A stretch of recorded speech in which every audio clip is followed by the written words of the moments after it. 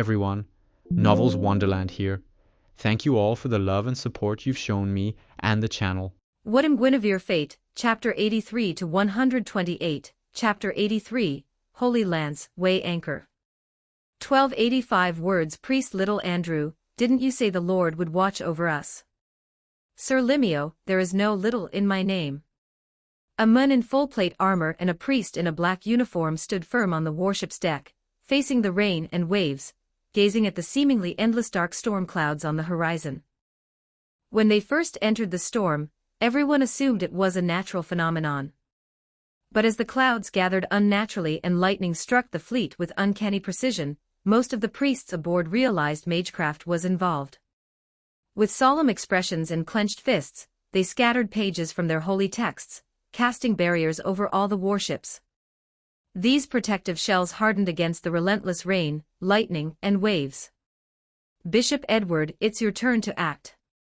5 years after the Camelot disaster, all pretenses between Camelot and the Holy Church were dropped. This was a holy war against the heretic nation, involving the God-blessed, from various secular churches, and the cornered conservatives within the Holy Church itself.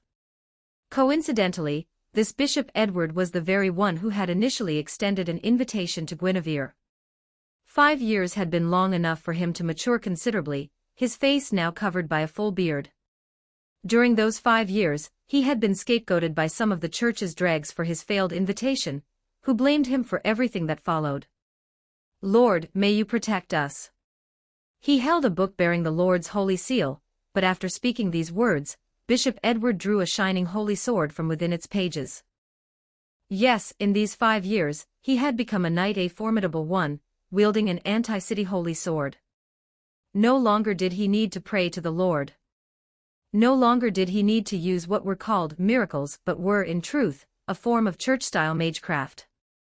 Stepping back with his right foot, he raised the sword high above his head with both hands. In an instant, golden manna gathered on his holy sword, gradually forming a golden blade of light over 10 meters long. As he unleashed this liberated strike, Bishop Edward cried out, "Lord, forgive me." The sword swung out. The golden light sword suddenly expanded, shattering the protective barrier before piercing through the clouds.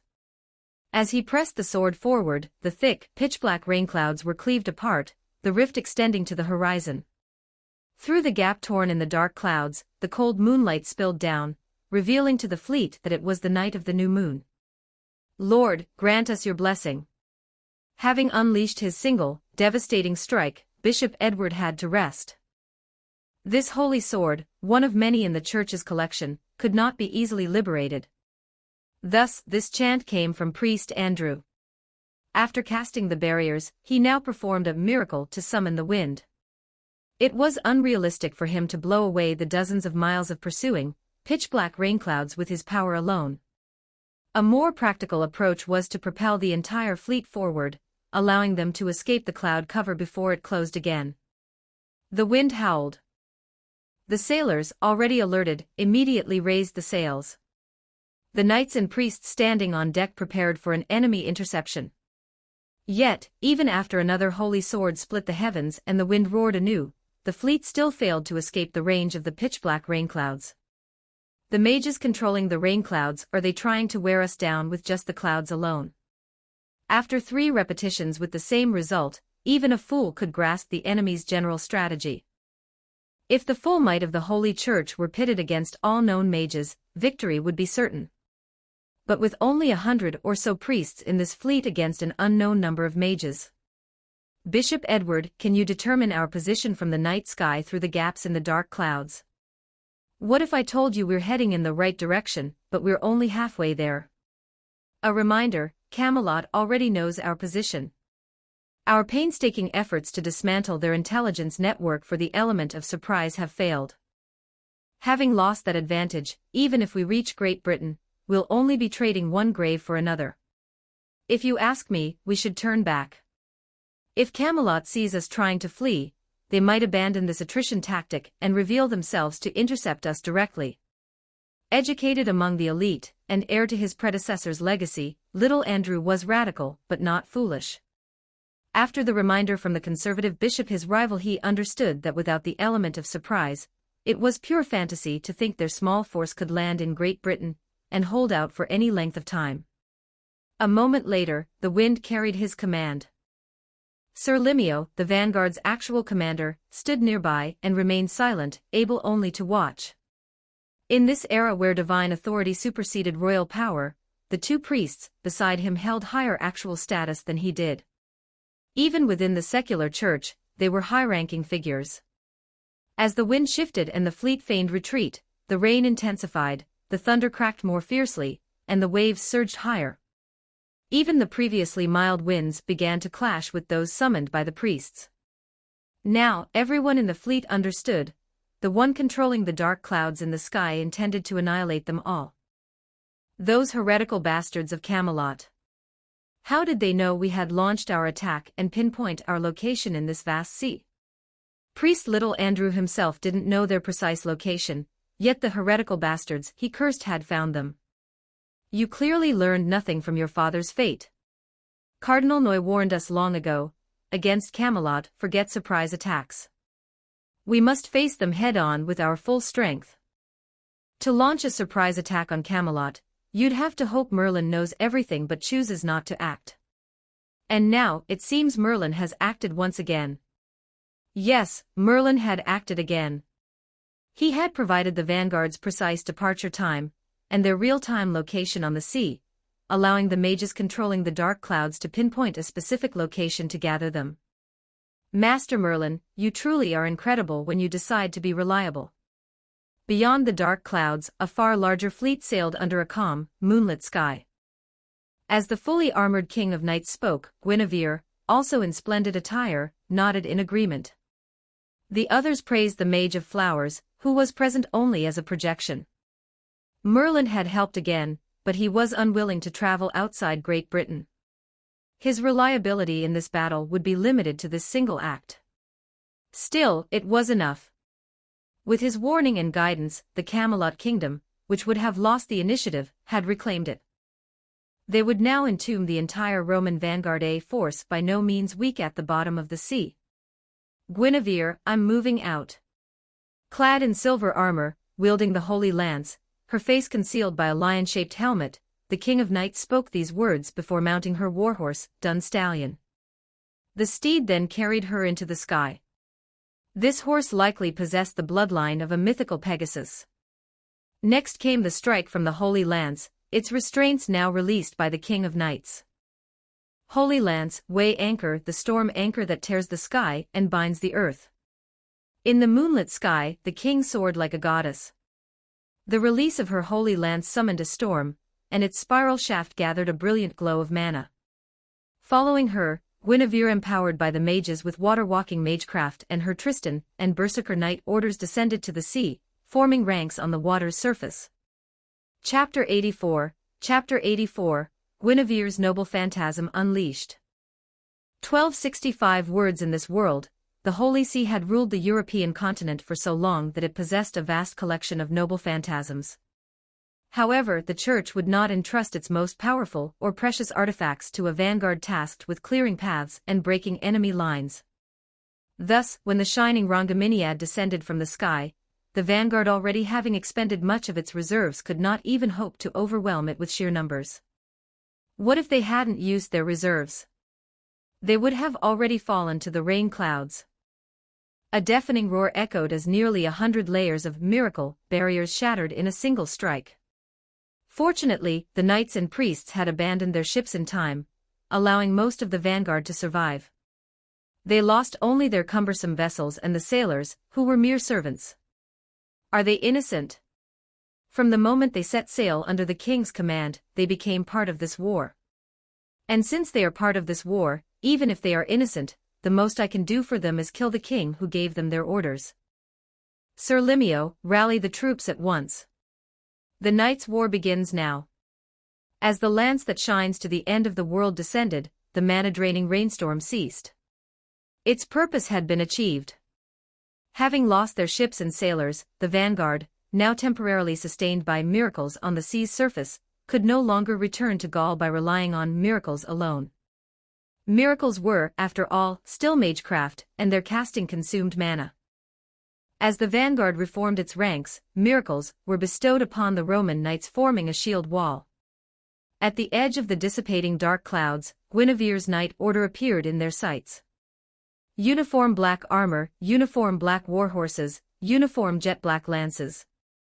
Only the leader wielded a holy sword, while the one at the heart of the arrowhead formation held a harp bow.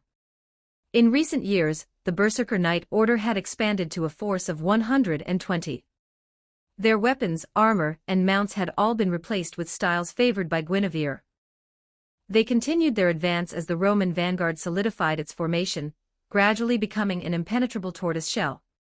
At a distance of about 1 kilometer, just as the Roman vanguard believed Guinevere had no way to act, she raised her replica holy sword, a weapon she had only ever unleashed during practice since acquiring it.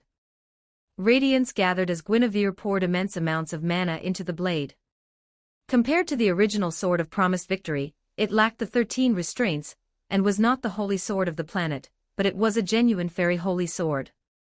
When the Sword of Promised Victory was not unleashed as the holy sword of the planet, Guinevere's replica could match the King of Knights' original blade. This sword is sworn to the king, this sword carries my emotions, and this battle paves the way to our future together. Therefore, answer me. Display a brilliance worthy of standing alongside the holy sword of the planet. Shine forth, sword of destined judgment. Guinevere had devised the incantation, and named the sword herself, imbuing it with her deepest hopes. The dazzling light, saturated with her expectations, erupted into an anti-city mana beam. As the holy sword blazed, a torrent of light surged toward the Roman vanguard. Their shield wall shimmered in response, unified by Sir Limio, radiating the pride of their Roman legion. The beam of light crashed into the shield wall, but the hastily formed defense failed to completely block the blow. When the light faded, Guinevere panted slightly. The wall of mana formed by the shield wall had already collapsed, and over 20 knights at the forefront retreated into the formation, coughing up blood. Was Guinevere weak? This was a Roman shield wall formed by over 300 remaining knights, and reinforced by nearly 100 surviving mages. If this probing attack had easily annihilated the enemy, then Rome, which had dominated Europe for centuries, would truly be unworthy of its reputation. Guinevere was already satisfied. She had shattered the enemy's collective forces and severely wounded over 20 of them. Taking a deep breath, she retrieved the gift from the old man of the jewels and cast 4 standard blessings upon herself. Lighter body, greater strength, accelerated mana recovery, enhanced senses. As the 4 standard blessings took effect, Guinevere raised her free left hand, signaling her knight order to prepare for a charge. With her at the forefront, the berserk mana of 120 knights linked together, merging them into a single entity. As they advanced, the clang of their armor echoed, causing a brief stir within the Roman shield wall. The commotion was swiftly silenced by the sharp rebuke of Sir Limio, who had pushed his way to the front. Against knights united as one, offensive miracles, which were essentially magecraft, were largely ineffective. If quantified, both formations likely possessed magic resistance at A++ rank. Faced with this reality, many priests, having already applied every possible enhancement miracle, now gripped close combat weapons. Brothers, we have only one path to survival: slaughter them all and seize their ships. Let us show them what it truly means to be Roman. This is a battle to sever fate. Her grip on the holy sword tightened. Guinevere exhaled her tension. She had requested this cleanup mission herself, so she would see it through to perfection. Normally, heavy cavalry would never charge a heavy infantry formation; they would use trebuchets or similar siege weapons. But there were none here. Even if there were, they would be useless against a Roman shield wall composed entirely of knights. Furthermore, Guinevere's knight order had never learned to halt a charge or execute flanking maneuvers. They only knew how to follow her lead, forming an arrow loosed from its bow, one that would either pierce its target or shatter. Sing of sorrow, play the sound of weeping. Lamenting phantasm, fail not. Resound, resound, resound, O spirits of the sea. Unleash your fury. As the charge continued relentlessly, and the arrow volley was a mere 100 meters from the shield wall. Tension on both sides reached its peak. Tristan released his demonic bow. He plucked the air itself, and countless vacuum arrows coalesced into a whirlwind of cutting wind, smashing into the section of the shield wall that Guinevere had already weakened. Simultaneously, Camelot's fleet arrived. The veiled Lady Morgan wielded a cross-shaped spear staff that towered half a body over her, using her water magecraft to disrupt the formation the priests had established beneath their feet. As the formation wavered, the seawater beneath the shield wall surged violently, creating a momentary breach in the once impenetrable defense. And Guinevere's greatest strength lay in exploiting such openings. If the replica Holy Sword was Guinevere's first noble phantasm, then her knight order sharing her mana, and trusting her completely was her second. Just as she wished, she smoothly drew upon the collective mana of her knights, instantly refilling the Holy Sword in her hand. Without the need for a meaningless chant, at a distance where she could see the terror in her enemy's eyes, Guinevere unleashed the Holy Sword's second release, fueled by the unified will of her knights. This time, the mana, now a torrent of pure madness, utterly shattered the shield wall, consuming nearly half of its defenders. Slaughter them all. The Holy Sword struck, but the Knight Order's charge did not cease.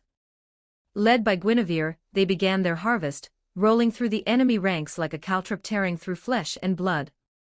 Chapter 85, The Holy Grail and Merlin's MVP moment. 1513 words, Kister Zelrich Schweinorg. I never thought you would intervene in the course of this world. Intervene? You're mistaken. I am merely acting at Merlin's request to ensure his prophecy that the King of Knights will conquer Gaul and Rome comes to pass. A word of warning, earning a favor from Merlin is a deal well worth making. But the most important factor is that you're a magician, and you despise the Holy Church, isn't it? Since you already know. Then I shall submit. It's only 20 years of playing the fool. I cannot see the future like Merlin, nor can I traverse parallel worlds like you. But I can beseech the Lord for a divine revelation. In countless parallel worlds, Camelot's fate remains the same. The Round Table shatters, the kingdom falls, and the King of Knights dies on Camlin Hill. In the revelation the Lord granted me, that future has not changed. On the sea, severed limbs littered the waters. Meanwhile, somewhere on the European continent, a far more important confrontation concluded after just a few words. As a result of the Holy Church's retreat, Emperor Lucius of Rome suddenly lost the support of the clergy, leaving him to face the enemy with only his hastily assembled force of over 10,000 knights. Your Majesty, we cannot afford to be complacent. We should have attacked Camelot's army while they were crossing the river, destroying them before they could complete their landing and deploy their forces. Are you suggesting, the Emperor retorted, that because the Church suddenly fled and our vanguard was unexpectedly annihilated, I should ignore Camelot's formal challenge to a decisive battle and resort to a dishonorable ambush? At this time, Paris was still a small city, and the throne of Gaul was occupied by the Roman Emperor himself. Having received Camelot's formal declaration of war, he now deemed an ambush dishonorable, conveniently forgetting he had previously ordered his army to live off the land through plunder. Your Majesty, this is war. My Chancellor, are you implying I do not understand war? Do you think I am unaware that this gives Camelot an opportunity? But are you truly suggesting that my 10,000 knights could lose a frontal engagement against Camelot's 2,000? My mind is made up. This battle must not only be won, but won so decisively that the other kings are left speechless. They will understand that Rome is reviving in my hands. More than 500 years had passed since Emperor Caesar conquered Gaul and established Rome's dominion. In that time, the Roman Empire had not only split into East and West, but the Western Roman Empire had also once fallen. It was Emperor Lucius who, through diligent rule, had reclaimed the city of Rome from the Germanic tribes and restored much of the empire's former territory. How dare a mere island like Britain, a land of overseas barbarians, harbor prophecies of defeating Gaul and Rome? If we do not win this battle, then let me die upon this field. Having painstakingly reversed Rome's decline and finally glimpsed the glory of its ancient past, Emperor Lucius would never accept defeat. He would rather die than live to see foreign banners flying over Rome's walls once more. Meanwhile, at Dover, another major port connecting Gaul to Britain, over 300 large oak ships lay anchored offshore. This time, Camelot had committed nearly all its available forces, leaving only Agravain and a few other knights to defend the homeland. On the sea's surface, over 2,000 knights advanced slowly in formation, riding across the water. They were prepared for an attack during their landing, but the knights guarding Dover port merely delivered the Roman emperor's agreement to the decisive battle. Then, they surrendered the entire port to Camelot's control. The Roman emperor, he actually accepted the challenge for a decisive battle. In the naval battle against the Roman vanguard, even with every advantage of timing, terrain, and morale, Guinevere's forces still suffered over 20 serious injuries. Fortunately, Camelot had stockpiled a large supply of healing potions for this campaign. The wounded knights would recover enough to ride into battle before the appointed day of the decisive clash. "King of Knights, Your Majesty the Queen, I told you my proposal would work. After being transferred from Great Britain, I spent the last 5 years as a bishop in Rome. I understand Emperor Lucius better than anyone. With his vanguard annihilated, he must not only win this battle to quell unrest among the other kingdoms, but he must also turn it into a grand spectacle." In the sea battle, all the Roman knights had been wiped out, but nearly half the priests were taken captive. Most of them belonged to the conservative faction led by Bishop Edward. Even as a captive, he spoke with righteous conviction, claiming his faction didn't really target mages but focused on eliminating true heretics like dead apostles. Regarding Guinevere's purification plan, he actually thought she was too lenient, as if his faction's conservatism was only directed outward. "Since I promised to let you live, and the king has decided to form a pact with you, we will honor our agreement and make you our representative after we occupy Rome." If the decisive battle went smoothly, all the European kingdoms, including Rome, would lose their ability to fight back in one fell swoop. The problem was that Camelot's population was limited, less than 10 million people and fewer than 3,000 knights. They couldn't swallow the whole of Europe like a snake swallowing an elephant, at least not for the next 20 years. The biggest issue, however, was the impending decline of mystery in Great Britain. For the foreseeable future, their energy couldn't be spent on suppressing rebellions across Europe. Therefore, Guinevere's plan was to plunder, demand tribute and submission from the other kingdoms, and only directly control Gaul. To achieve this, certain collaborators were essential. As for her hatred for the Holy Church, "Bishop Edward, are you certain the Holy Grail is in Rome?" "Queen, such a sacred relic naturally returned to Rome with the legions after they withdrew from Great Britain. When Bishop Edward was captured, he had offered nearly 100 different exchanges to save himself and his 50-odd followers. These included his faction's cooperation with Camelot's rule, and his guidance to help Camelot retrieve the Holy Grail, which was currently stored in the Holy See's treasury. Anyone with a modicum of sense would know that Bishop Edward's cooperation was suspicious. Guinevere, having met him once before, knew he was not the sort to yield so easily. This was the Holy Grail. The genuine article, rumored to have held the Lord's blood, capable of healing all illnesses, dispelling all evil, and granting any wish. With such bait, even Guinevere's heart pounded. Over the years, she had searched the place where Galahad eventually found the Holy Grail in her past life, but she had found nothing. She had assumed it was simply not her destiny to find it. "Bishop Edward, if the Holy Grail in the Holy See is genuine, I might truly consider making an example only of the Holy Church's radicals. As you said, the Camelot disaster 5 years ago was entirely their doing, wasn't it?" Guinevere hated the Holy Church and wanted it to pay a price, but she knew it was an organization spanning all of Europe. She had never truly believed she could annihilate it completely. Killing all on sight, that was a thought from her most extreme moments. As for her promise to Bishop Edward now, Guinevere was a girl, and a beautiful girl who lied best.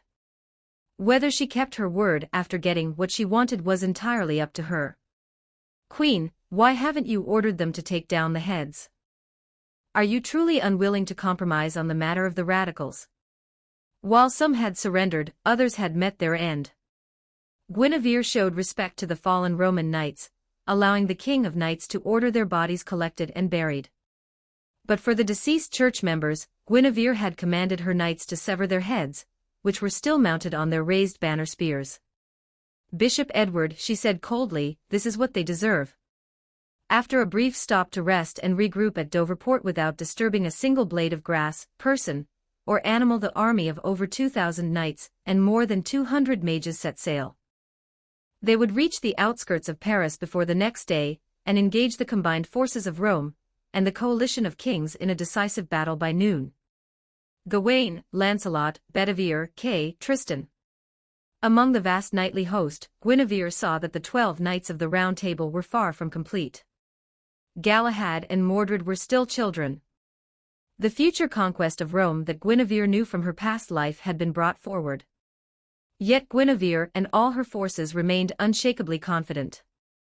Though outnumbered 5-1, Camelot's victory was certain. Chapter 86, The Final Knightly War. 1468 words. That was the sound of the Roman emperor grinding his teeth. As the two armies arrayed themselves for battle at noon on the decisive day, the perfectly synchronized march of Camelot's forces struck the first blow against the Roman coalition's morale. Their own ranks were a chaotic mess. Only about 5,000 were proper Roman knights. The remaining 5,000 were drawn from various vassal states. At this moment, the vassal state forces were positioned on the flanks and to the rear of the Roman shield wall, serving as observers. The Camelocians have no honor.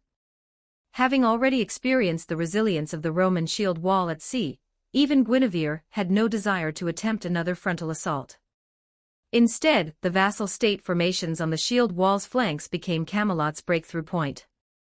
Gawain and Lancelot each led a force, shattering the vassal troops within half an hour and driving them back into the Roman shield wall. Did the Roman army lack a true cavalry legion?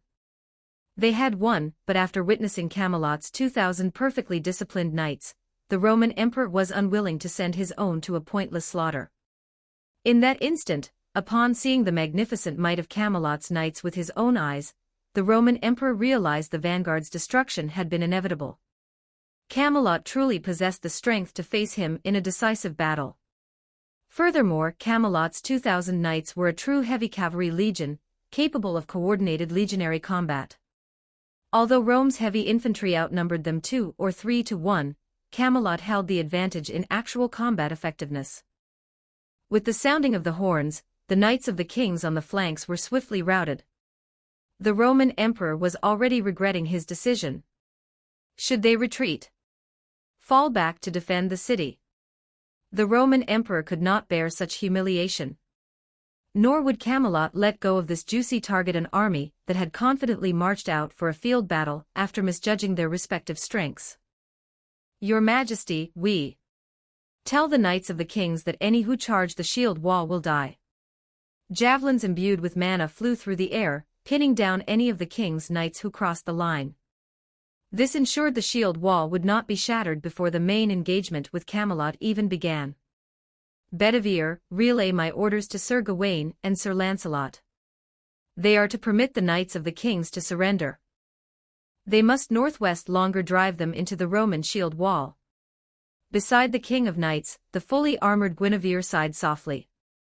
The King of Knights was still too kind. This was a perfect opportunity to eliminate the king's rebellious forces, yet because driving them into the shield wall was now pointless, she had granted them a path to survival. Guinevere looked ahead. As Bedivere delivered the royal command, Gawain and Lancelot began accepting surrenders. Soon, Camelot's knights herded the surrendered knights to the flanks of the battlefield, turning them into mere spectators. Amid the clamor and sighs of relief, some of the survivors were struck by the King of Knights' mercy. They had completely forgotten that it was the King of Knights' forces who had routed them in the first place. With the situation now a direct confrontation between Camelot and Rome, Camelot still had 1,600 knights ready for battle. This was after accounting for the nearly 200 casualties they had just suffered, and the 200 knights assigned to guard the prisoners. "My king," Gawain began, his voice heavy with regret, "I made a command error. We should not have lost so many." "Sir Gawain, you and Sir Lancelot each led 500 knights to rout 2,500, with losses of fewer than 100 men. What fault could you possibly have? You knew you fought brilliantly, so you came here just to show off to the rest of us, didn't you? Save the boasting until after the main course. These 5,000 Roman knights will be far tougher than those irregulars. If we try to force a direct confrontation, we'll end up with mouths full of blood. Guinevere was the most staunchly opposed to a frontal charge. The knights who had graduated from the Knight Academy over the past 5 years had all been personally knighted by her, as headmaster, alongside the King of Knights. Moreover, if they suffered heavy casualties, they could forget about securing the nominal submission of all Europe. They might not even be able to maintain actual control over Gaul. My king, let us proceed as the Queen suggests. On the battlefield, there is no room for talk of dishonor. The very first line of the textbook the Queen wrote for the Knight Academy is, "All warfare is based on deception." The title King of Knights is naturally less important than the lives of my knights. Sir Gawain, begin. You will be the first. What was Camelot's strategy? What had Guinevere proposed? Once the King of Knights made the final decision, starting with Gawain, the Knights of the Round Table began to ride forward, one by one, to challenge the Roman shield wall.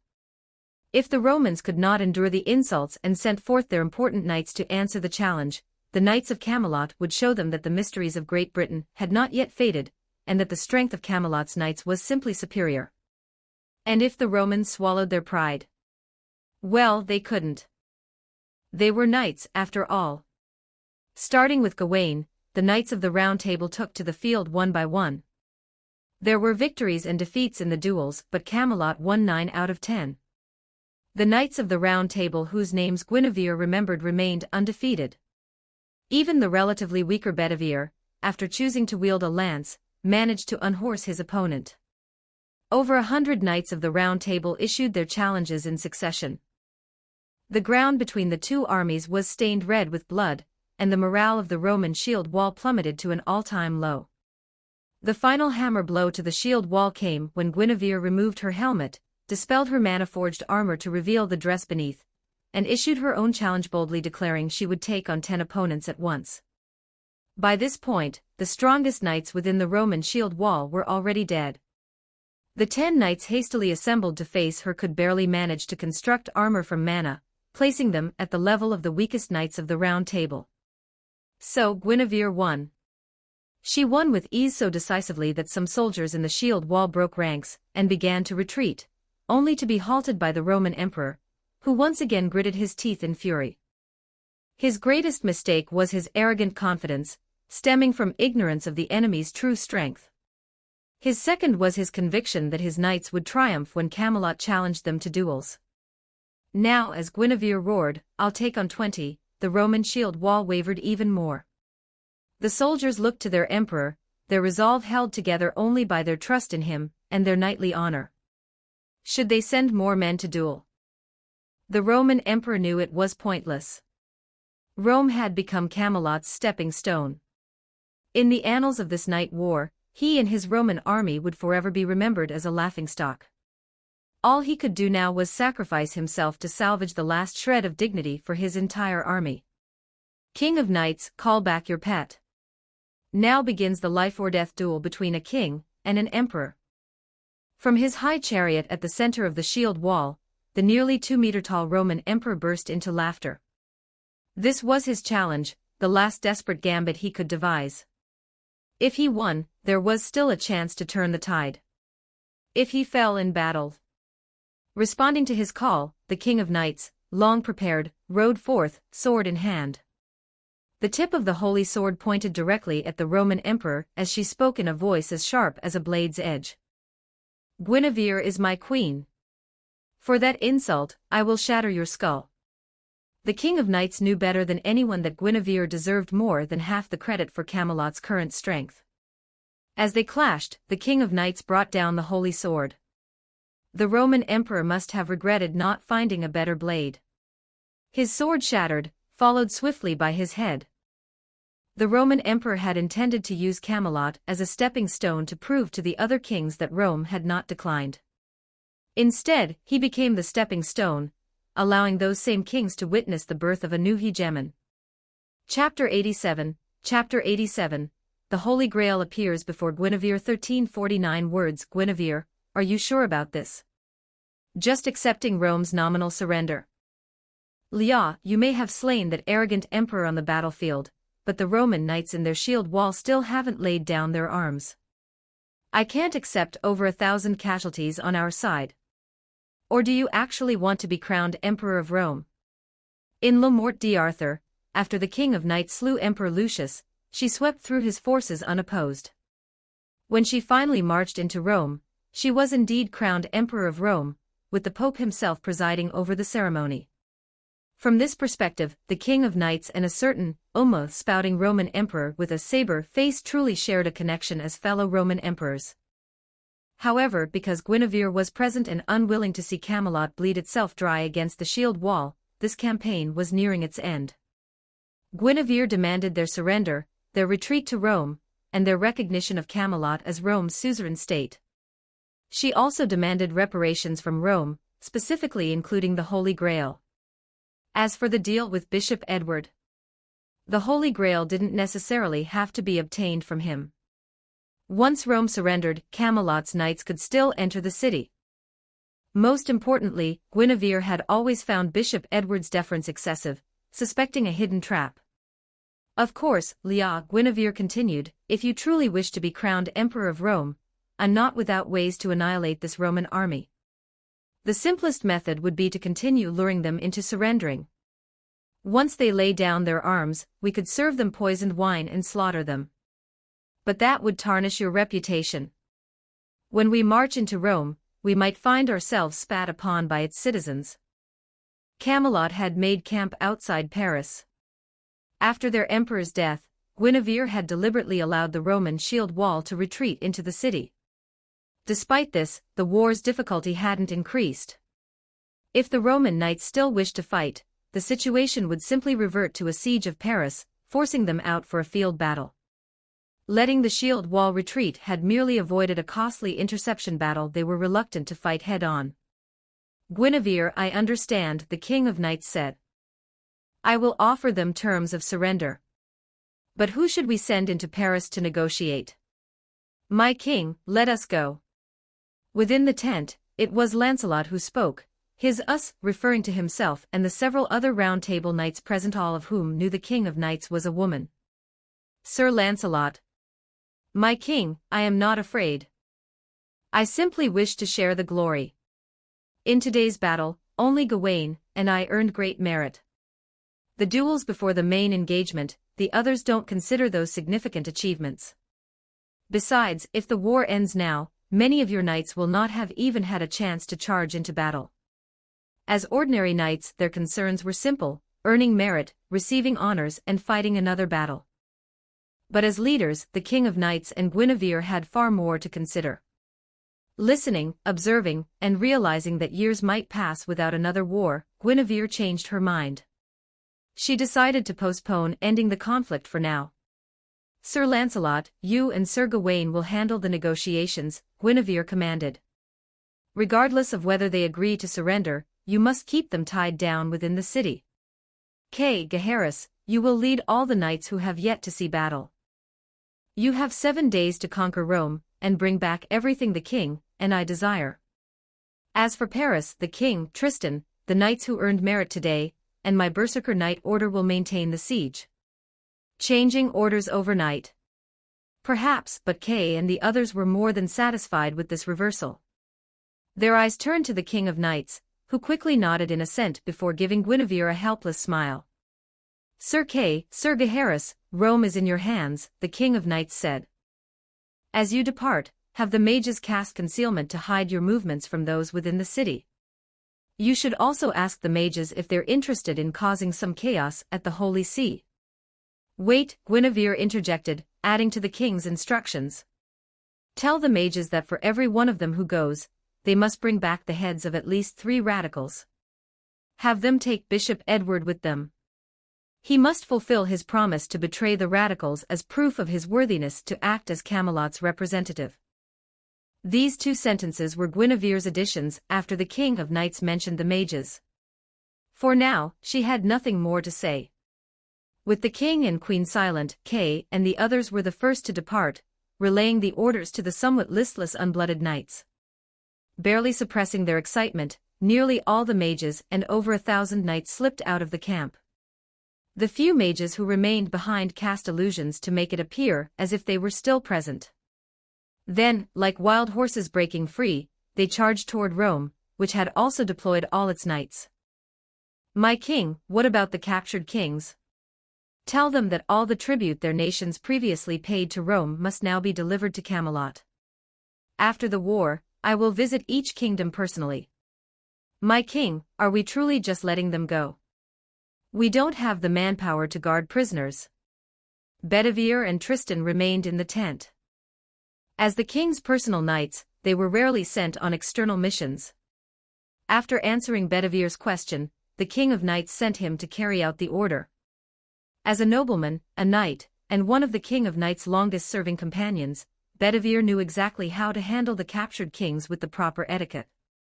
In his opinion, if Camelot truly wanted to establish practical rule over the various nations, the king of knights should have met with them personally. But once Guinevere extinguished the king's interest in the Roman emperor, the king of knights lost all interest in the nominal thrones of these nations as well. So were they truly to be released without consequence? According to the rules of the Night War, these prisoners were first required to pay a ransom, a standard practice universally accepted by all nations, not an unreasonable demand. 7 days later, while the shield wall within the city still held, Kay and his knights had already breached Rome. They returned with carts large and small, laden not only with the reparations from Rome, and the Holy Grail, and heads Guinevere had demanded, but also with a formal surrender drafted by the Senate. The Senate urged a certain imperial prince in Paris to abandon his resistance, as his younger brother had already ascended the throne following a unanimous vote by the Senate. The new pope had already crowned him. Kay, the king of knights, said the Senate's capitulation was rather swift. "My king, it wasn't the Senate's doing but the Church's. It's said the founder of the Holy Church personally intervened, forcibly purging the radicals who opposed a ceasefire. That Bishop Edward, no, Cardinal Edward now, was merely following that individual's orders." 10 days later in the tent, Guinevere watched Kay and the other knights return. She had many questions, but her gaze was immediately drawn to the golden cup held aloft by a church nun. It had been covered by a white cloth upon its arrival, but as Guinevere's eyes fell upon it, the cloth flew off on its own, untouched by any breeze. Beneath the cloth, the Holy Grail shimmered. Forged entirely of gold, its base was inlaid with 28 pearls, 2 rubies, and 2 emeralds. Including its base, the cup stood 17 centimeters tall and 14.5 centimeters wide. It was a physical Holy Grail, different from the one she remembered from her past life's knowledge of fate. Yet, with a single glance, Guinevere felt her soul being drawn into it, instantly recognizing it as the genuine Holy Grail. How could the Holy See so easily surrender a relic of this magnitude? Chapter 88, perhaps. This will summon Chaldea. 1306 words. In the tale of Le Morte d'Arthur, the Holy Grail also appeared covered by a white cloth, but it manifested alone in the throne room, where the 12 knights of the Round Table had gathered. Upon its appearance, it provided Holy Communion to each knight before circling the hall and vanishing. Afterward, all the Round Table knights, except for the King of Knights, became obsessed with finding the vanished Holy Grail. Ignoring the King of Knights' objections, they collectively took their leave to embark on the Holy Grail quest. At the quest's conclusion, it was Galahad who found the Holy Grail, but his wish was for the Grail to take him to heaven. In the future, Guinevere knew, nearly all stories praised this quest and lauded Galahad as the purest of the Holy Grail knights. But now, seeing the Grail with her own eyes, watching the knights in the tent gaze at it with spellbound reverence, and struggling against the soul-sucking pull that seemed to target her alone, Guinevere couldn't shake the feeling that the Grail was nothing but a conspiracy. The Holy Grail quest, so celebrated in later ages, was likely the true beginning of the Round Table's collapse. It had taken Galahad away and sown the first seeds of discord between the king and her knights. Guinevere, you look unwell. Is there something wrong with the Grail? While everyone else was dazzled by the Holy Grail, the King of Knights was the only one, besides Guinevere, who remained unmoved, just as in the tale of Le Morte d'Arthur. Her gaze lingered on Guinevere, wondering why she had insisted on obtaining the Grail. Noticing Guinevere's distress, the King of Knights immediately took her hand, transferring her own warmth to Guinevere. As the King of Knights grasped her hand while she was in a daze, Guinevere turned back and smiled at her, silently cheering herself on. She had realized it. The Grail's soul-sucking pull targeted only her, everyone else was merely captivated. In that case, she would find out exactly what conspiracy was at play here. "Lia," Guinevere whispered, leaning close to the King of Knights' ear, "if I die, I want you to slaughter every last member of the church." Seeing the King of Knights' face instantly pale, and feeling her hand tighten fiercely, Guinevere burst out laughing. "Lia, I'm just teasing. I would never die in a place like this." She knew that touching the Grail now, knowing it targeted her alone, was incredibly risky. Yet a feeling had taken root in Guinevere's heart. The Grail had already latched onto her. She had no choice but to confront it. So her only option was to approach it boldly and tear a path through the world's malice.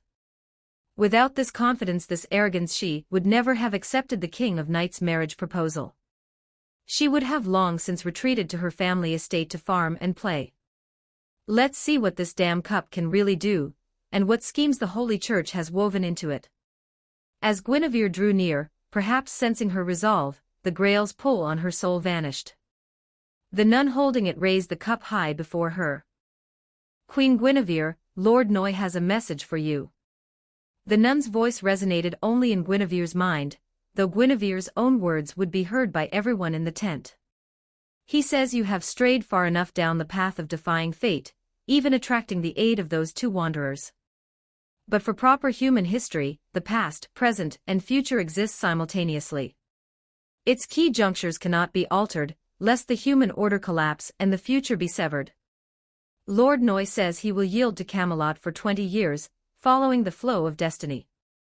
In return, he hopes you two will embrace your fate to become the wicked queen who brings ruin to the Round Table. He also says you may ask the Holy Grail your question without fear.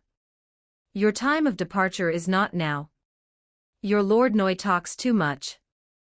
As the King of Knights stepped forward once more to take her hand, Guinevere considered for 3 seconds before reaching out to touch the Holy Grail. In an instant, her vision went black. When she opened her eyes again, she found herself in a realm of pure white. She didn't know where she was, only that she felt infinitesimally small, and understood it was her turn to ask. "Tell me," she began, her voice echoing through the white expanse, sending ripples across its surface until a spectral vortex materialized. "Has the fate of the King of Knights and I been changed?" As Guinevere reached into the vortex, she realized it was composed of countless world lines. The Holy Grail was showing her the futures of myriad worlds. Among these infinite world lines, anomalies like her were rare, and a world line containing her was utterly unique. This meant Guinevere had her own independent stage. She truly could script a different play. But as this realization dawned, the smile vanished from her face. She was in the genuine proper human history. The play she was destined to perform already had its opening and final acts set in stone. The opening act was her arrival. The final act was the death of the King of Knights. No matter how brilliantly she danced during the performance, the finale could not be changed. And if that finale were changed, a minor alteration would create a singularity, which the world itself would eventually correct or attract the Human Order Foundation, Chaldea, to intervene. A major alteration would grow into a lost belt, pruned from proper human history by the world itself, becoming doomed remnants abandoned by the main timeline. Could a lost belt escape its inevitable destruction?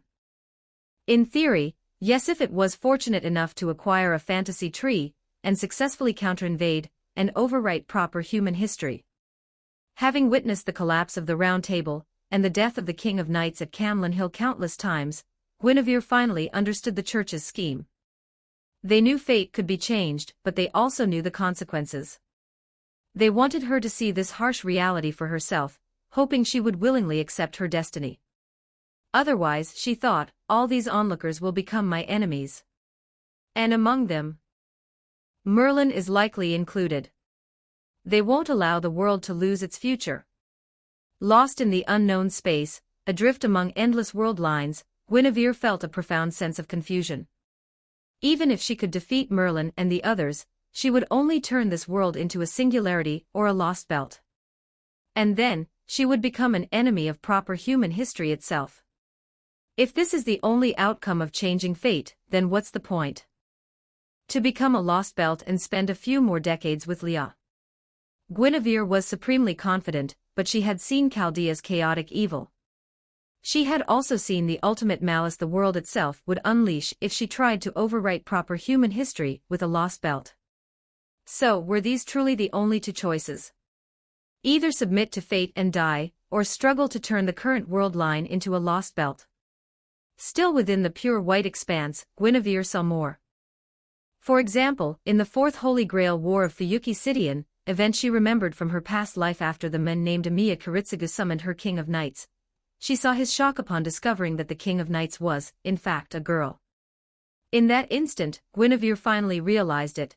There was another way to guide the world toward a good ending. History is like a young girl, dressed up by those who write it, she mused. It doesn't allow the annals of time to stray onto divergent paths, but it does permit cosmetics and embellishments until the truth is unrecognizable, hidden beneath a veil of falsehood. Chapter 89, Because Guinevere Loves Artoria. 1375 words Gaul, Paris, the Royal Palace.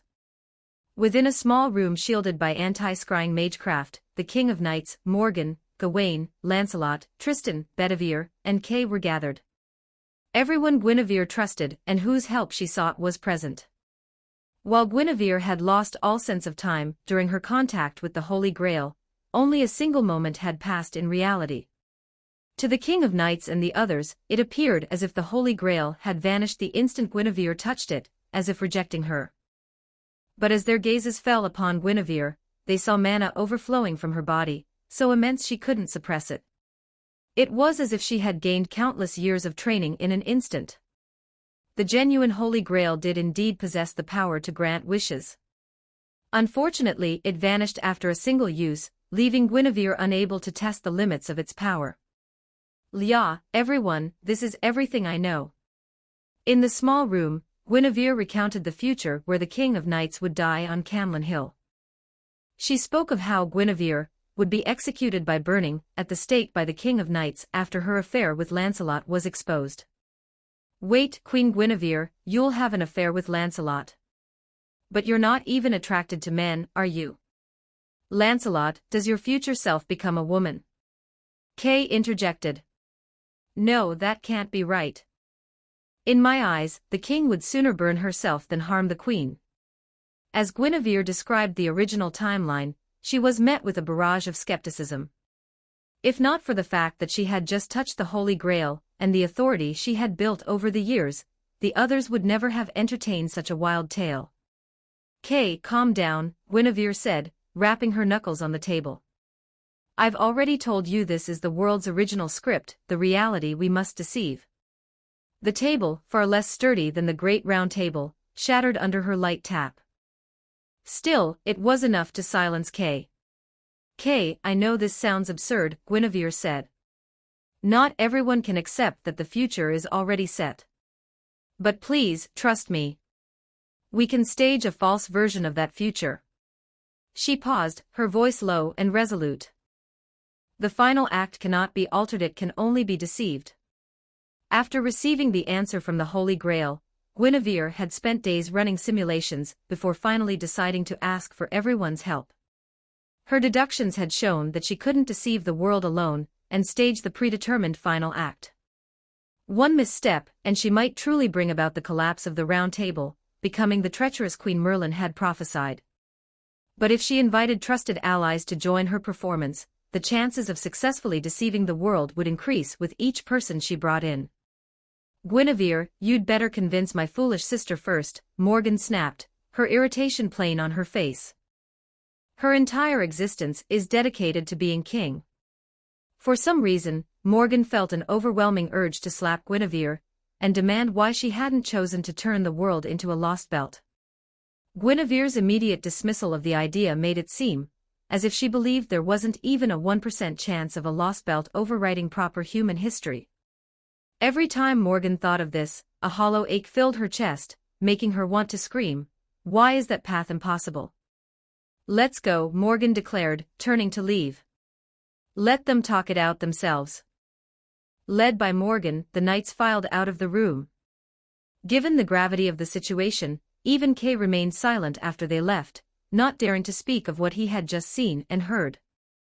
Except for one knight, who murmured, according to the queen, if the king accepts her proposal, it means she'll have to renounce her duty as king even if she survives the final act. Do you think the king would be willing to give that up? Soon after they departed, inside the small room still protected by anti-scrying magecraft, Guinevere and the king of knights stared at each other in silence. A long moment passed before either spoke. Guinevere, the king of knights, finally asked, her voice low, is my end truly to die at Camlin Hill? And at Mordred's hands? That is how the world's history records it. The king of knights said nothing more, but her gaze demanded that Guinevere continue. She listened as Guinevere described the different paths she and Camelot would have taken without her intervention. First, Morgan would have stolen both her sword and its scabbard, the latter being lost forever. Soon after, she would have been grievously wounded in a duel. Second, Mordred would indeed have been the result of Morgan drugging her. She would have slept with Morgan, and from that incestuous union, Morgan would have given birth to Mordred. Well, Guinevere added quickly, it might not have happened exactly like that. There's another version where Morgan only stole your essence, your seed, and blood without the actual act. Guinevere, what difference does that make? The king of knights replied, a bitter smile touching her lips. But now I understand why you're so fixated on Lady Morgan. Some things could be shared with everyone, but others had to remain locked away in her heart, spoken only to Artoria. Guinevere watched Artoria's helpless, bitter smile, then masked her own complex emotions with a serious expression. Leah, do you truly believe what I've told you? Cooperating with me to deceive the world means. Guinevere, would you lie to me about something like this? Her heart skipped a beat. She hadn't expected the king of knights to say that at such a moment. Her gaze flickered to the swaying candlelight, the tightly shut door and windows, and the solid wooden table she had just shattered. Then she embraced the king of knights, pouring all her anxiety, hope, confusion, and desperation into a single kiss. The torrent of emotion flowed between them until both were nearly breathless. Leah, Guinevere whispered, I would never lie to you about anything important. Taller than Artoria, she held the small, golden-haired figure in her arms as she caught her breath. Leah, even if it's for Camelot's sake, you must let everything go in the future. She knew what Camelot meant to the king of knights, so she suppressed her own desires and chose the argument with the highest chance of success. Become king for Camelot. Renounce the throne for Camelot. Guinevere was confident this line of reasoning had an 80% chance of persuading her. Guinevere, Artoria said, her voice steady, you said the only unchangeable part of the final act is the king of knights dying at Camlin Hill. That means you could have left long ago, couldn't you? Those involved are often blind to the truth. Just as Guinevere believed the king of knights still saw only Camelot, the king of knights also believed Guinevere stayed by her side not just out of love. She trusted that Guinevere's concern for the people was genuine, that her care for Camelot was real. The king of knights couldn't quite tell whether Guinevere loved her more, or the people and Camelot more. Though regardless of Guinevere's answer, the king of knights' own resolve would not change. She was willing to accept not just a feigned death, but even a real one. So what would Guinevere's answer be? The reason I didn't leave alone. Leah, I forget if I've told you this before, so I'll say it again. I care about the people and Camelot primarily because you, Artoria, care about them. I stay by your side, of course, because Guinevere loves the Artoria right before her eyes more than anything. Their eyes met as Guinevere spoke her truest thoughts. She saw the King of Knights' face tighten, struggling to conceal her real emotions. But her body had already betrayed her mind. She bit Guinevere's earlobe and whispered, "Artoria loves Guinevere too. I never coveted the throne. I have always been willing to entrust a strong kingdom to a qualified successor. Guinevere, I long for the retired life you spoke of for you and me. I, Artoria Pendragon, am willing to deceive the world with you." Chapter 90, Mordred is not happy. 1395 words. As the King of Knights herself had said, all she needed to let go was a strong kingdom and a qualified successor. For now, she was deeply satisfied with the kingdom's current state. She was satisfied that Guinevere had led the kingdom to a point where it could defeat Rome, and had even created the adorable Mordred for her. After confessing her love for Guinevere, and her willingness to relinquish the throne, the King of Knights broke free from Guinevere's embrace, and swept her up into her own arms. "Guinevere, now it's time for us to discuss the specifics." The royal palace in Paris had no shortage of lavish bedrooms. After carrying Guinevere to their temporary chambers, the King of Knights took the initiative, a rare occurrence. Her decision to abdicate the throne had also allowed her to finally unwind the tightly wound spring of her duty. However, this did not mean the King of Knights had abandoned her vows. "Guinevere, if our deception fails in the end, and Camelot truly becomes the singularity or lost belt you described, what will you do then?" "Then I would stake my life, fighting alongside you to secure a future for this era. Lia, you are what I care about most. It's because of you that I care about the people and Camelot. But that doesn't mean that without you, I wouldn't care about them at all." As she spoke, Guinevere's hair was damp with sweat, and she felt as if her mind were at war with itself. But above her, the King of Knights understood completely, an amused expression on her face. Flustered and annoyed, Guinevere fiercely flipped their positions, taking the dominant role. Ever since acquiring the replica scabbard from the King of Knights, she had never lost a battle in bed. When they truly went all out, their duels often lasted until dawn, only for both to be defeated by the next day's official duties. Leaning down, she kissed Artoria. After another brief round, Guinevere finally organized her thoughts and spoke again. "I still remember the people's trust, their smiles, the way they cheered my name. I still care about my only father in this life, the people who watched me grow up, and the knights who followed me, willing to join me in madness and face death by my side. If only one faint path remains, if everything I do changes nothing, then I will burn my life to the very last ember, facing death 100 times without regret." She had been reincarnated as Guinevere for over 20 years longer than she had lived in her previous life. She had fully accepted that she was a child of this world, and she was willing to fight for it. She first considered deceiving the world rather than directly creating a lost belt. Beyond the latter's slim chance of success, the most crucial reason was that Guinevere cared about the world's future. Yet, this concern still didn't outweigh the importance of changing her, and the King of Knights' destiny. Kissing her, confessing her feelings for the world, even Guinevere found her own actions awkward. But it was precisely this awkwardness that once again touched the King of Knights' heart. After all, if Guinevere had cared only for her, and not the world, they would have eventually reached a crossroads and parted ways. "Guinevere, would you like to hear stories from my childhood?" The battle hadn't lasted long. After midnight, only tender moments remained. In response to Guinevere's heartfelt confession, the King of Knights began to recount her own journey, sharing amusing anecdotes that remained vivid in her memory. For instance, back when she was still young and naive, traveling across Great Britain with Merlin and Kay to pursue her ideal of becoming king. Their adventures often began with her meddling in others' affairs, escalated by Merlin's half-hearted attempts to smooth things over, and finally resolved by Kay cleaning up the mess left by the two unreliable companions. It was those experiences that made Kay more worldly, but also turned him into a sharp-tongued, habitual complainer. Pfft, Guinevere chuckled. "Now that we're done talking about Kay, is my Lia thinking about Mordred?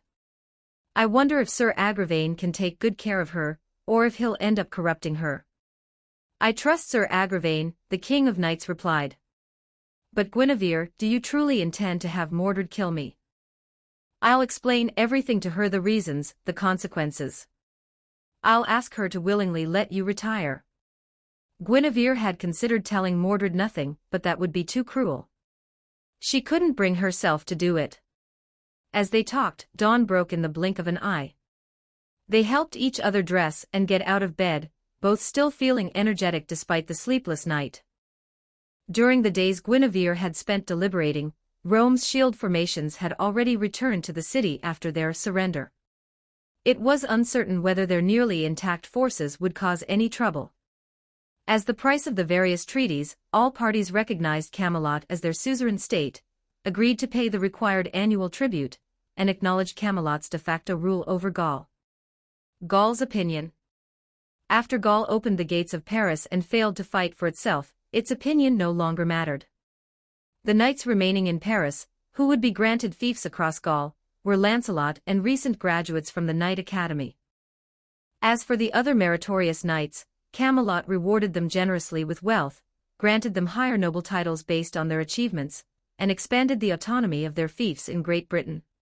Yes, this created a potential risk, but any attempt to curb the vassals would have to wait until the disasters caused by the decline of mystery had subsided.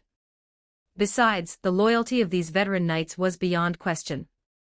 King of Knights, are you truly leading the knights back to Camelot so soon? The fine wine, exquisite food, and beautiful women we prepared for you are still on their way. In the Royal Hall of Paris, the King of Knights had once again set up a round table. This time, however, only the kings of the various nations excluding Rome were in attendance.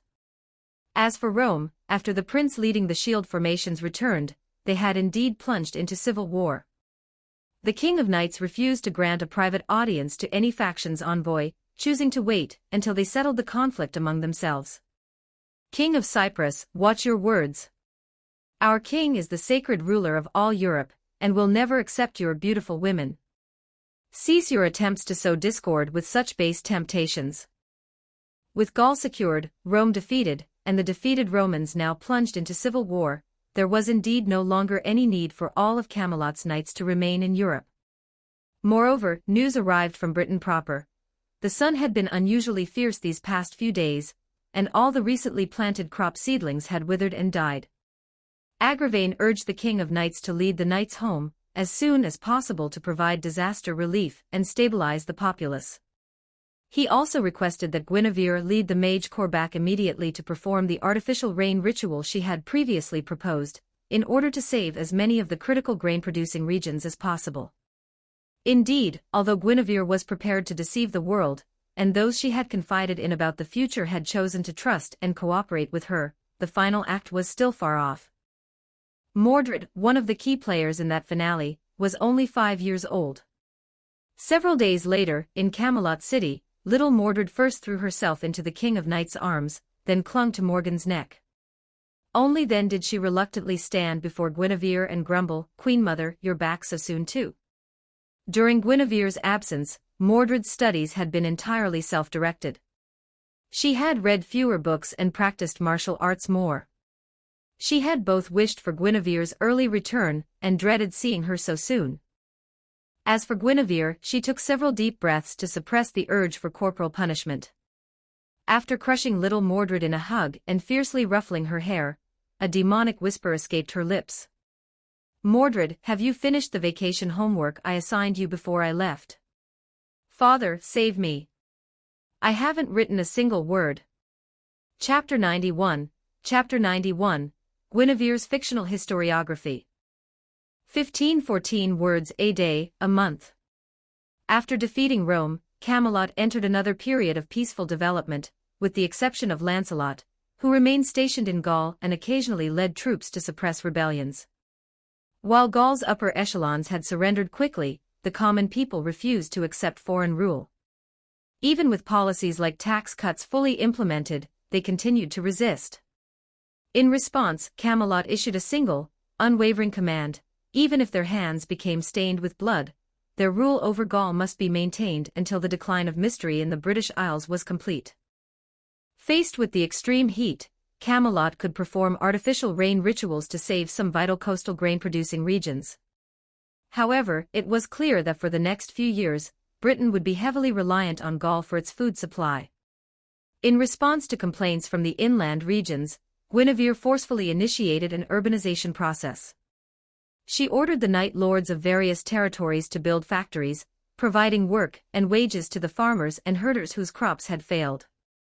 As for the type of factories, in the countless world lines Guinevere had witnessed, there existed numerous inventions unknown to later eras, such as certain inventions from a certain lost belt. However, unwilling to steer Camelot toward the path of a lost belt, Guinevere instead sourced existing weaving techniques from Rome, brought over from the East. She intended to use this industrialization as a form of work relief, and to improve the quality of clothing for the people of Camelot. The days of relying on imports for even decent underwear, those should have ended long ago, and the world. No, the human order doesn't care about such trivial matters. It only concerns itself with crucial historical turning points. Camelot, Royal Palace. The King of Knights questioned Guinevere's various policies. In the stories Guinevere had told her, Camelot was clearly not developing toward a stable and prosperous future. "Leah, I've already told you the human order won't care," Guinevere replied, scribbling furiously on a sheet of newly produced paper another improved technology from the East. "Besides, I know what I'm doing and will carefully manage the limits. And anyway," she added, "if you want to let me handle things freely, doesn't Camelot first need to be strong enough?" One after another, Guinevere implemented her plans. If not for the chaos east of Rome, and the ongoing wars in the ancient eastern kingdoms, the King of Knights would have dispatched an envoy to see for herself. What was Guinevere writing so furiously? The answer: a novel, a volume of unofficial history, a tool she intended to use to spark public discussion about the Camelot court. The King of Knights is 7 feet tall and 7 feet wide, with horns on his head and fire breathing from his mouth. Most importantly, he is male. Guinevere is a peerless beauty, born with succubus blood, but she too is male. Tristan and Lancelot are true fairies, both originally female, who use illusion magic to disguise themselves as men to sit at the round table. And Morgan, she actually has 2 older sisters. One is named Morgause, and Gawain is Morgause's son. In this era, information remained scarce. Most people only knew their king was named Arthur and their queen Guinevere. They had no idea what they looked like or how old they were, let alone what happened within the Camelot court. Thus, as long as the kingdom refrained from recording an official history, and instead disseminated enough unofficial accounts among the people, after a few hundred years, the true nature of the Camelot court would be lost to endless debate. On key points, Guinevere ensured every unofficial history remained consistent. For example, the King of Knights must be male, and he and Morgan were genuinely entangled. And the reason Mordred was named Mordred? Because Morgan despised the King of Knights and hoped he would rebel against his beautiful father. Oh, right, in the many unofficial histories, Mordred would also be a boy. As for Guinevere herself, she wrote numerous versions of her own story. In one, she had an affair with fairy Lancelot, and after being discovered, spent the rest of her life in a convent. In another, she was burned at the stake by the enraged King of Knights. In essence, Guinevere didn't need to write detailed, perfectly logical narratives. Her fragmented accounts, passed down through generations and supported by the authentic ruins she would have the knights help construct, would be fleshed out by future generations who would fill in the logical gaps themselves. Guinevere, will this really work? Leah, I haven't even started spreading these unofficial histories yet. But based on past rumors and the fact that Mordred calls Morgan mother, how many people do you think already believe you and Morgan are involved, and that Mordred is Morgan's biological child?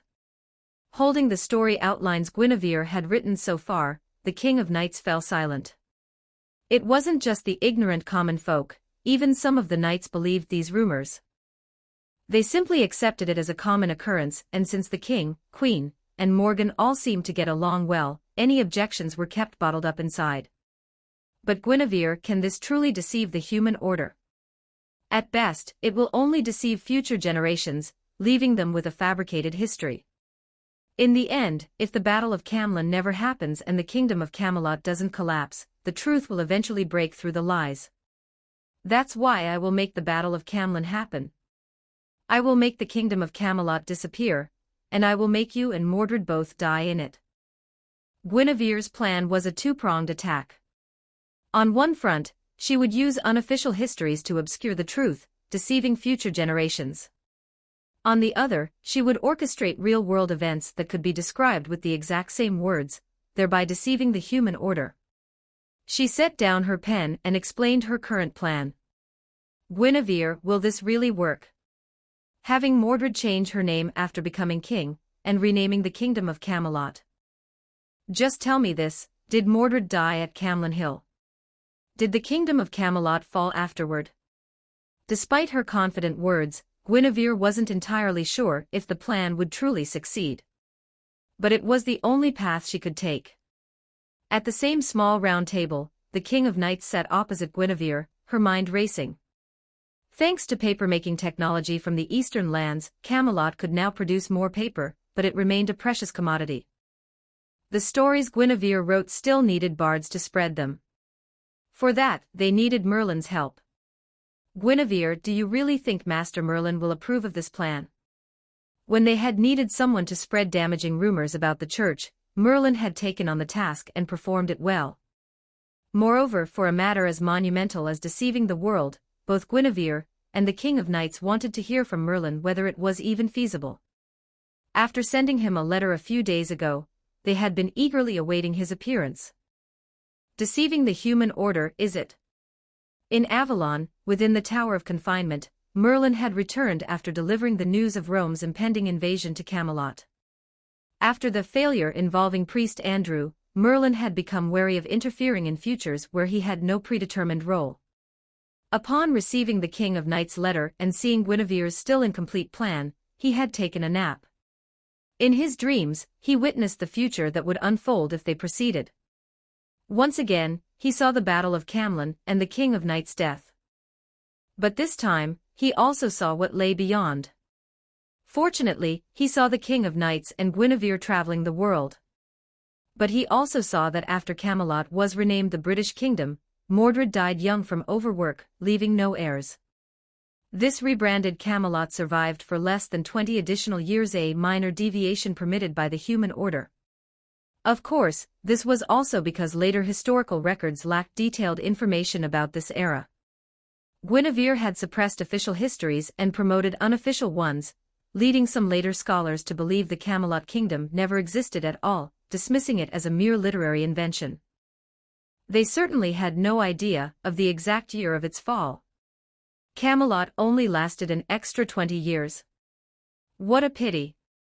Even Morgan didn't know that the Mordred she had deliberately raised to be more normal, still suffered from a short lifespan and frail health. Even if Mordred's life wasn't perfect, she would surely be content if she knew her original fate, wouldn't she? She earned the recognition of her beloved father, the king. She exhausted herself for her kingdom until the very end. And its fall wasn't her fault, it was simply that the successor she chose failed to win the people's support, leading to civil war. From the Tower of Confinement, a single flower petal carried a message to the King of Knights. Merlin informed Camelot. "Leah, I'm so happy to see you smiling decades from now." Chapter 92, Mordred, Queen Mother, it is I who wishes to become king. 1301 words. Queen Mother, do I really have to rebel against father? Queen Mother, you named me Mordred, hoping I would rebel against my own fate. So can't I? Little Mordred, do you no longer wish to be king? Ever since receiving Merlin's letter confirming the plan's feasibility, Guinevere had felt a profound sense of loss. What seemed like a favorable outcome for her, and the King of Knights would place the entire burden upon Mordred. 5 years later, when Mordred turned 10, Guinevere revealed her expectations, describing the future where Mordred would rebel against her own father.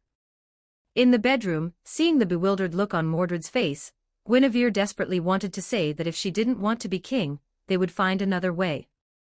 But Guinevere's inner conflict was met with Mordred's stunned silence, followed by a bright smile. Queen Mother, of course I want to be king. From the moment she could walk, Mordred had been raised as the next king. Yet she never grew to resent this path. Her heart was filled with admiration for her father, and she eagerly awaited the day she would ascend the throne herself. Now, according to Guinevere's explanation, her final task to become king was simply being replaced with a combat drill, a war game called the Battle of Camlan. In this drill, staged under the guise of rebellion, the King of Knights wouldn't truly die. She would merely abdicate the throne to Mordred and retire to a life of leisure. And as Guinevere had just said, the King of Knights wouldn't hold back. If Mordred failed this exam, they would have to devise another plan. Queen Mother, you don't need to say any more. I was thinking about it the wrong way just now. Becoming king is the destiny I've always longed for. What I should be fighting against is the future where Camelot falls to ruin. Didn't that old geezer Merlin say I would die of illness 20 years after becoming king? It should, perhaps, be longer than 20 years now. The original, inhuman Merlin would never have revealed Mordred's end or cause of death. But the current Merlin, possessing humanity, was willing to mend this imperfection. His early warning had given the King of Knights and the others time to prepare. For the past 5 years, Morgan had been trying to resolve the imperfections in Mordred's body. Moreover, the King of Knights had ultimately lost her scabbard. It had been lost inside Mordred's body, where it was now nourishing her from within. According to Merlin, if the human order wouldn't mind a rescinded Camelot lasting another 20 years, then it certainly wouldn't mind Mordred after dying from illness traveling with her father, Queen Mother, and Mother for another 20 years. Queen Mother, if that's the case, then I have even more reason to fight. I will use this extra life to extend my kingdom's prosperity for another 20 years. Queen Mother, say no more. Becoming king is my wish, and ruling Camelot well is also my wish. Besides, even if it weren't destroyed by my hand, would Father truly accept Camelot gaining only 20 more years of prosperity? Mordred was a stubborn child. Once she set her mind on something, she rarely turned back. But this stubbornness was largely Guinevere's doing. The swordsmanship she had taught Mordred was infused with a desperate madness, a willingness to risk death for the chance to live. Guinevere watched in silence, her thoughts drifting back to a time when she hadn't known the King of Knights was a woman. Back then, to escape her fated marriage, she had pushed herself relentlessly, even imagining herself raising the banner of rebellion to defeat the King of Knights and unify Great Britain. But what could she do? Since her past life, she had been utterly devoted to the King of Knights. More than all of Great Britain, she cherished the idea of becoming the female King of Knights' partner. Humans, they're never satisfied. If that time comes and you still can't let go, then you'd better ask us for help if we can still lift our swords by then. Humph, no way. Once the throne is mine, it'll be my stage. You two old fossils just need to be good spectators and stay out of my business. Old fossils. In the spacious bedroom, around a small round table, Guinevere's hand once again pinched Mordred's still chubby cheeks. This little one was incredibly proud. When the time came, she probably wouldn't ask for help. If Guinevere and the King of Knights returned, Mordred would likely scold them for meddling. But that scene was at least 30, perhaps even 50, years away. By then, Guinevere and the King of Knights might have already died of old age. In this world, there were countless ways to maintain a youthful appearance, but methods to grant longevity to short-lived races were extremely rare, and often came with devastating costs. When the topic of longevity arose, Guinevere had rejected the King of Knights' suggestion of continuously wielding the Holy Lance. The King of Knights, in turn, had vetoed Guinevere's idea of using the remaining ancestor blood poison to transform into a dead apostle. They had shelved the discussion, deciding to revisit it later. Looking 30 or 50 years into the future, Camelot would likely still fall to a natural disaster. By then, Mordred would no longer have the resources she currently possessed to resist. Over the past 5 years, as the mystery of Great Britain faded, the number of new knights in Camelot has drastically decreased. Before the decline of mystery, the Knight Academy could train 300 new knights annually. Now they produce fewer than 30 a year, and that number might continue to fall. For a small nation like Great Britain, losing its advantage in knights would make it impossible to maintain dominance over Europe. Once the King of Knights' generation passes away, it would likely be unable to even hold on to Gaul. Pessimistically, Camelot under Mordred's rule might face a counter-invasion from a united European army, a war fought by ordinary soldiers. Lost in thought, Guinevere sighed, only then realizing she had been pinching Mordred's small face for too long, leaving it slightly red and swollen. She quickly withdrew her hand, pretending it was a Queen Mother's punishment for Mordred's insolence. But seeing Mordred's resigned expression, she dropped the act and gently tapped her forehead. Let's go. The future is the future's problem. After a few more years with you, it'll be time for my barbecue. To make the fabricated history sufficiently believable, certain real-world events were necessary. While Guinevere's barbecue could be avoided within the unchangeable nodes of the human order, the reason for the Round Table's collapse was essential to achieve that goal. After much deliberation, Guinevere decided to proceed with the barbecue, as foretold by the future she knew. After all, everyone was aware of Lancelot's designs on her. If she were truly burned at the stake, it would seem entirely plausible. Before that, however, Guinevere needed to confirm whether the common folk and knights, ignorant of the true circumstances, would raise the banner of rebellion in response to her execution, thereby causing the Round Table to shatter. Currently, her prestige, at least among the populace, surpassed even that of the King of Knights. Taking Mordred's hand, she led her out of the bedroom. Only 5 years had passed, yet Mordred had grown so much she could no longer be held in Guinevere's arms.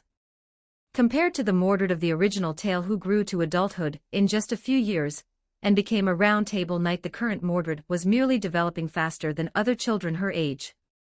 At 10 years old she stood 1.42 meters tall, her heroic bearing making her a true tomboy. Chapter 93, Guinevere crafts history once more. 1616 words. Ultimately, the human order naturally pushes the world toward its predetermined historical nodes. The moment Guinevere decided to deceive the human order and orchestrate the apparent death of the King of Knights, she found the human order itself handing her the daggers. Queen Mother, please retract your decree. They will truly rebel. You will be condemned as the wicked queen who brings ruin to the kingdom. You don't have to. Mordred, silence. This was a joint decision between your father, the king, and me. Another 5 years had passed. Mordred was now 15. At 12, she had earned her place at the Round Table and, through her martial prowess and strategic insight, had swiftly ascended to the top 12 seats, securing the loyalty of a large number of knights. The knights all knew Mordred as the King of Knights' only son, destined to one day inherit the throne. And now, in the throne room, what was Mordred so vehemently opposing? 2 years ago, the decline of mystery across the British Isles had finally ended. The climate returned to normal, allowing agriculture and animal husbandry to resume proper operation. However, since then, magical beasts had all but vanished from Great Britain, and the reality that ordinary people could not easily become knights remained unchanged. 5 years prior, after confirming that her prestige was too great to risk a haphazard execution by fire, Guinevere had chosen to reform the Knight Academy's curriculum. She had increased the emphasis on subjects like culture, administration, and the philosophy of loving the people. That change had been made in preparation for this very day. The decline of mystery had begun 10 years ago, following the victory over Rome. It was also 10 years ago that Camelot had started expanding the authority of knights within their fiefs. Human nature is easily corrupted. 10 years of peace and stability had led to widespread corruption among the knight lords. In the last 2 years, as agriculture and animal husbandry recovered across the land, this corruption grew ever more rampant. At first, Guinevere made an example of a few, hoping to warn the others. But then the first Round Table knight emerged, one who had excessively exploited farmers and herders, refusing to let them return to their lands from the factories. At that point, Guinevere deliberately brought the fundamental problem of Camelot's knight lord system to the forefront. Her proposal was to curb the power of the fiefs. The knights would be allowed to keep their existing wealth, but all rights within their territories including taxation, administration, and military conscription would be reclaimed by Camelot. These reclaimed powers would then be handed over to the civil officials trained by the Knight Academy in recent years. This policy of using civil authority to control military power would weaken the kingdom's military strength and undermine the knights' loyalty. But if she didn't curb their power, the knights' children would inherit their titles, generation after generation. Great Britain would inevitably revert to an era of warring vassal kings. Guinevere understood the stakes clearly. Besides, even without the knights' corruption, she had long been contemplating the idea of ending the fiefdom system and establishing civil control over the military. In her view, with the decline of Mystery Over and Camelot retreating to its own shores, it was time to resolve the kingdom's internal problems. If she didn't act now and bear the infamy herself, would she wait a few more years until the situation rotted completely and the people suffered unbearably, only to dump the mess on Mordred, who would by then be ready to take the throne? She knew that once the order to curb the fiefs was issued, she would truly fulfill Merlin's prophecy and become the wicked queen, who shattered the Round Table. But Guinevere would only feel satisfaction in earning that title for this cause. Mordred, have you forgotten? Your father wishes to leave you a strong and prosperous kingdom. All of you can see it, can't you? If we do nothing, the kingdom will inevitably revert to the era of warring vassal kings. When that happens, what will all our generation's efforts have been for?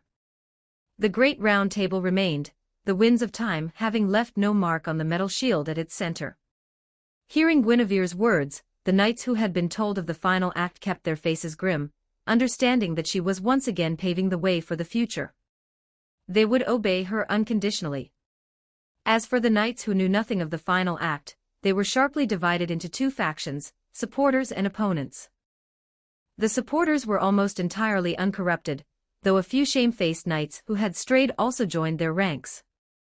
As for the opposition, they had long grown accustomed to their privileges, and were reluctant to relinquish their power. However, after assessing the balance of power, none of them actually believed Mordred's claim that they would rebel. These younger knights don't know, they thought. Have they forgotten how ruthless Guinevere can be?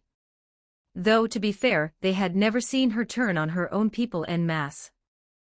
Besides, the topic had only just been raised. There was still room for negotiation. They had arguments they could use to persuade the king and queen to cancel the order to curb the fiefs. Your Majesty the Queen, please reconsider, one began. With the attrition from years of war, retirements due to old age, and the Knight Academy's inability to supply enough new knights. Camelot itself is holding steady, but Sir Lancelot's forces garrisoning Gaul have been severely depleted, and the attitudes of other European nations are growing increasingly unstable. I believe it won't be long before you need us to march to Europe and quell rebellions. Since the decline of Mystery and the resulting shortage of knights, new faces at the Round Table meeting had become rare. Mordred and Galahad were among the few exceptions. Overall, the average age of the Round Table knights was steadily increasing.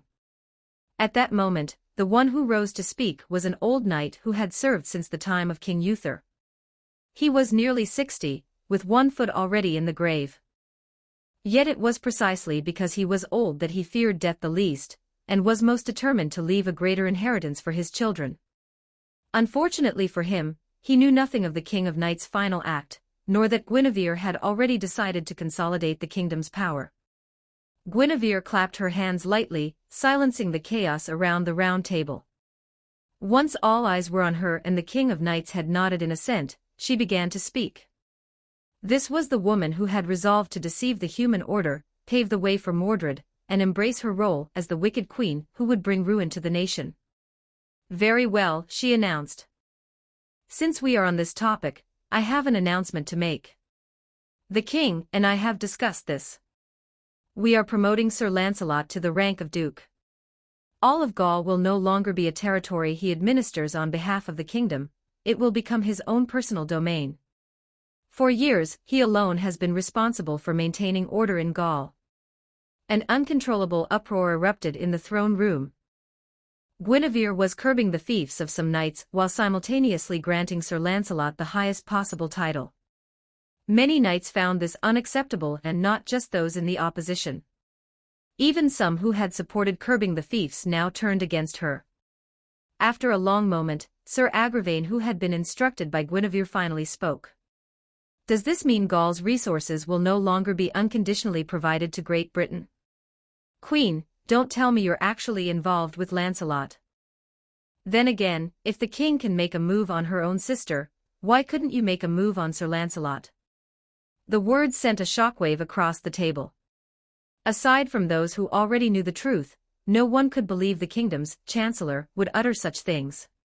His statement seemed to confirm the rumors about the king and her sister, implying that Mordred's biological mother might indeed be compromised. Mordred had already drawn her sword, pointing it directly at Agravain, even though she had long known the truth of her artificial origins. Agravain, don't you dare slander my queen mother. How could she possibly like girls? Lancelot is the most adorable female fairy knight. And there it was, another stunned silence. Even the King of Knights, accustomed to masking her emotions with a stern expression, nearly broke character and burst out laughing. Meanwhile, some of the Round Table knights, those who didn't know the full story, but vaguely suspected the king was a woman, and utterly disbelieved that Lancelot was a female fairy knight, quickly suppressed their righteous indignation. They sensed something was deeply amiss. A moment later, more and more people fell silent as the hot-tempered Mordred drew her sword and charged, only to be effortlessly pinned to the Round Table's surface by Guinevere. It was precisely those few moves that jolted the knights, who had grown accustomed to peace over the past decade.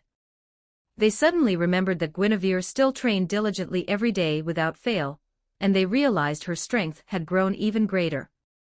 Whether it was the issue of weakening the fiefdoms, or promoting Lancelot to Grand Duke of Gaul, they had no power to object. Yes, the Round Table was a place for fair discussion, but whether anyone listened depended entirely on the table's masters. Clearly, by orchestrating this farce, neither the king nor the queen had any intention of listening. Chapter 94, Can the King of Knights Get Jealous? 1343 words. Mordred, is my father really some kind of fairy knight? How come I never knew? Ahem, that's what my mother told me. She said Lancelot truly mutated at birth, developing a fairy bloodline.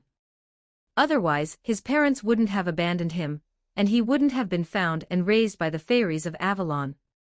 She said his brawny, masculine knightly appearance is all thanks to the magecraft he learned in Avalon, you know. Wait, so he really did conceive me with mother? Little Galahad, think about it carefully. Camelot has no shortage of ways to change one's gender, so same-sex reproduction isn't strange at all. Besides, when I put on my helmet and used the concealment methods mother gave me, can you even tell I'm a girl? Who knows, maybe one day you'll turn into a girl too. In the royal palace's rear garden, once they were alone, Mordred struggled to suppress her laughter, maintaining a serious expression as she spun a yarn for Galahad. The two had grown up together. Mordred had become a hot-tempered tomboy, while Galahad was well-read, reasonable, and gentle-natured. His only flaw was that once he got fixated on something, he had trouble letting it go. But as Mordred finally lost control, collapsing to the ground in a fit of laughter, rolling and pounding the earth, Galahad realized what was happening. The queen asked you two to fabricate stories again, didn't she? Can you really accept what Uncle Agravain said? Little Galahad, you know my parentage. Seriously, all three of them are my mothers. Besides, the one who should find this most unacceptable is Mother Morgan. She says she gets goosebumps every time she hears about those pamphlets circulating among the common folk about their threesome. As for the Queen Mother, well, in her own words, she's giving the human order face, hoping the human order will give her substance in return. Having laughed her fill, Mordred stood up. A surge of mana cleansed the dust from her clothes. After watching Galahad, who seemed lost in thought, she conjured her armor with mana, preparing to attend to her duties.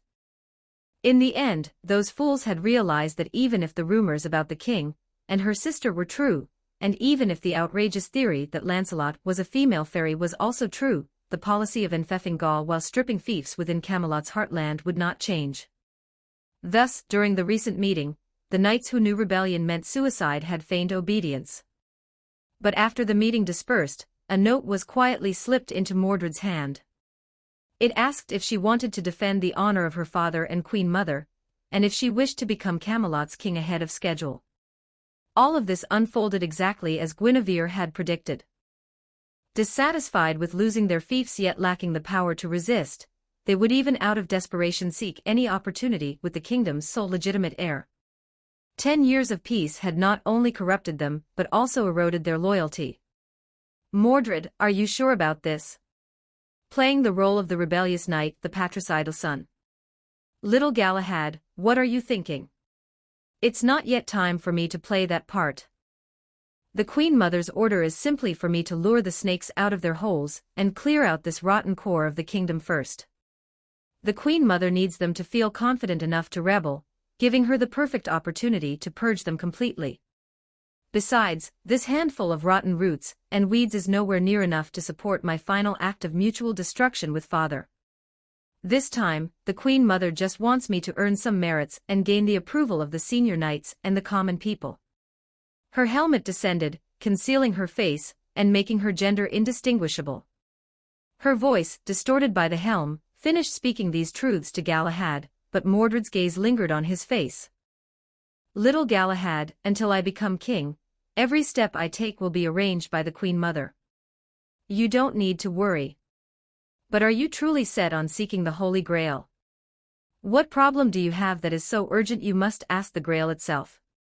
Handsome and slender, Galahad had inherited more of his mother's delicate beauty than his father Lancelot's features. Beneath his mother's short, ash-gray hair, his amber eyes shimmered with a golden light, reflecting both his concern for Mordred and his own unwavering resolve. Because of the fabricated narrative surrounding his father's relationship, he and his mother were among the few who knew the truth. But unlike others, Galahad lacked unconditional trust in Guinevere. He wanted to verify the truth for himself. Furthermore, he refused to accept the role assigned to him in Guinevere's fabricated history, that of the great knight who, after countless hardships, once again found the lost Holy Grail when he had done nothing to earn it. He disdained such unearned glory. Mordred, this is my journey. And even without the Grail, it's time for me to wander the land and cultivate my spirit. The Queen's textbook said it, didn't it? Only by seeing the world with your own eyes will it reveal its true self, and only then will you come to love it. Beneath her armor, Mordred knew she couldn't persuade her childhood friend in purple armor. She knew he was the type who wouldn't give up until he hit a brick wall. So they both extended their hands and bumped fists, wishing each other a safe journey. Mordred, he began, it's not that hard to explain. I felt the Holy Grail's call. I want to know if the world's future is truly as the Queen described. I want to free you from the burden of being called the Knight of Rebellion. After all, if we're counting by age, I should be your older brother. Bullshit, you loser. You should be the one. Don't know whether to call me brother or sister. Mordred, you're still hung up on something so trivial. If you care that much, then you deserve to be called Mordred and nothing else. Teeth ground together, and their joined fists tightened. Even with urgent matters to attend to, the two youngsters started fighting. Not far away, the King of Knights and Guinevere watched in secret, one leaning against a railing, the other standing primly behind her. Guinevere, do you think they could end up together? Oh yes, but I think that would only happen if Galahad became a girl first. Mordred has been completely corrupted by me, she truly only sees Galahad as a brother. So you're saying there's a world line where Lancelot is a female fairy and Galahad becomes a girl. I remember you said the false histories you write are all adapted from other world lines or futures you've seen. Probably, possibly. What's this, Leah? Are you jealous? Guinevere turned away from the garden, no longer watching the fist-bumping brawl. She knew Mordred wouldn't lose. Her daughter's true strength was far greater than just being able to take a few hits from her. As she met the King of Knights' gaze and began describing Fairy Knight Lancelot's appearance in vivid detail, Guinevere's vision suddenly went dark. She was enveloped in the King of Knights' cloak, her lips sealed by the foolish king with the perpetually bouncing ahogue. Guinevere, you were far too excited when you spoke of that fairy knight. If I ever get the chance, I'd like to meet her too. I think if it were her, you might actually cheat on me, wouldn't you? Lia, let me say it again. Guinevere will only ever love the Artoria right here before me. Even if it's another world, even if it's another you who looks exactly the same, I wouldn't love her. Their eyes met, and a ripple of emotion passed between them. It was Guinevere who leaned in for a kiss, ready to let her actions speak louder than words. For now they were at peace. Chapter 95, Guinevere's Barbecue. 1368 words. Recent months. Mordred's infiltration had gone flawlessly, allowing Camelot's enforcement against the fallen knights to proceed without incident. The purge left over 30 empty seats at the Round Table, which could accommodate more than 100 knights. However, most of those who departed had simply taken the opportunity to retire, sending their successors to the Royal Palace or the Knight Academy for pre-ennoblement training as required. After all, Guinevere hadn't targeted them completely. She hadn't forbidden knights from pursuing political careers after passing the civil service exams. Arthur, look. I'll show you how to bite a fire gem. The purge had left the surviving knights far more solemn. Yet, when Guinevere invited them to a barbecue, they couldn't refuse. This time, Lancelot had returned with over 100 knights to be formally invested as the Grand Duke of Gaul. These were the knights who wished to return to Camelot after the decision was made for Gaul to become independent. Over the past decade, nearly 300 of the 1,000-plus knights who had remained in Gaul had fallen in battle. Another 500 had settled down there, swayed by the subtle influence of the Gallic nobility. They couldn't be blamed. Their marriages had been approved by Camelot, and they never imagined the day would come when Camelot would relinquish its hold on Gaul. Arthur, where are you looking? Look at me.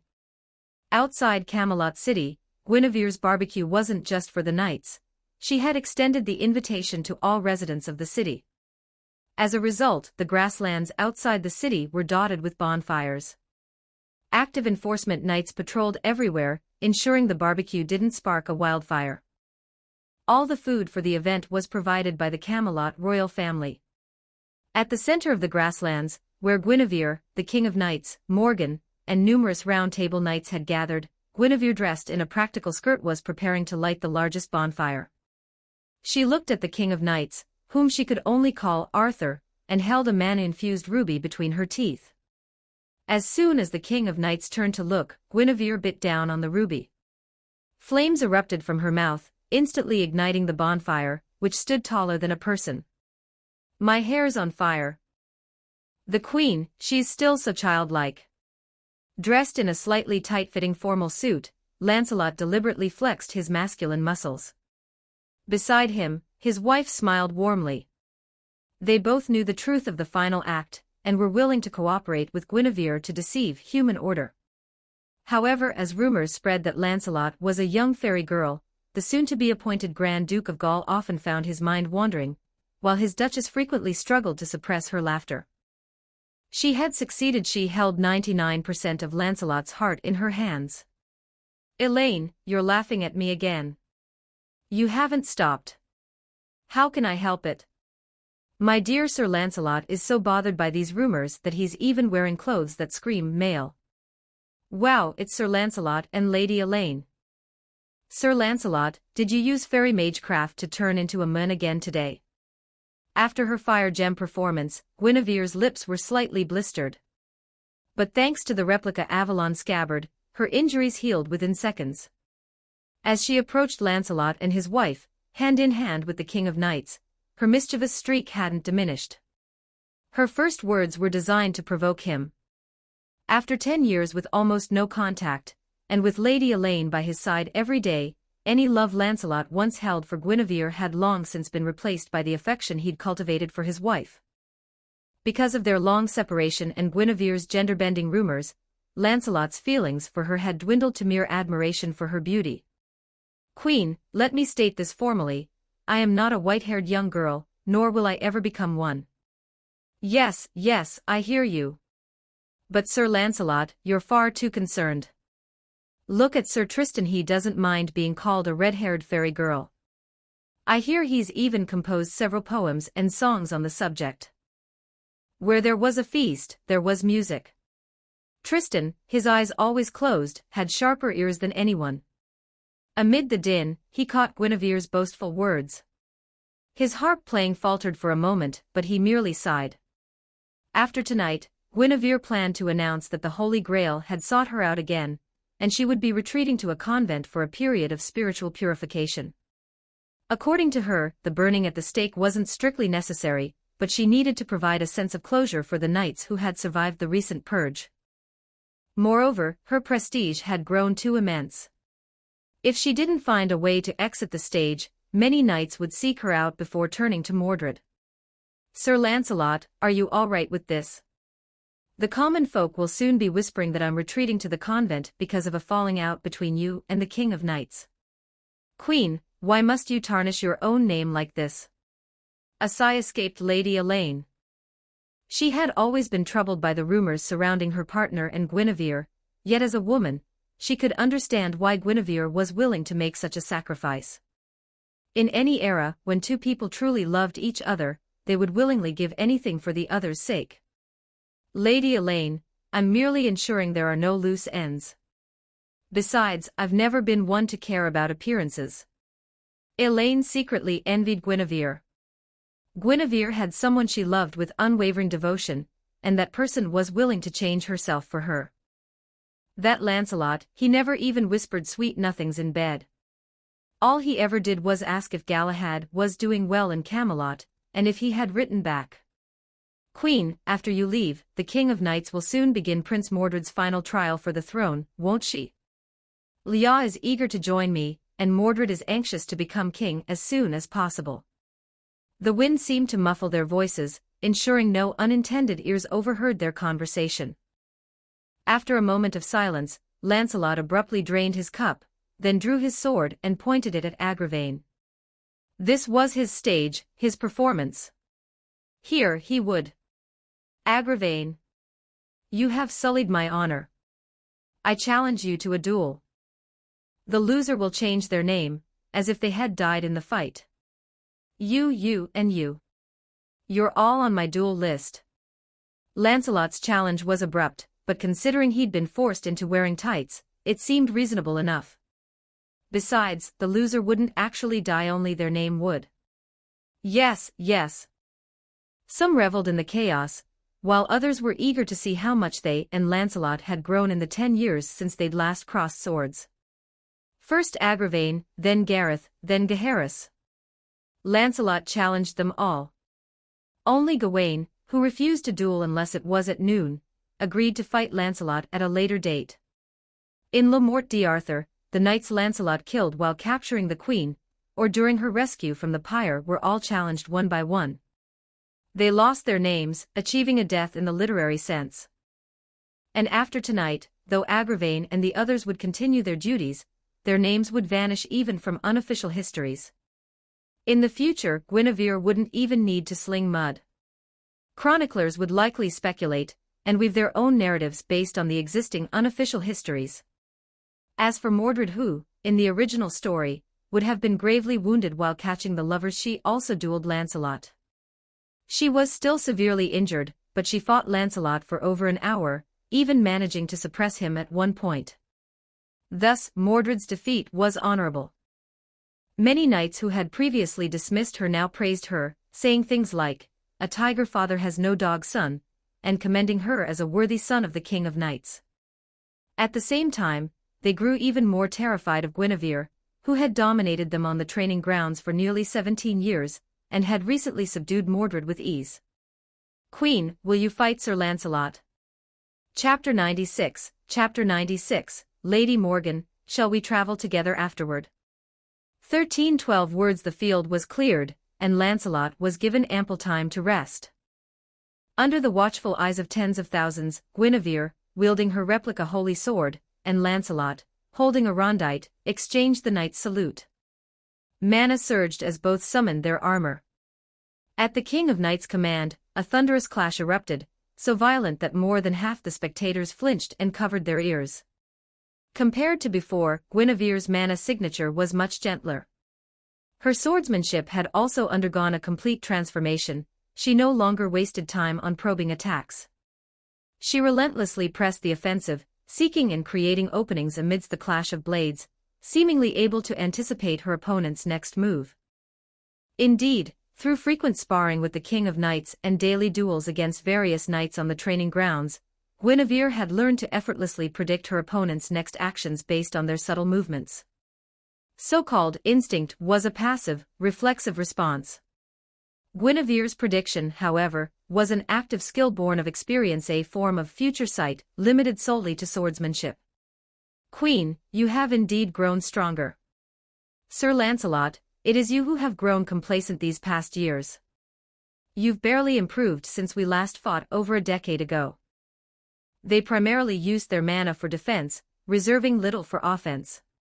If both unleashed their full power, not only would this 100-square-meter arena be obliterated, but the entire plain outside Camelot City would be leveled. In essence, their duel was almost purely a contest of sword skill. Queen, it's not that I don't wish to improve, but that I have reached my limit. Your swordsmanship is honed to defeat opponents, mine is primarily forged to temper myself. If your opponent is skilled, your swordsmanship is even more devastating.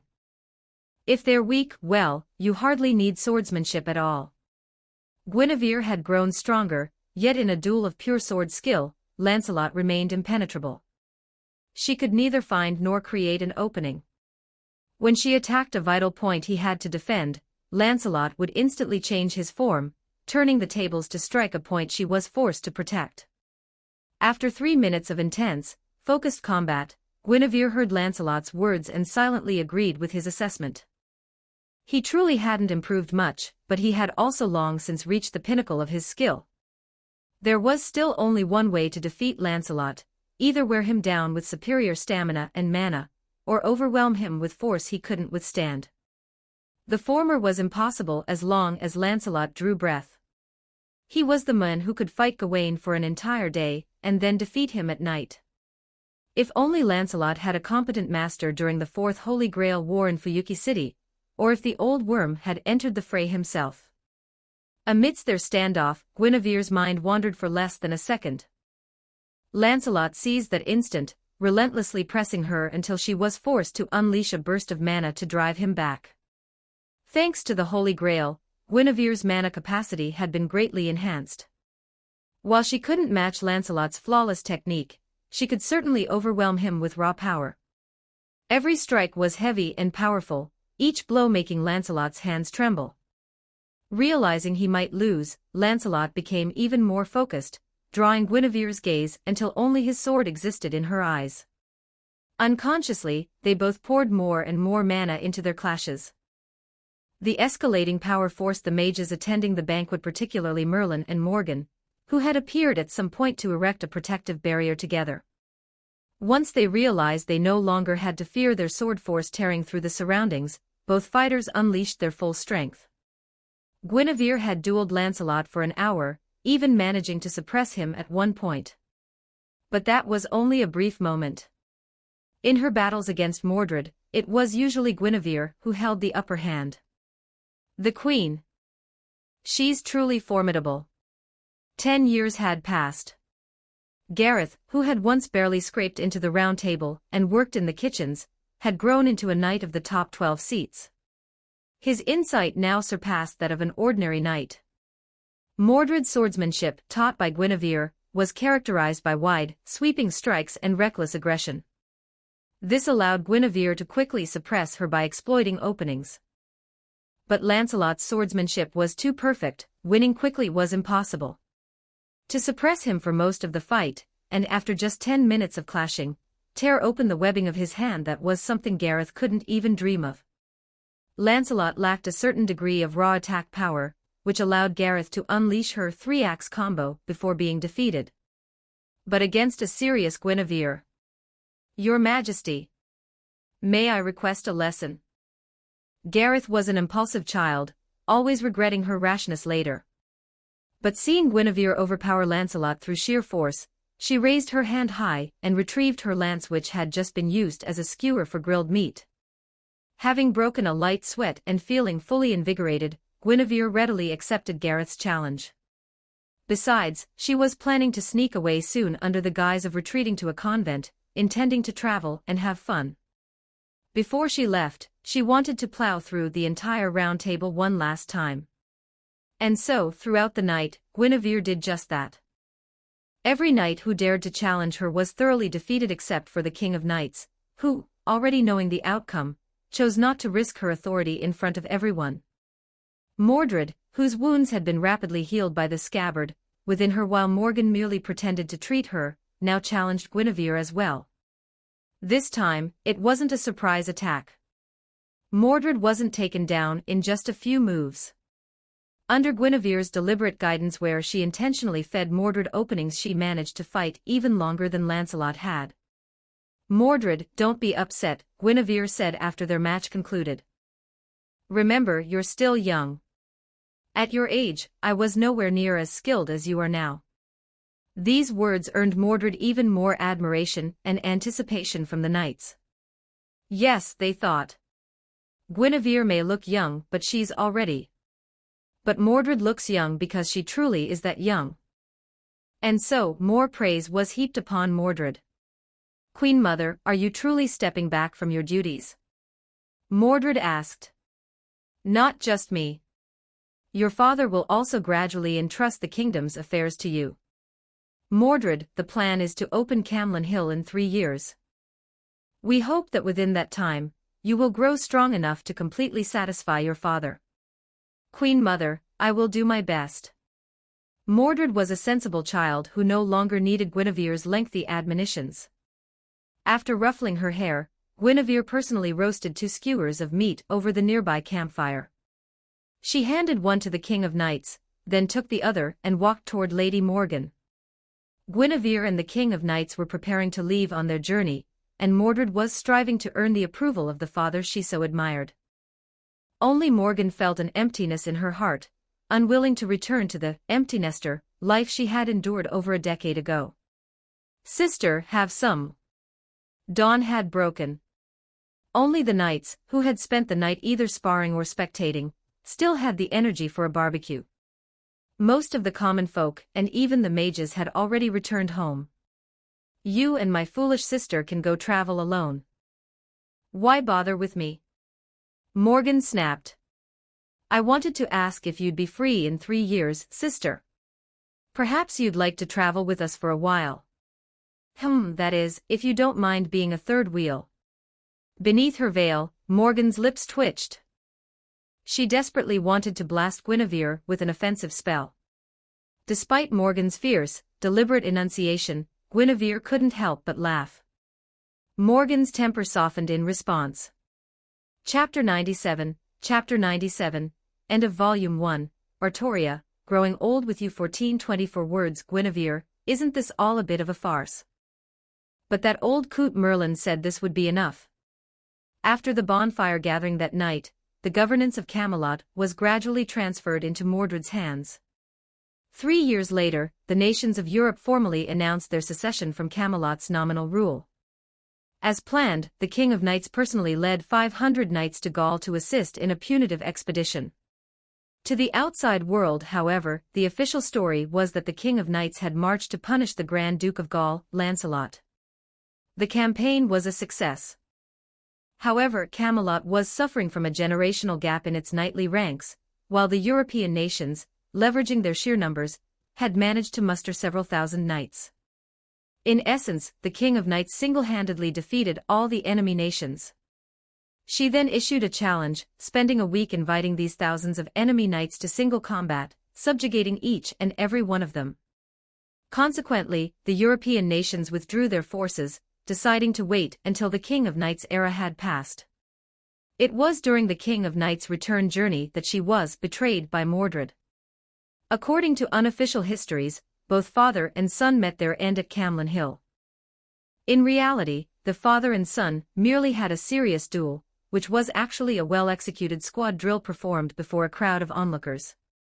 This finally earned Mordred the last measure of recognition she needed. Afterward, the King of Knights announced before all her knights that Camelot was now entrusted to Mordred, granting her full authority to implement any reforms she wished. Thus, according to Guinevere's plan, the kingdom of Camelot fell, and a new kingdom rose in its place. Mordred, now under a new name, became the new king of the British Isles. Meanwhile, by the lake outside Avalon, the king of knights who, according to unofficial histories, had already died held the holy sword, preparing to place it on a small boat. Having relinquished her crown, Artoria intended to return the holy sword to the fairies of Avalon. It was only because Guinevere couldn't bear to part with the replica sword and its scabbard that she hadn't returned them sooner. I say, are you sure you don't want to keep it? Guinevere, weren't you curious to see what I'd look like when I grew up? And you said you hoped we could grow old together, and on the last day of our lives, we'd find a cliff to watch the final sunrise together. If a life is lived to the fullest, one lifetime is enough. Upon hearing Artoria's words, Guinevere placed the youth-preserving scabbard on the boat, keeping only the replica holy sword, which was nothing more than a weapon. All right, I'll grow old with you. But I'm not returning my sword to the fairies of Avalon.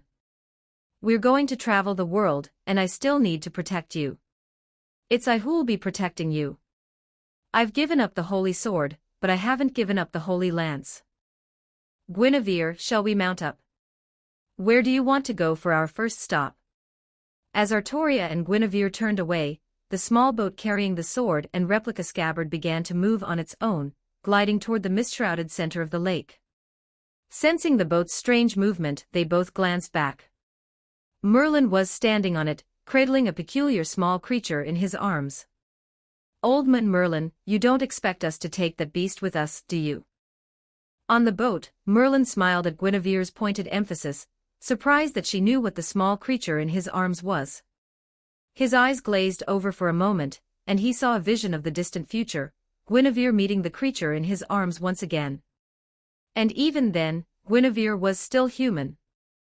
Was it dissatisfaction with this life, or did you manage to acquire a physical body again, after being forcibly summoned by some counterforce? Merlin mused silently, but he offered no prophecy for this future, nearly 1,500 years away.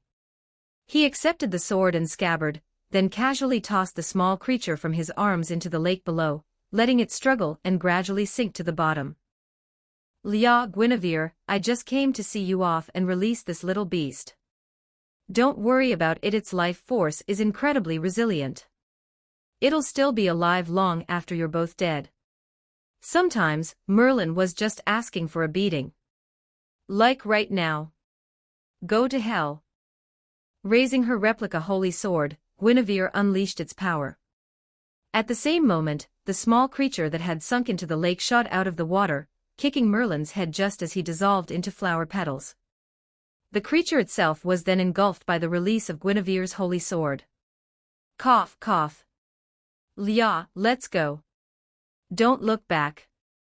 This is all Merlin's fault. For the first stop on our journey, how about we visit the Far East? Beyond Avalon lay the lake. Beyond the lake, a forest. And beyond the forest, more than 30 people including Mordred, Morgan, Lancelot, Bedivere, and Tristan were waiting. They had already said their farewells, but they all knew this parting might be their last. As Mordred threw herself into her father's arms, crying like a child for the last time, Morgan stood before Guinevere with a complex expression. "Take this." Dressed in her usual simple long gown and veiled in black, Morgan offered a magic sealing necklace, the very same item Guinevere had once used on her. "If you're not coming with us, you should keep it as a memento." "Enough nonsense. Just take it. I've imbued it with my thoughts. Guinevere, I have a feeling you might travel to the Great Britain of another world. If you do, and if the me of that time is still young, please, will you help her? Don't let her heart be consumed by 20 years of hatred." Beneath her veil, Morgan's expression was utterly serious. She couldn't explain this premonition, but she felt certain that one day, Guinevere would meet her younger self. Meeting her gaze, Guinevere solemnly accepted the necklace, realizing the possibility herself. "Lady Morgan, if that day truly comes, I swear I will prevent her from being consumed by hatred. This is my vow to you, and my thanks for the countless times you've helped me." Having received the promise she wanted, Morgan stopped wasting words. She turned to Artoria with an even more complex gaze, walked to her side and said, "My foolish little sister, when you die, I will row you to Avalon." As she spoke, even Morgan herself didn't know why she had said it. Just as Mordred's face flushed red, about to whine and beg her mother not to spoil the mood on this day, Guinevere wrapped her arms around Morgan's neck from behind, playfully interrupting, "Lady Morgan, what about me? Will you row me to Avalon too? I want to be buried with Leah." "Humph, forget it. I'll just find some random village in the Welsh mountains and bury you there. Even if you don't want to, you don't have to bury me in the middle of nowhere, do you?"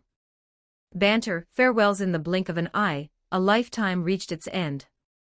On the cliffside, bathed in the morning sun, two white-haired old women held hands tightly, fingers intertwined, as they welcomed the end of their lives together. "Leah, are you satisfied with a life spent with me? Guinevere, are you satisfied with a life where your achievements were hidden, and you were ultimately condemned as a disastrous queen? Leah, this was my choice. Are you? I'm indignant on your behalf. You're still saying things like that at over 90 years old. Well, Leah, do you think you'll become a heroic spirit, or will you wait for me in Avalon? Rest assured. No matter how much time passes, I will find you again and ask you to be my queen. Leah, next time, it'll be my turn to find you. You have no idea how many heroic spirits with your face there are in the future." The old voice chattered on, its spirit as youthful as ever. As the morning sun fully rose, Guinevere and the King of Knights met the end of their lives. And in her final moments, Guinevere clearly heard a voice offering her a contract. The throne of heroes, just as she had anticipated, opened its gates to her. Chapter 98, Why the Caster Class. 1447 words. Fill. Repeat 4 times. Wait, was it 5? Discard upon filling. Is that right? The Holy Grail War was originally a magecraft ritual created by 3 mage families to reach the root, based on the spirit evocation ritual, heroic spirit summoning. They established a large-scale magic circle in the far eastern city of Fuyuki, accumulating mana over 60-year cycles. Each time the mana was fully gathered, a death match between 7 mages and their 7 heroic spirit partners would begin. Legend has it that only the final victor can claim the Holy Grail, forged by this magecraft ritual, and make a wish to this omnipotent wish-granting machine. Thus, since the first Holy Grail War, mages have been continuously drawn by the Grail, only to become its fodder. But now, in the 4th Holy Grail War, there has still been no final victor. In the living room of an ordinary house in Fuyuki City, a television broadcasted news of a serial killer. A magic circle, drawn in fresh blood, overflowed with the artist's malice. Fill. That's 5 times now. The only man standing in the living room held a thread-bound ancient tome in one hand while counting on the fingers of the other. His tone was flippant, his face beaming with satisfaction. His orange hair was matted with half-dried blood. He was an ordinary man, one who found no joy in life and turned to murder for amusement. Not long ago, after discovering a magecraft book in his warehouse and mistaking its contents for a demon-summoning ritual, he began using human lives and blood to attempt the summoning. This was his 3rd attempt in Fuyuki City, and he had already annihilated 2 families. You know, I might have gotten a little carried away lately. On the living room sofa, the master and mistress of the house sat upright, their blood having already filled an entire bucket. The crimson liquid had been used to draw a complete magic circle. They were as dead could be. Beside them, their child was bound like a trussed shrimp, mouth gagged. As the demon who had annihilated his family leaned closer, the boy could only squirm in terror, his muffled whimpers choked with sobs. Hey, if I actually managed to summon a demon, could I ask you to let it kill you? I mean, if you want to chat with a demon, you've got to bring a gift, right? The man's smile was bright, his features handsome, the kind of face that would surely make him a top host. Just as the child began to tremble even more violently, a crimson pattern resembling half a key materialized on the back of the man's hand. As an ordinary person, he didn't know this was a command spell, proof that a mage had been chosen to participate in the Holy Grail War. While he stared in confusion, the magic circle drawn in human blood began to glow. Without him needing to chant any further incantations, a surge of mana erupted into a dance of light. When it subsided, a slender figure with grayish-white hair appeared before him. Fury contorted Ryunosuke Yuryu's features. He reveled in slaughtering women and children, and at this very moment, he longed to disembowel the beautiful nun before him. But in the next instant, he saw the woman frown. He saw a sword, glowing with a soft, gentle light, materialize in her hand. He felt a searing pain in his arms. Before he could even process what was happening, both his arms were severed at the shoulders, followed swiftly by his legs. In just 2 seconds, he was reduced to a limbless torso, writhing and twitching on the ground as he let out a reflexive, agonized wail. His own severed hands, marked with strange patterns, being picked up. The woman walked over to the child, who was frozen in terror. She untied the child, stopping him just as he was about to rush into her arms. He heard. "He killed your parents, didn't he? I'll lend you a dagger. Go ahead, slice him up, piece by piece." The child, however, lacked the courage. The words seemed to shatter what little hope he had left. The next second, noticing the child's mind was on the verge of collapse, the woman in the nun's habit put him to sleep. The Fourth Holy Grail War. But why am I in this attire, and as a caster, no less? Could it be the influence of the apocryphal tales passed down through later generations? Yes, the woman in the nun's habit was Guinevere. She appeared to be around 24 years old, a stage of growth she had only reached after abandoning her replica scabbard. Even now, as a caster, she still possessed her replica holy sword. Muttering to herself, Guinevere first sliced off Ryunosuke Yuryu's noisy tongue. As long as he remained alive, their contract would hold, and she wouldn't have to worry about being swiftly returned to the throne of heroes. As she pondered, the modern knowledge infused by the Holy Grail system information granted to every summoned servant naturally surfaced in her mind. So, this is indeed Fuyuki City, and the Holy Grail War is truly underway. But if I've replaced the original caster, have the other master-servant pairs changed as well? If Liao really was summoned by the House of Einsburn? To this day, the founding 3 families of the Holy Grail War still directly occupy 3 of the participant slots. The House of Einsburn, which Guinevere had just mentioned, was one of them. And in Guinevere's memory, it was the Einsburns who had summoned the King of Knights during the Fourth Holy Grail War. Speaking of which, didn't they use the scabbard of the Holy Sword as their holy relic? But using that to summon a heroic spirit, couldn't it just as easily summon Mordred now? In terms of possession time, Mordred held it for longer. Guinevere scratched her head, uncertain. She still didn't know how her historical reconstruction had altered the modern records of the King of Knights. I'll look it up later, she thought, deciding to first check her own servant status. True name, Guinevere Pendragon. Gender, female. Height, 165 centimeters. Weight, 49 kilograms. 3 sizes. Class, caster. Alignment, lawful good. Origin, ancient kingdom of Camelot. Parameters, strength, B. Endurance, C. Agility, B. Noble Phantasm, EX. Class. Skills, territory creation, E. A characteristic of the caster class used to create a territory for gathering mana.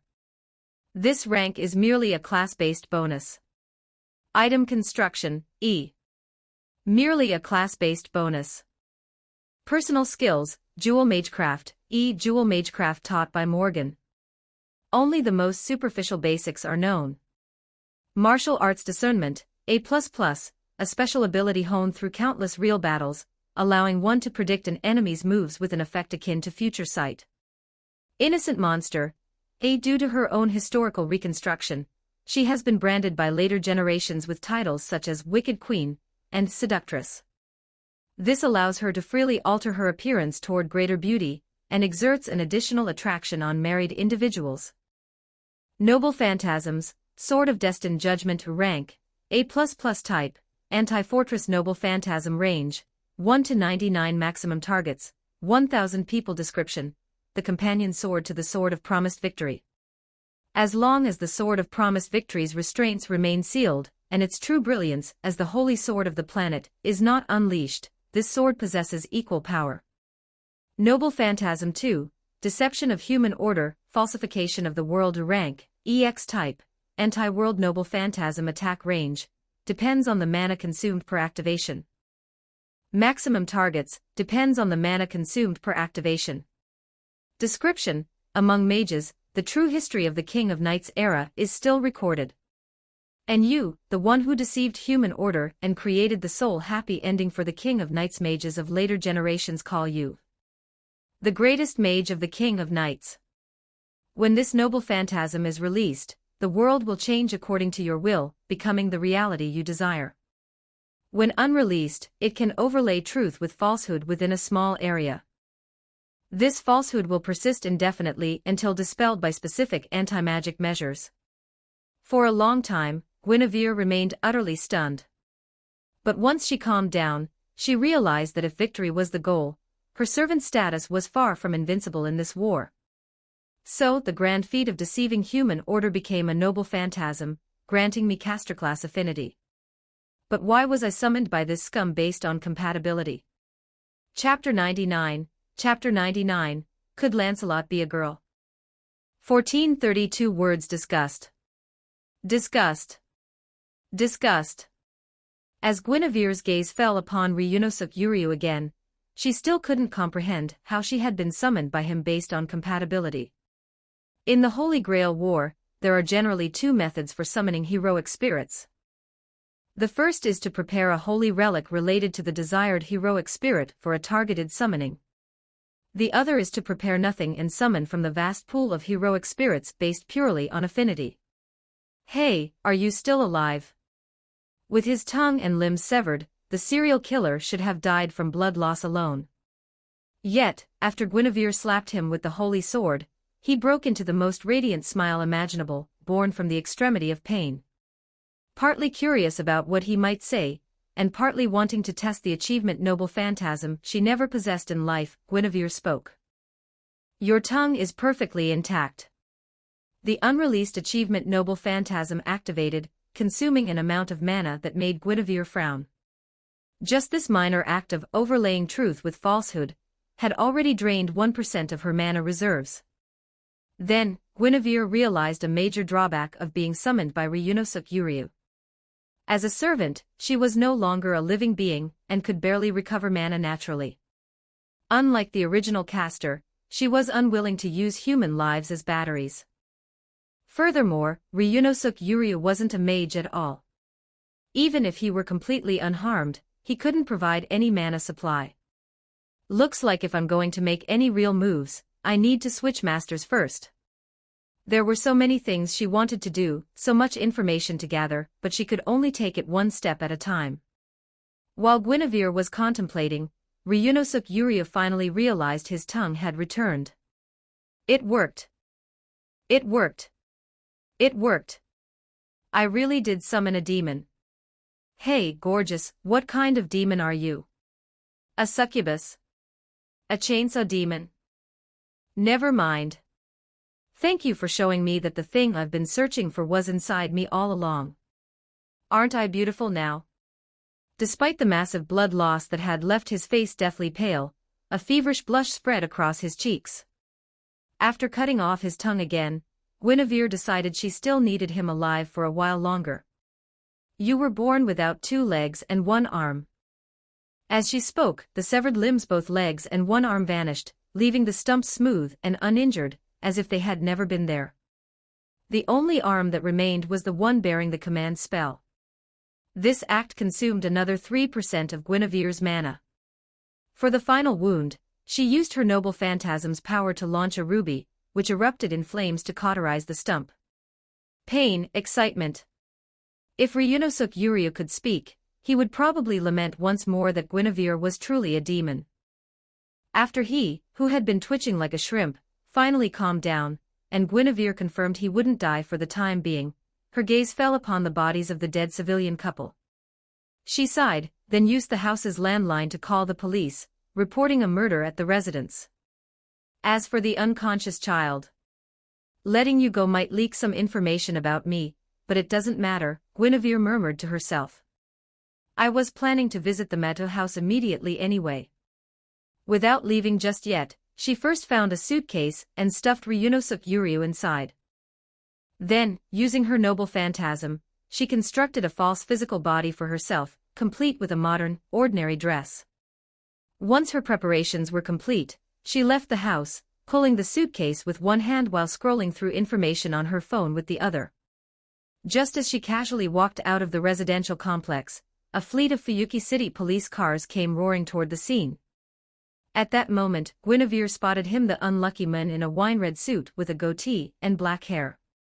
He was Tokiomi Tosaka, the current head of one of the Holy Grail War's founding families, and the administrator of Fuyuki City. Ryunosuke Uryu had committed several murders, each time leaving a servant summoning circle at the scene. This had long ago drawn Tokiomi's attention. If Guinevere's memories from over a century ago served her correctly, Tokiomi's servant was the archer-class Gilgamesh, the most powerful enemy in this Holy Grail war based on raw stats. Guinevere had no desire to confront this master-servant pair just yet. She thoroughly disliked Gilgamesh. The reason for her dislike. Guinevere remembered how the Golden Pipsqueak, from the original story, had tried to make Artoria his concubine. The mere thought made her want to snap both his elbows. Besides, Guinevere wasn't the type to stand idly by while he spat mongrel at everyone. But as she tried to pass by inconspicuously, Tokiomi sensed her presence. He frowned and turned his gaze toward her. "Master, have you found something?" A steady voice reached Tokiomi's ears through a communication channel established by Magecraft. It was his student and his ally in this war. "Kirai, send an assassin to watch that woman. She stirs an unsettling feeling within my heart." "Is she a servant?" "No, she's human." "Likely a master." "Master, shall we test her?" "Not all 7 master-servant pairs have been summoned yet. We must avoid unnecessary actions. Besides, I have already drawn the winning hand."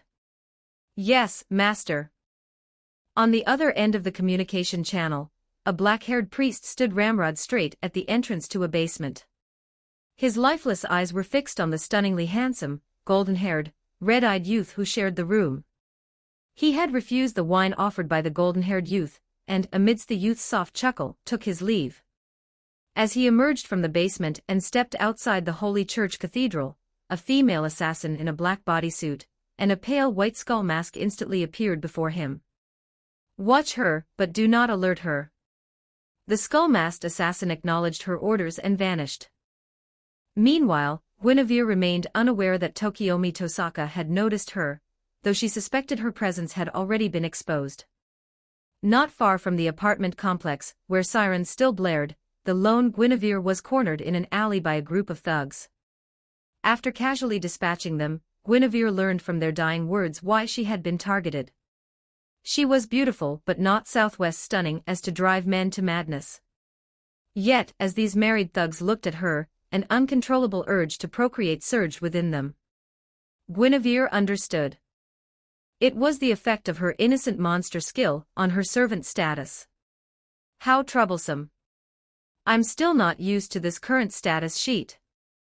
If Tokiomi Tosaka was drawn to me, does that mean other mages have likely detected me as well?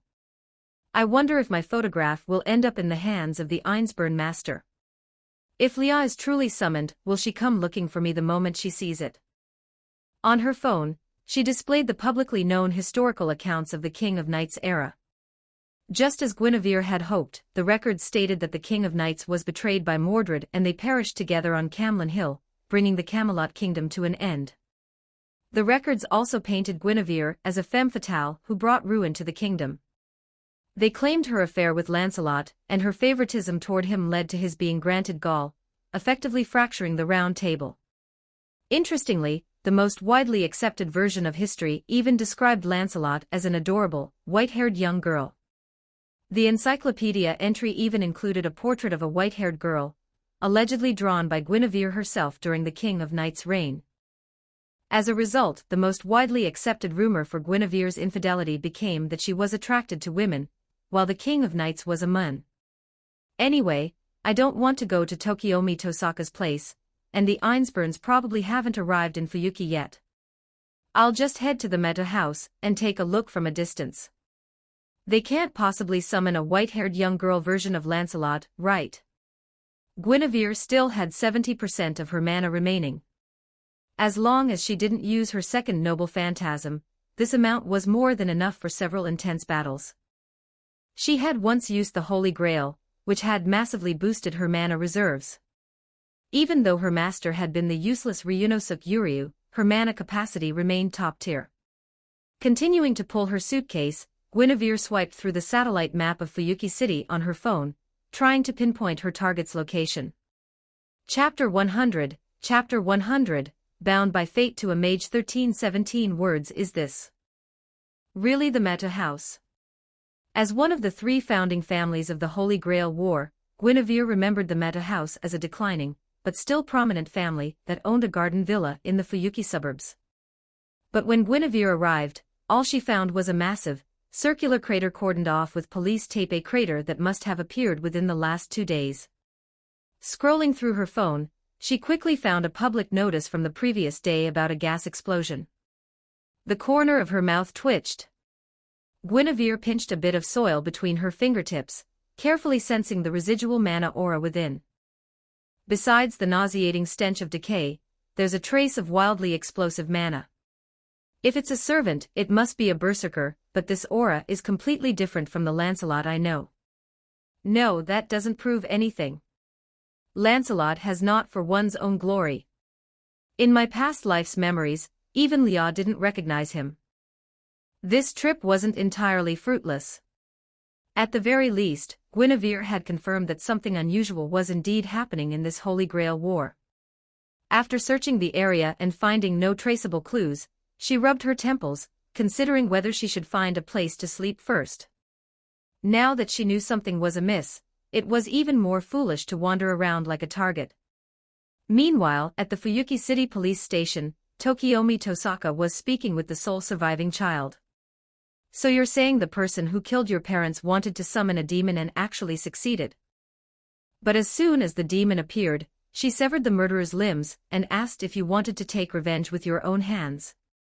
She was wearing a nun's habit, had gray-white hair, and was a super pretty lady. Using suggestive magecraft to extract the boy's entire account, the man in the wine-red suit frowned slightly. He realized his judgment had been flawed. The woman who had stirred his inner desires was a servant, and one with a worthless master at that. Logically, he should have assassin attempt an attack now. A servant with such an incompetent master should be easy to deal with. Gray-white hair, attractive to both men and women, highly adaptable to the modern era, and able to acquire a convincingly real physical body in a short time. What could her true name be? And she was summoned by a murderer based on compatibility, with the murderer intending to summon a demon. He pondered and pondered and pondered. For heroes whose names were etched in history, 1 or 2 defining characteristics were often enough to reveal their true name. Especially since Tokiomi Tosaka had spent vast amounts of time studying history in preparation for the Holy Grail War. No, the focus shouldn't be on those traits. It should be on what the boy saw the sword used to sever the murderer's limbs. With this thought, Tokiomi once again used suggestive magecraft on the boy, giving him paper and a pen and instructing him to draw the sword as clearly as he could remember. Upon seeing the crude sketch, Tokiomi instantly understood the identity of the gray-haired female servant. So it was you. Queen Guinevere. 1500 years ago, Guinevere had provided the last safe haven for Europe's mages. Because she had willingly cooperated in the development of the Albion Spirit Tomb, the clock tower was able to flourish and be established shortly after the era of the King of Knights. To this day, the profit-sharing agreements for the Spirit Tomb's development, signed by Guinevere and numerous mages, are still preserved at the clock tower. The tomb's revenue continues to accumulate for the potential descendants of the Pendragon bloodline. As a user of jewel magecraft and the head of a mage family with minor ties to the old man of the jewels, Tokiomi Tosaka had the privilege of seeing the original agreement and learning a fragment of the queen's story. Now, starting with the replica holy sword she wielded and combining it with her appearance as a nun with gray-white hair, he deduced Guinevere's true name. Tokiomi also had a few theories about why Guinevere could be summoned by the murderer based on their compatibility. To this day, within the church, some clergy secretly call her a demon due to her ruthless purification plan against the British Church. Furthermore, because she favored burning church personnel at the stake, several unofficial histories produced by the church in later eras spread rumors that Guinevere was executed by fire by her beloved king of knights after her affair. Guinevere.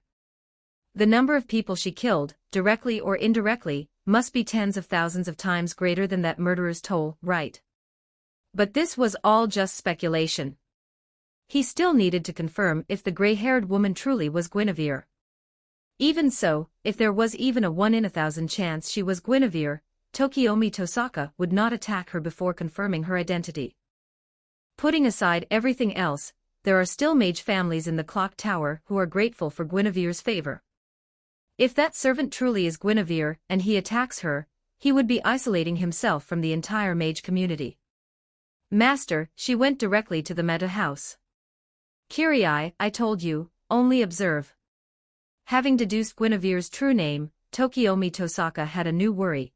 He didn't want the Holy Church to learn of this too soon. After 1,500 years, the hatred between the Holy Church and Guinevere had not faded. If the Holy Church sent someone out of vengeance, and the clock tower intervened out of gratitude, the two organizations which had only recently reconciled might erupt into a full-scale war.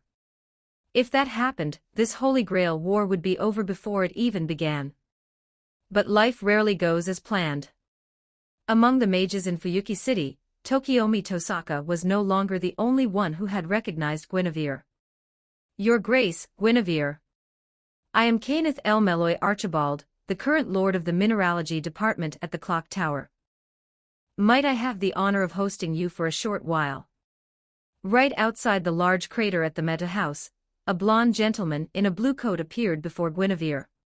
He held himself in a humble posture, his waist slightly bowed. Beside him stood his fiancée, a young woman named Soliyui Nuatari Sophiari. Guinevere tilted her head slightly. While she hadn't intended to conceal her true name, she was still surprised it had been discerned so quickly. But what astonished her even more was the profound reverence shown by this Lord of Mineralogy. Your Grace, due to your past connection with the Old Man of the Jewels, successive lords of the Department of Mineralogy have had the honor of safeguarding a relic on your behalf. Every Lord of Mineralogy is also bound to remember the debt of gratitude we owe you for your benevolence toward mages. Rest assured, I have come to participate in this Holy Grail war not for the Grail itself.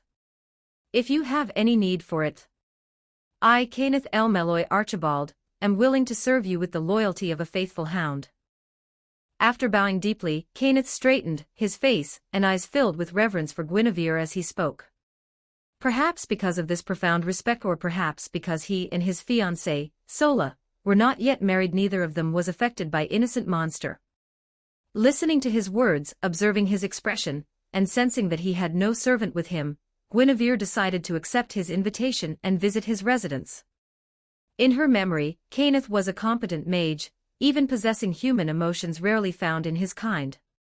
Aside from his arrogance and disdain for commoner mages, he had few major flaws.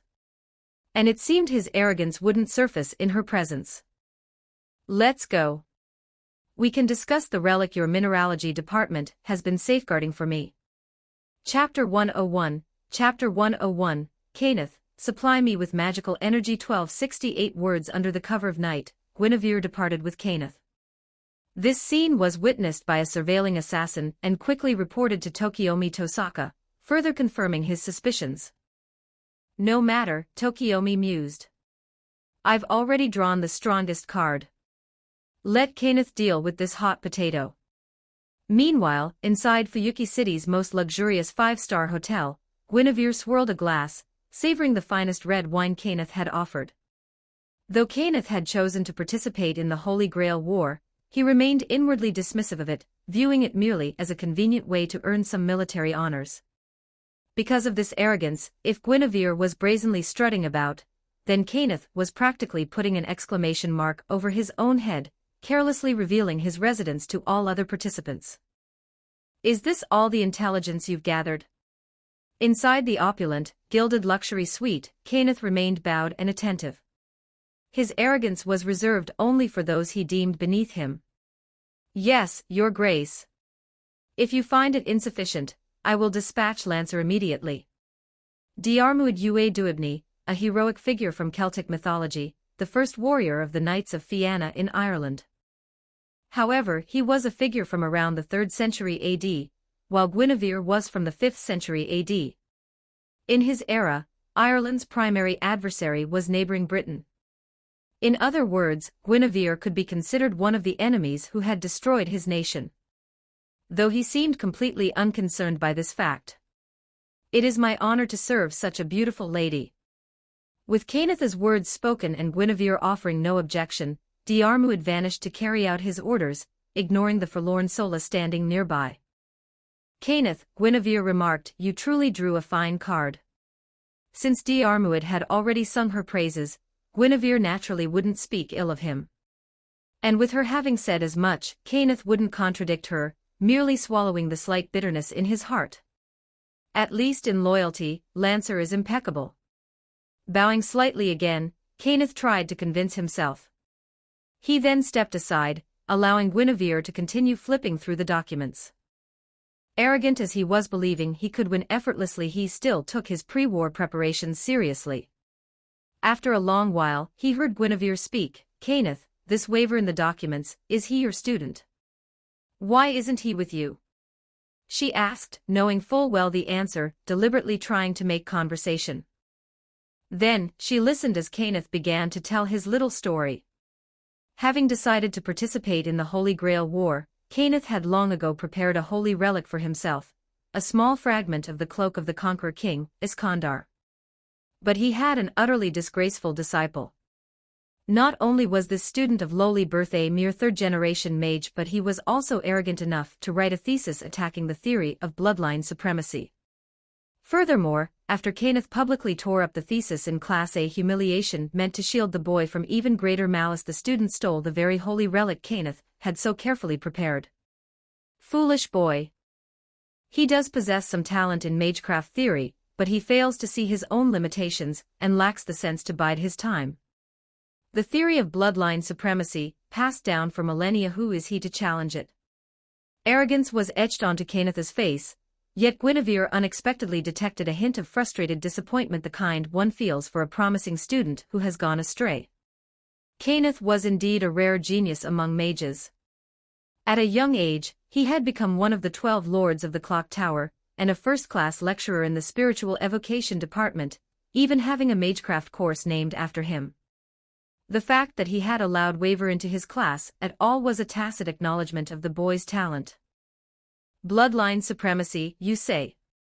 You do know that in the beginning, the magecraft department didn't care about bloodlines, right? As long as you had the talent, you were accepted. Your Grace, that was because during the era of the King of Knights, the mystery of Great Britain had not yet fully receded. In those days, individuals born with magic circuits were numerous, unlike now, where bloodlines are the most reliable means of inheritance. Moreover, due to the accumulation of time, older mage families are generally more powerful. Magecraft knowledge requires time to amass. Listening, Guinevere was somewhat surprised. Kenneth was actually explaining his reasoning seriously, not stubbornly clinging to bloodline supremacy, as she remembered from her past life. His argument seemed to respect knowledge itself more than bloodlines. Could it be my influence? Guinevere wondered inwardly, a smile naturally appearing on her face. The next moment, she nodded and resumed reading the documents. Tokiomi Tosaka, Matazokan, the Einsburns. Aside from the detailed file on waiver, the next most complete sets of information were on these two individuals and the Einsburn family. But even this information was less than what Guinevere already knew. Forget it. I'm not reading any more. I'm not particularly interested in the Holy Grail anyway. Just tell me, did the House of Einsburn truly obtain the King of Knights scabbard? And what is the holy relic the mineralogy department is holding for me? After her death, Morgan had handled the arrangements for both her and the King of Knights. Being dead, Guinevere had no way of knowing what had happened afterward. Your Grace, the House of Einsburn did indeed obtain the King of Knights scabbard. However, you should know that possessing the scabbard does not guarantee the summoning of the King of Knights. Even if he were summoned, he might not be the same one who stood by your side. Because you concealed the true history, the King of Knights summoned by later generations has always been a version corrected by the collective perception of the masses. After you and the King of Knights died, their body was taken to Avalon. Your body was buried in a mountain village in Wales, alongside a cenotaph for the King of Knights. Furthermore, by the Undertaker's arrangement, your holy sword and the King of Knights scabbard were buried together in Mordred's royal tomb. The King of Knights' holy lance was entrusted to your Tomb Guardian clan to serve as a tomb-guarding weapon. The item the mineralogy department is safeguarding is the 7-colored artificial gemstone once gifted to you by the old man of the jewels, which the Undertaker returned after your death. By the way, the Undertaker also left a message for you. She said the necklace was buried in your tomb, and urged you to retrieve it soon. Listening to this, Guinevere gained a basic understanding of what had happened after her death. Knowing that the mineralogy department was only holding the 7-colored gemstone, she no longer felt any urgency to reclaim it. She set down the documents and pondered for a moment, her gaze shifting to the slightly stirring suitcase. Kenneth, would you be interested in providing me with mana for a time? During this period, I can serve as your ally and fight alongside you. Your Grace, is that all you require? You've deduced that I am Lancer's contractor, but Sola is the actual mana provider. Surprise was written all over Kenneth's face. He hadn't expected Guinevere, with her rudimentary knowledge of magecraft, to see through the arrangement. My apologies, but I dislike having a master who holds 3 command spells over me. No, that is only natural. How could your Grace, Guinevere, be compared to a mere familiar? Binding a servant to an incompetent master while a qualified mage supplied the mana, this was a feat only Kenneth could accomplish in this Holy Grail war. Chapter 102, Chapter 102, such as Tokiomi Tosaka. 1250 words, long time no see, Rin.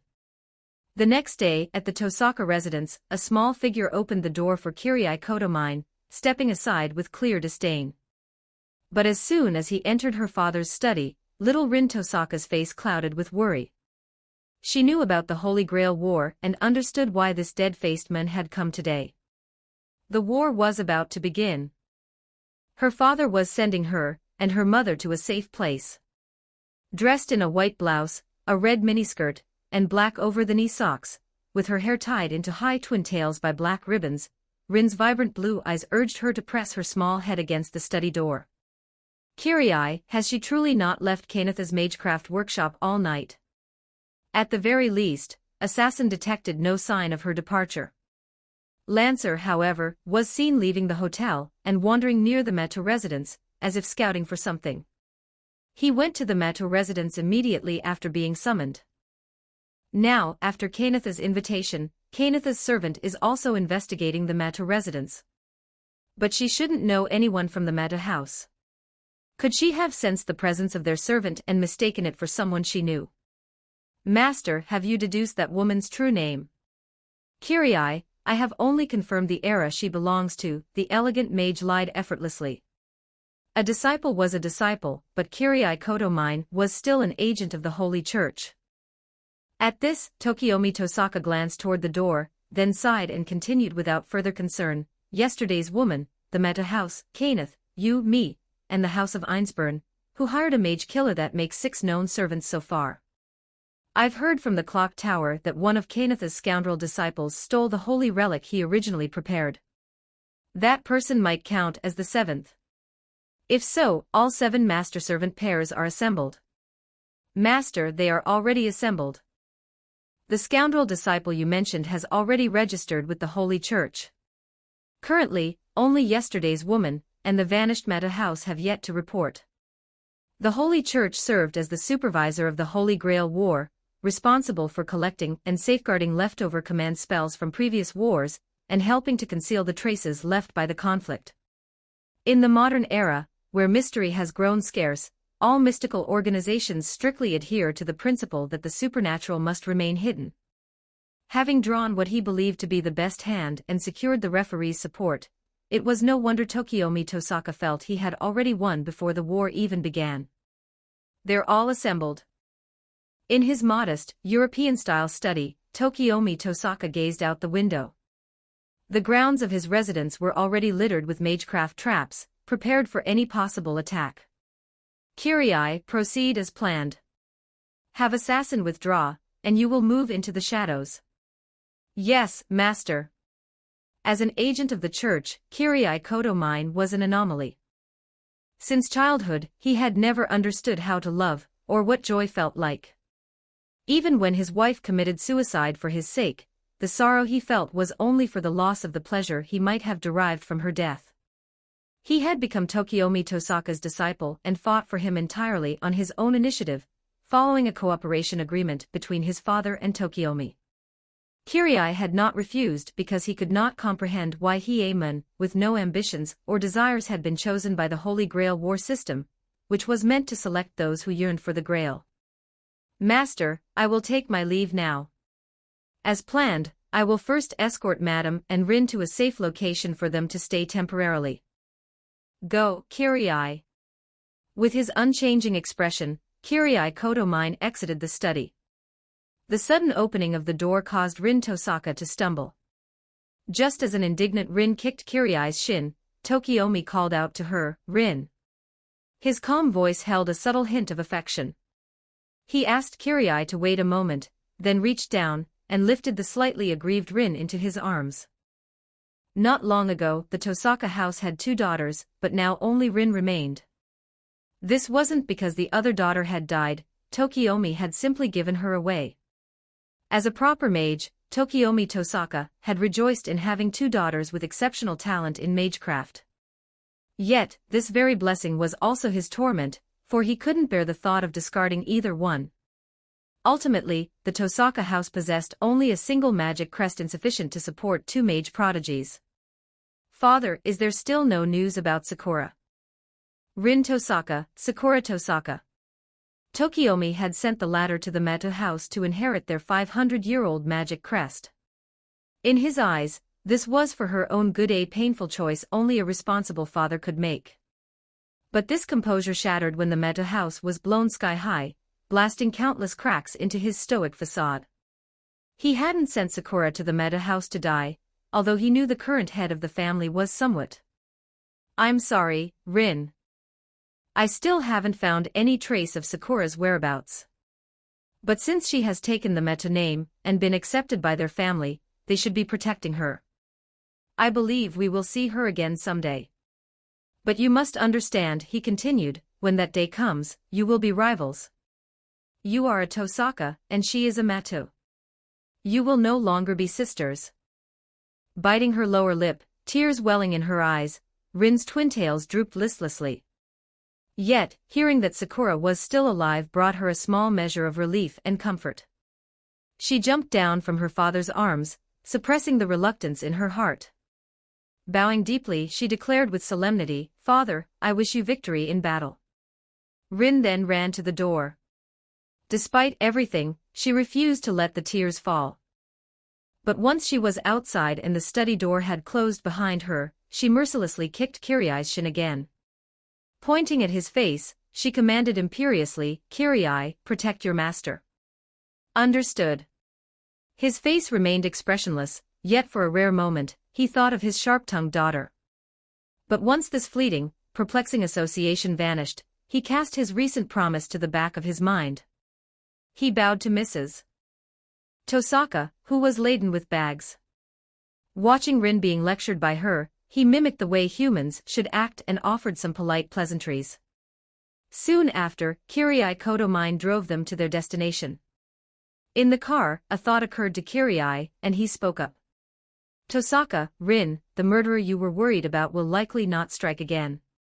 However, Fuyuki is still unsafe. Do not return to Fuyuki City without instructions from me or my master.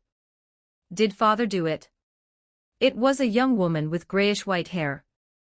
Before long, Rin emerged from her sorrowful farewell. Her blue eyes once again sparkled with curiosity, and she paid Kiriai's warning no mind.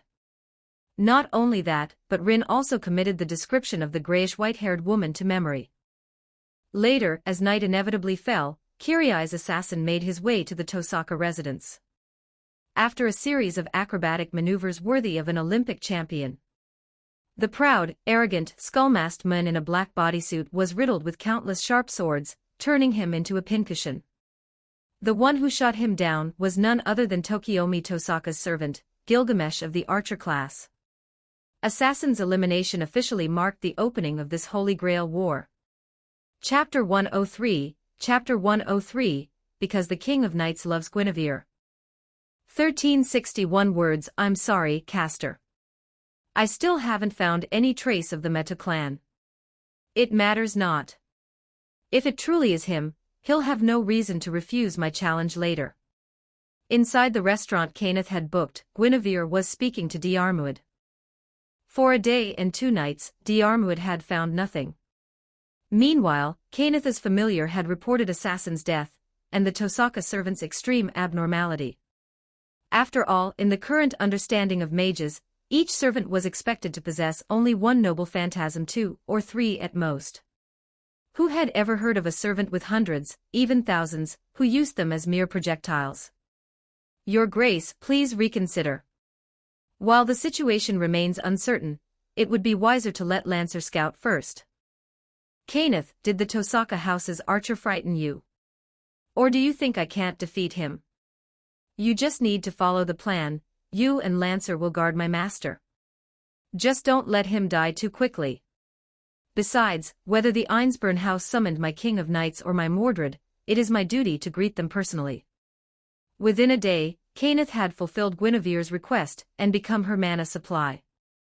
He had also learned through his connections that the Einsburn homunculus would arrive in Fuyuki today.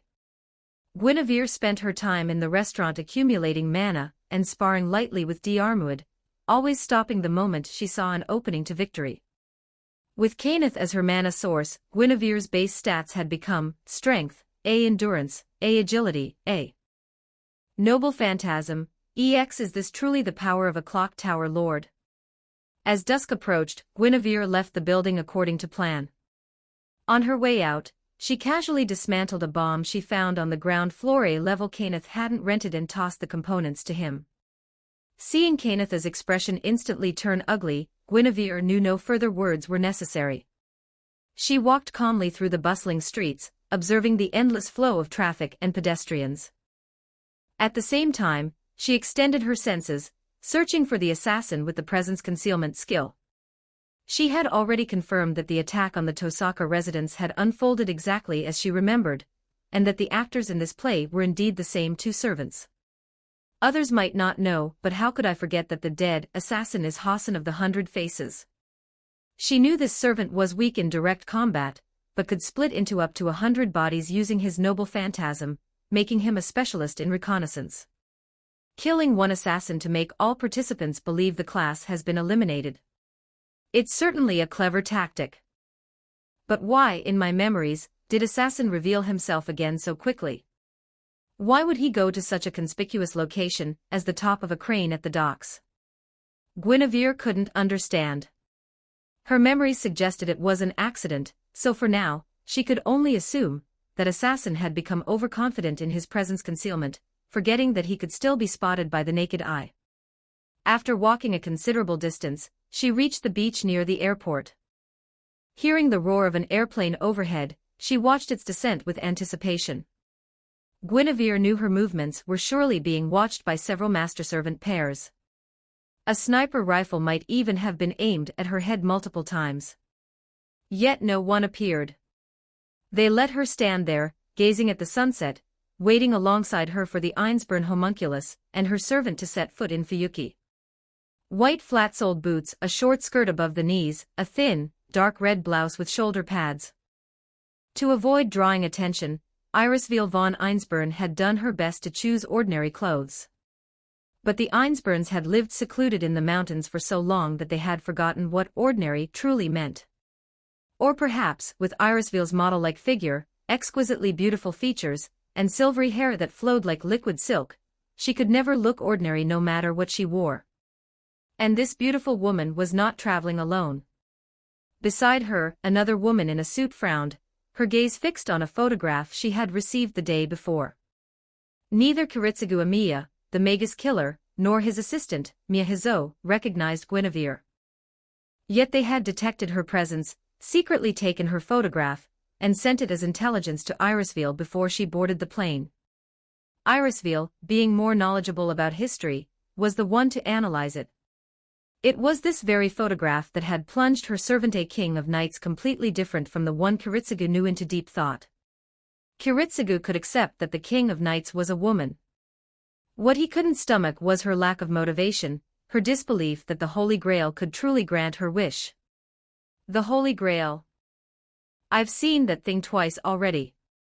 It's no omnipotent wish-granting machine. And I highly doubt a false Holy Grail created by 3 mage families could possess the power of the genuine article. That was what the King of Knights had said on the day she was summoned.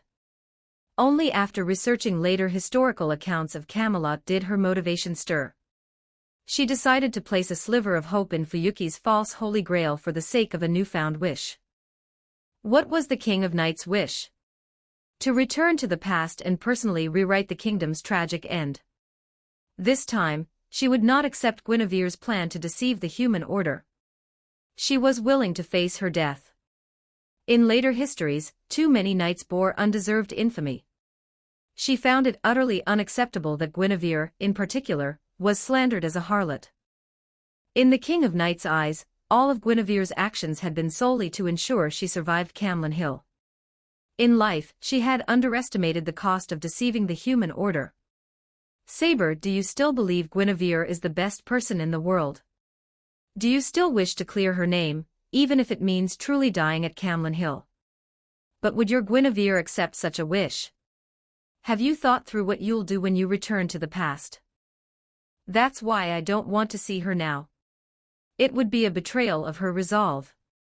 I simply cannot accept the infamy she bears. Aboard the plane, Irisville's excitement had faded considerably. As a woman, she understood why the King of Knights was trapped in such a painful contradiction. She was far too fond of Guinevere.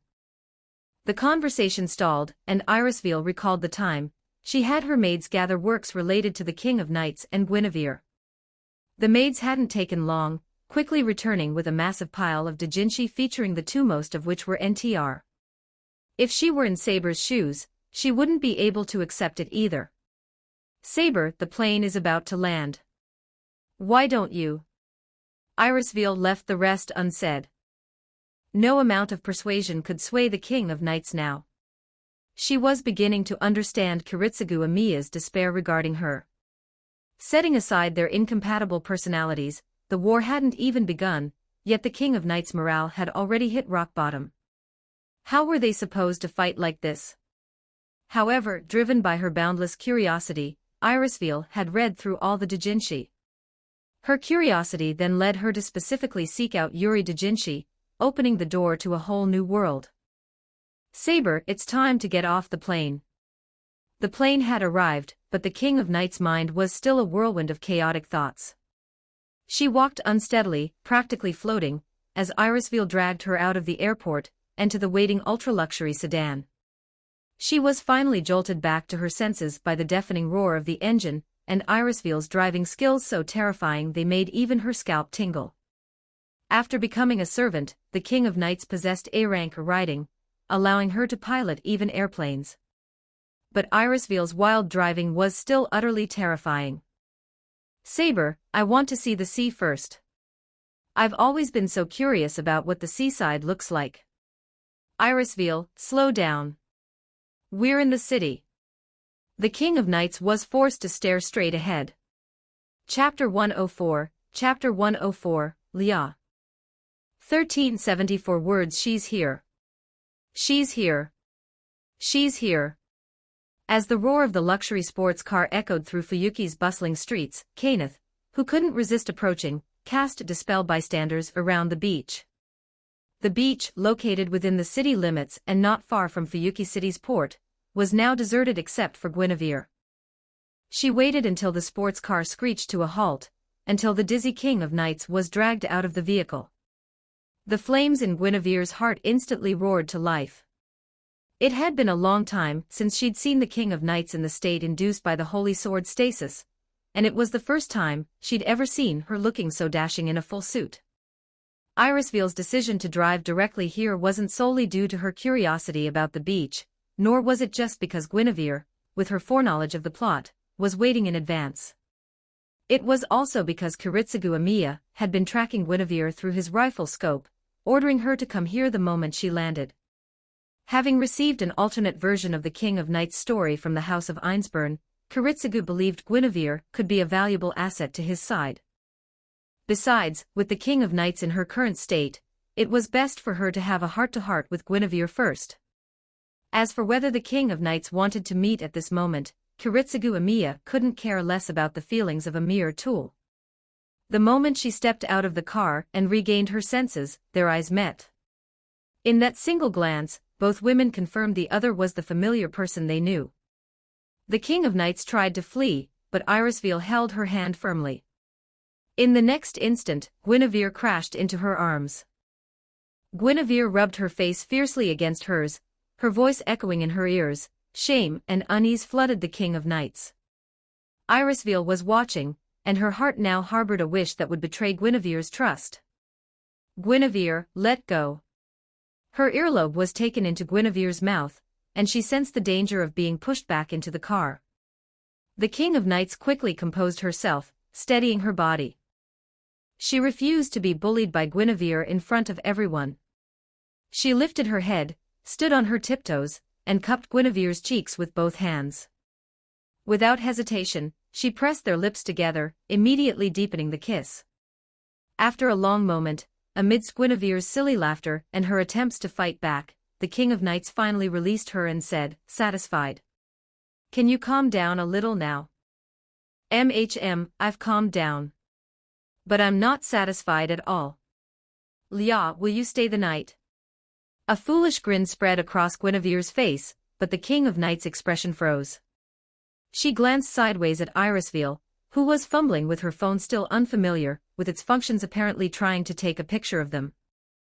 The King of Knights quickly cleared her throat and pulled away from Guinevere's embrace. Saber, just let me take one picture. You two look so good together. It's just your heights should be reversed. The King of Knights stood at 154 centimeters, while Guinevere appeared as a woman in her 20s.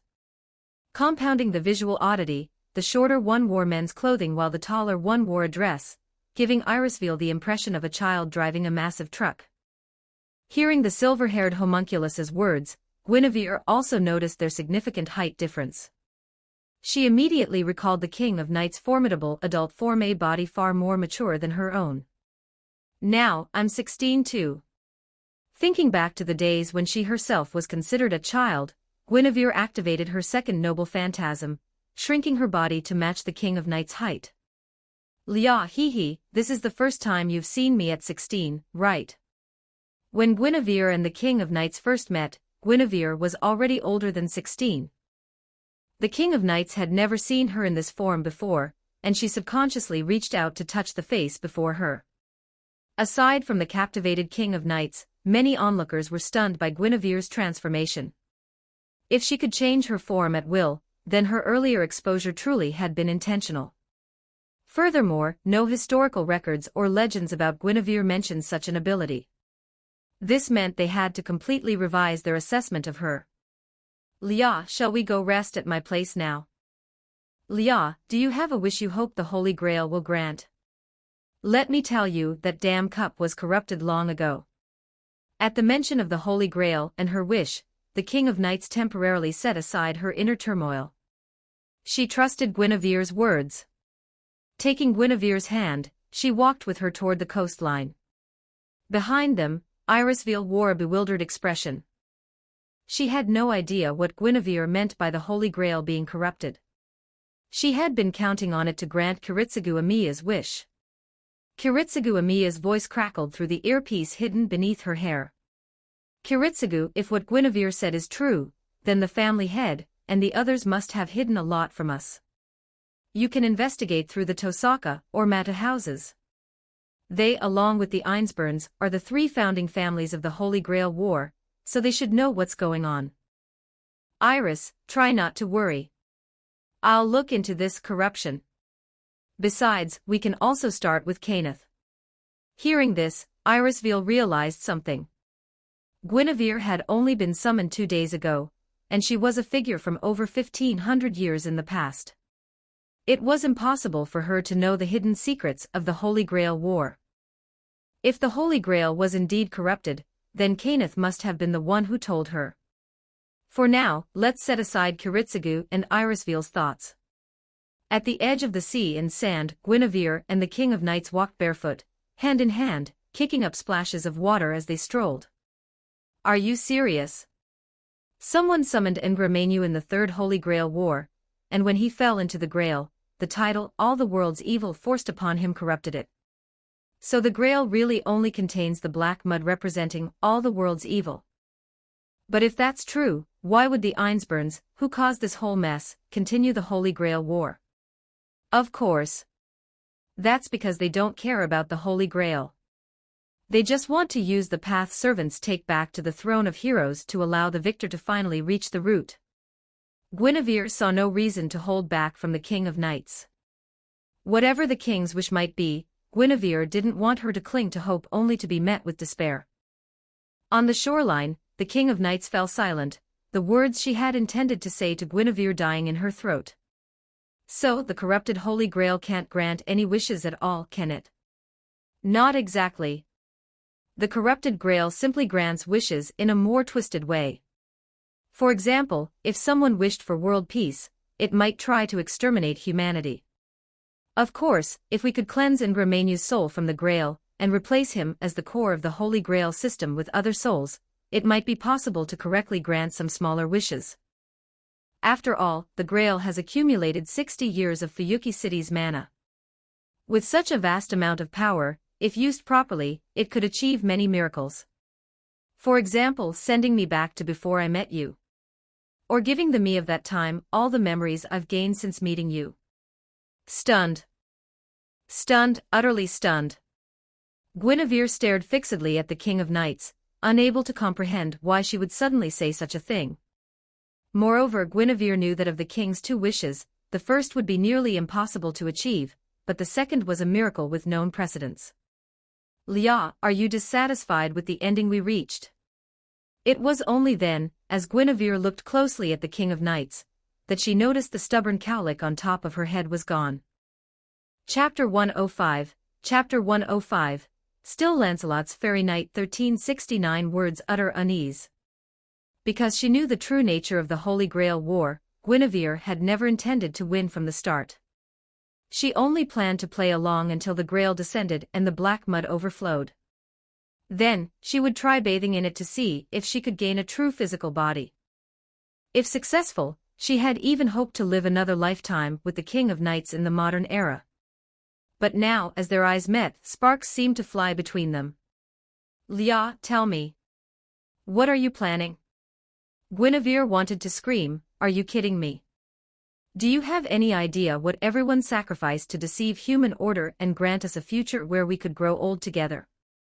But in reality, Guinevere didn't need to ask. The King of Knights could read her thoughts in her eyes, in her expression. Guinevere, I simply cannot accept the price everyone paid for our sake.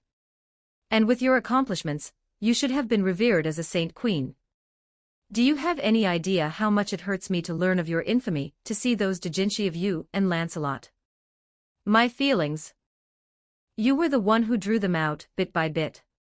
You'd better understand that. If this were the King of Knights from before she met Guinevere, she wouldn't have been bothered by doujinshi.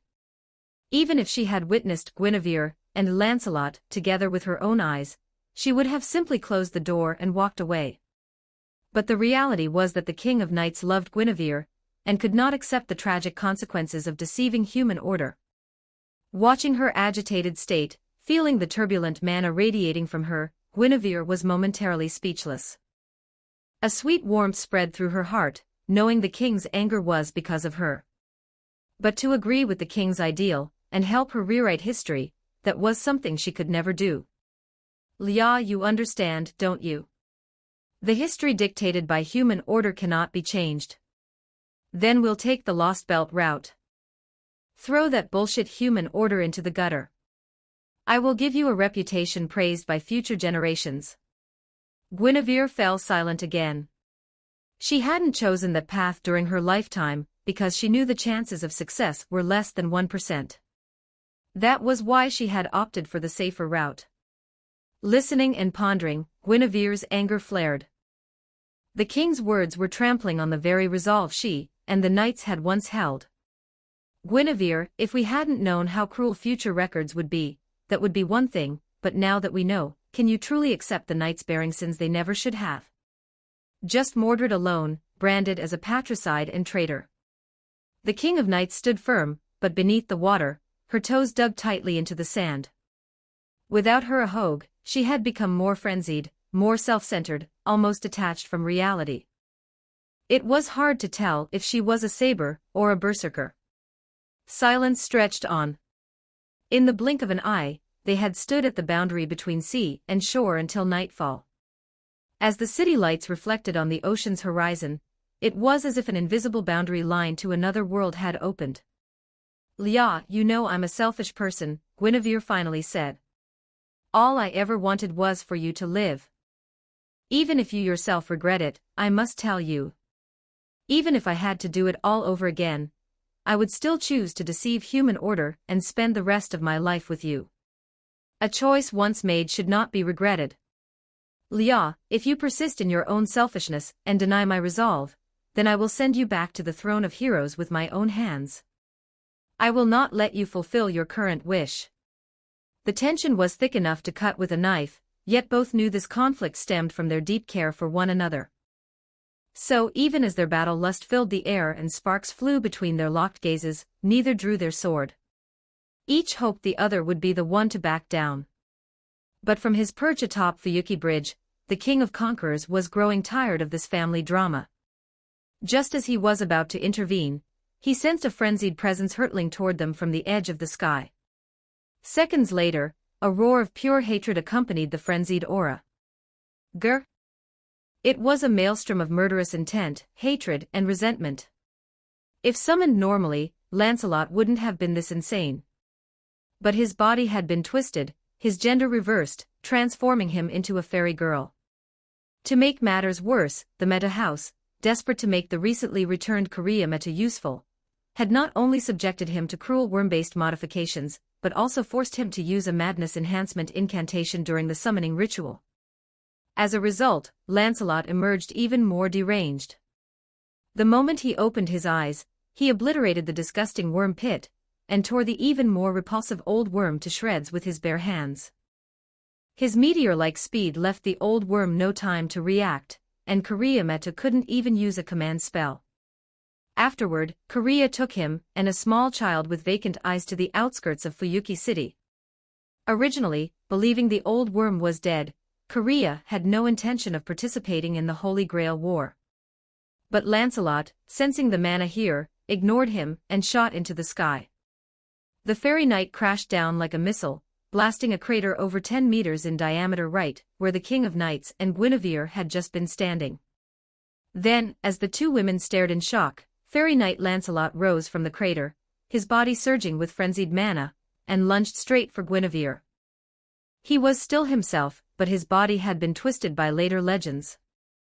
This was because the image associated with him had a real, original owner, a fairy girl with whom he had truly formed a bond in the tight moon history where past, present, and future coexist. As a result, the summoned Lancelot had, against his will, borrowed that fairy girl's body.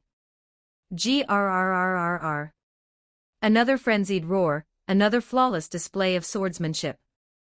Not only that, but by gaining the fairy girl's body and being summoned as a berserker, Lancelot's base stats surpassed even those of his prime in life. After drawing the holy sword and trading more than 10 blows with him, Guinevere found herself gradually being overpowered. As a caster, even with most of her base stats at A rank, Guinevere was still weaker than she had been in her prime. I'm going to lose. The thought flashed through Guinevere's mind after 30 clashes. Instantly, rage surged within her, leaving no room to ponder why Lancelot was here, trying to kill her. Nor could she consider whether seeing Lancelot like this would make Leah even more determined to pursue her earlier wish. Centering herself, she gripped her sword with both hands and unleashed the mana provided by Kenneth. The storm of blades surrounding her and Lancelot became impenetrable.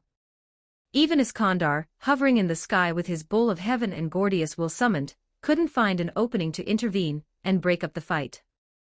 My little master, that golden-haired girl is Saber, right? The 2-meter-tall king of conquerors, with his red hair, red beard, and muscles that looked like they'd been pumped full of drugs, stroked his chin. He decided to wait for the two combatants, who were tearing the beach apart, to settle their duel. He recalled the white-haired young girl's shout as she flew in, then the kiss between the golden-haired girl and the silver-haired one. Suddenly, he clapped his hands in realization. Of course. All three protagonists of the Camelot love triangle are here. I told you to read more books. Camelot was a love square. The King of Knights also had a thing with her older sister, Morgan. Hearing this, the King of Conquerors stroked his chin again, a question inevitably surfacing in his mind. For women. Chapter 106, Chapter 106, The King of Knights' possessiveness 1300 words. In reality, of course, it was only 3 women. Even though Lancelot had been forced into a female body, his inner self remained unchanged. He still didn't regret shouldering the blame for the King of Knights. His only resentment was directed at Guinevere's twisted sense of humor, which had forced him to borrow the body of a certain fairy girl 1500 years later. It was this borrowed body that, upon his descent into madness, left him with a single, overwhelming thought, to beat Guinevere to a pulp. His stats, however, became a fusion of his soul and the new body, resulting in the optimal combination of both, strength, A. Endurance, A+ agility, A+ his noble phantasms remained unchanged. As for his class skill, his madness enhancement was now rank B, 1 rank higher than it would have been without the body transformation.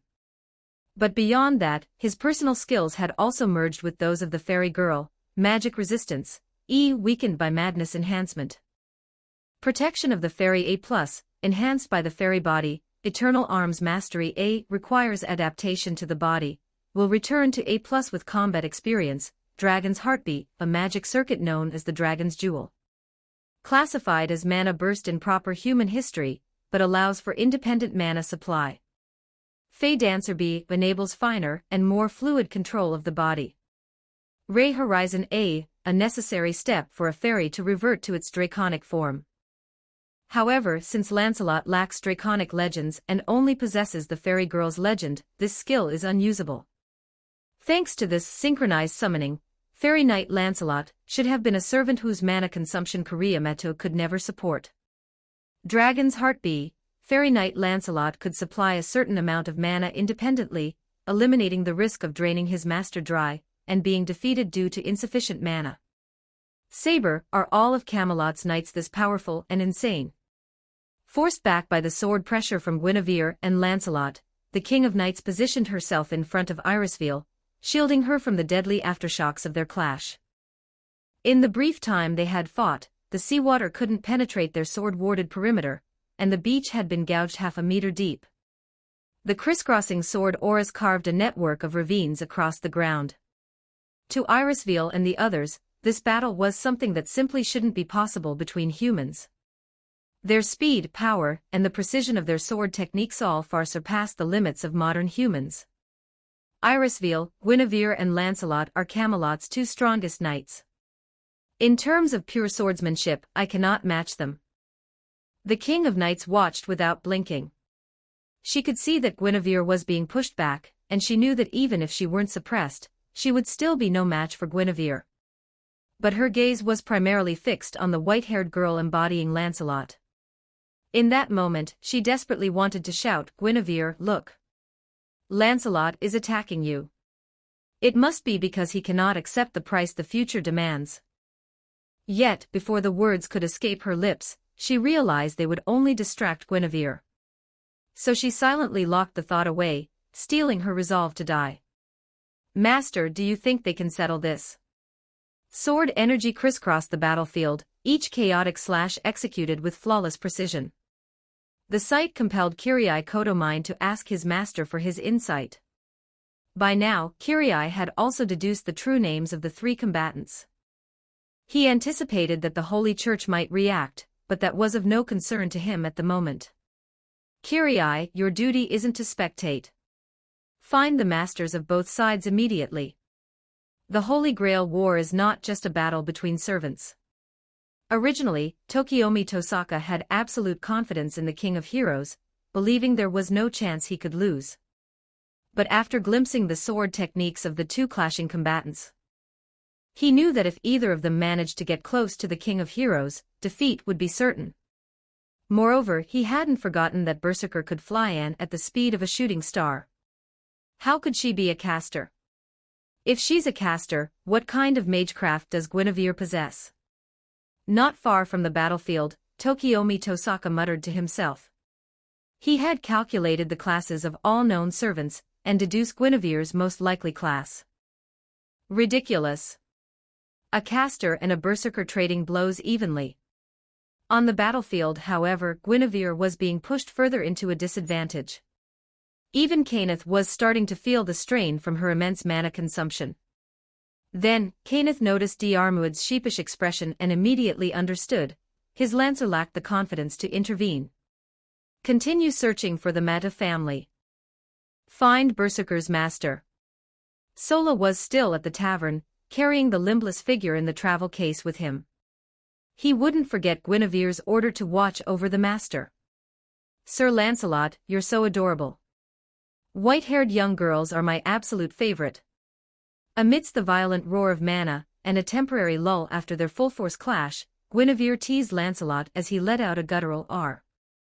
She still held a grudge against him for his sudden attack. Shouldn't he be thanking me for making him so cute? Lancelot grew even more frenzied, and Arondite became coated in an even deeper layer of blackness. Now, as a true fairy girl, he might have had a slight chance of winning Guinevere's heart, but Lancelot no longer felt a shred of admiration for her. If he could still speak, he would surely be screaming, "Guinevere, you cruel woman! Give me back my manhood!" He couldn't speak. And after hearing Guinevere's words, he wasn't the only one enraged. She had just formed the wish to reject her past. Her mood reflecting a hogue remained flat. Her pure mana was now tinged with a hint of frenzy. The King of Knights' holy sword remained as brilliant as ever, and the torrent of light it unleashed nearly engulfed the frenzied Lancelot. She glanced first at Guinevere, then at Lancelot, who had dodged just in time, escaping with only minor scratches on his armor. Then, it hit her. She had swung her sword at Lancelot without thinking. She had genuinely been worried that Guinevere might actually be interested in this new Lancelot. Distracted by her attack, the fairy girl turned to face her, calling out in a clear, bitter voice, "AR." Then, as if regaining a sliver of clarity, he vanished like a shooting star, retreating the way he had come. After he flew away, the beach fell silent. The sea, blasted open by Excalibur, gradually calmed. At that moment, Guinevere grinned foolishly at the King of Knights and advanced menacingly, forcing the King of Knights to take a soft step back. "Lia, you talk so righteously, but you don't really care about everyone, do you? You even swung your sword at the wrong Sir Lancelot." Sheathing her sword, Guinevere closed the distance to the King of Knights, stopping just a few steps away. As Irisveil raised her phone again, Guinevere swiftly pinned the unresisting King of Knights to the ground. She straddled the King of Knights' waist, looking down at her from a dominant position.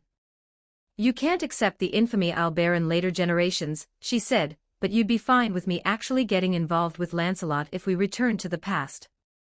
"Guinevere, I would never let that happen." "Then what if I got involved with Sister Morgan instead? Would you accept that? Just now, your possessiveness was on full display, you know." "Guinevere, just give me some time.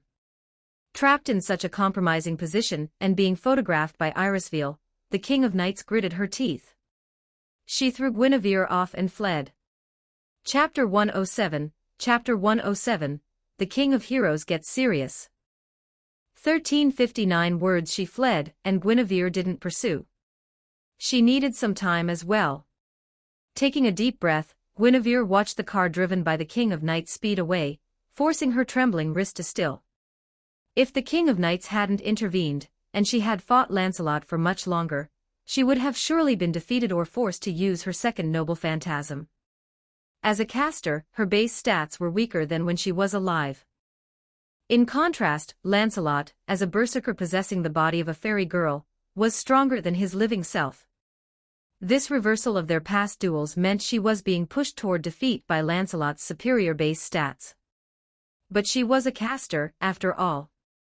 If she didn't limit herself to close combat. Hey, have you all watched enough? Not coming out to say hello. A bunch of cowardly turtles. Or did I scare your balls off? On the verge of defeat and still irritated by the King of Knights' newfound wish, Guinevere was itching for more fights, even another duel with Lancelot. Her words had hit their mark. The King of Conquerors, who had been about to leave, immediately halted. In the basement, the King of Heroes, sipping red wine, let out a cold sneer. Far down the road, the King of Knights, her thoughts still in turmoil, slammed on the brakes. Her car spun in place before roaring back with a ferocity that surpassed even Irisville's driving. There were no streetlights by the sea, but the King of Heroes materialized atop a lamppost along the shore promenade. The sky thundered with the bellowing of oxen, punctuated by the desperate cries of a delicate-looking young man. The car that screeched to a halt arrived almost as quickly as the others. Well, well, Guinevere sneered. Looks like there are others without balls. Before the words had even left her mouth, a jet-black steel pipe shot down from the sky. Guinevere's taunts were most effective against Lancelot. But this time, after they clashed a few more times, his body suddenly froze. An irresistible force seemed to compel him to look up at the King of Heroes perched on the lamppost. It was the chains of heaven, but they couldn't match Lancelot's speed. Just as the two were face to face, with Lancelot's sword about to strike the King of Heroes down, the silent king abruptly dissolved into spiritual particles, forcibly recalled to Tokiomi Tosaka's side. It all happened in a flash. Kiriamato and Tokiomi Tosaka had each used a command spell. From a nearby shadow, Kiriya, who had finally arrived, witnessed the King of Heroes' humiliation. His twisted face under the hood contorted into a wild laugh, drawing dangerous attention to himself. Master, I've found Berserker's master. Send assassin to eliminate him. The King of Heroes stood beside Tokiomi, his face ashen and silent since his recall. The recent scene had been a deep humiliation, yet Tokiomi's decisive action had undeniably saved his life, preventing him from becoming the first clown to be eliminated from this Holy Grail war. Just as Tokiomi was about to order assassin to stand down, Kirai Kotomine spoke again. Master, the assassin we just dispatched has been killed. Lancer was the one who did it. Should I still? Tokiomi gritted his teeth, but quickly regained his elegant composure. That will be all for now, he said. He already felt he had suffered a significant loss. The opportunity to eliminate Berserker had vanished, and now the information that Assassin had not been eliminated would spread. With Lancer protecting Kiriamato, sending more assassins would be pointless. For now, his gaze remained fixed on the beach, his mind racing to find a way to suit the King of Heroes' likely fury. In Tokiomi's eyes, the King of Heroes was perfect in every way except for his overwhelming pride and carelessness. Tosaka, your actions just now were commendable. I will take the rest of this war a little more seriously. The King of Heroes, with his golden hair and crimson eyes, should have been seething with rage. Instead, his expression grew cold and stern, his tone unnaturally calm. As the king's suppressed anger dissipated, Tokiomi, back in his study, stared blankly for several seconds. Then, unable to contain himself, he doubled over with laughter, his usual elegance completely forgotten. To make the King of Heroes take the war seriously, what was the cost of a single command spell, a single assassin, compared to that? Meanwhile, back on the beach, Lancelot had just forced the King of Heroes to retreat, and was turning his attention to Guinevere when he, too, was forced to disappear. Not long after, Lancer, who had just saved Guinevere's life only to be forced by Kenneth to kill him, had nearly been struck down on the spot by Lancelot. Guinevere had used his second command spell. Lancer only survived because Kenneth, seeing the dire situation and recognizing Lancer's continued usefulness, used a command spell of his own to recall him. But when Diarmuid returned, his strength clearly insufficient, Kenneth offered no kindness. He spat out a single sentence, "It seems your only talent is seducing your lord's wife." It was the ultimate humiliation, yet Diarmuid stood silent, unable to refute it. He had been suppressed by Lancelot in just a few moves and nearly decapitated. Neither he nor Kenneth knew that his swift defeat and subsequent recall had saved Kenneth's life. A sniper rifle, aimed directly at Kenneth's head, had been prevented from firing. Guinevere had been in constant communication with Irisveil von Einsburn, overhearing the entire conflict between the King of Knights and Guinevere. Concluding that their feud was irreconcilable, and had a 90% chance of ending in drawn swords, Guinevere added Guinevere's master to his kill list. This was precisely the role the Einsburns had entrusted him with. Back on the beach, only the King of Conquerors remained, watched by both Guinevere and the King of Knights. Hidden beneath the King of Conquerors' heavy cloak, his petite master tugged at the fabric, muttering pessimistic remarks. "Hey, Ryder, this is bad, isn't it? We're being stared down by this, husband and wife. Wife and wife. This couple. Can you really win against both of them together?" "Relax, my little master," the King of Conquerors rumbled, his tone impossibly fond as he ruffled the boy's hair with a hand larger than his head. "Even if it were the King of Knights, her queen, Lancelot, and the entire Round Table Knights combined, I'm confident I could crush them all in one go.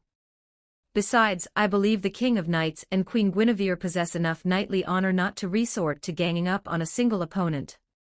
He had soothed his master and playfully teased his adversaries. His chariot rolled from the sea onto the sand. He straightened up, arms spread wide, and boomed in a wild, unrestrained voice, "I am the Conqueror King, Iskandar, rider of this Holy Grail war. By the etiquette of knights, declare your true names to me, you two beautiful ladies." The King of Conquerors was brimming with confidence. Aside from Guinevere, who already expected as much, everyone both present and observing from afar was astonished. In the Holy Grail War, concealing one's true name had always been a sound strategy. Once a true name was known, one could almost deduce the servant's strengths and likely noble phantasms. It was akin to revealing one's entire hand. The King of Conquerors' brazen honesty earned Guinevere's admiration once more, just as her past self had admired him. Guinevere Pendragon, caster of this Holy Grail war, and the King of Knights' one and only partner. Many had doubted Guinevere's class, but her direct confirmation now led them to wonder, if she had been summoned as a saber, could she have displayed even greater swordsmanship? Following her, the King of Knights spoke, "Artoria Pendragon, saber of this Holy Grail war, and Guinevere's one and only king." The onlookers were force-fed a mouthful of public affection. Waver Velvet, who had been worried about the two teaming up, clung even tighter to his King of Conquerors. Chapter 108, Chapter 108, Should we take Ilya as a child? 1410 words. Silence, stillness. After the introductions, none of the three showed any intention of fighting. Guinevere had provoked them to start a battle, but her true target wasn't the King of Conquerors. She had wanted to test the King of Heroes' mettle and resume her interrupted duel with Lancelot, but both had already withdrawn from the battlefield and showed no signs of returning. "Ryder, your words are bold, but your stance is riddled with openings. If you have no hidden trump cards, I could take your head in 3 moves. However, you have courage and are forthright. I have no desire to bully the weak. Besides, your swordsmanship likely wouldn't satisfy my craving for a proper duel." The replica holy sword in Guinevere's hand still emanated a faint glow. The King of Conquerors didn't deny her words, He knew that to defeat her, he would truly need to unleash his hidden trump card. But it was still too early. That technique wasn't something he could use repeatedly in a short time. Castor, you're right, but I'll say it again. If I were to fight to the death, you, the King of Knights, and your entire round table combined would be no match for me. Rider, retract your arrogant boast, unless you wish to fight to the death right now. Clad in a deep blue gown and silver-white armor, the King of Knights seemed to be gripping something invisible. Moments earlier, the King of Conquerors had seen it, the dazzling holy sword that materialized in her hand when she unleashed her noble phantasm. Except for some inscriptions, that sword was identical to Guinevere's. If you ask me, you should have a proper talk with Castor first. I don't know what's going on between you girls, but my consorts and I never create such a hostile atmosphere.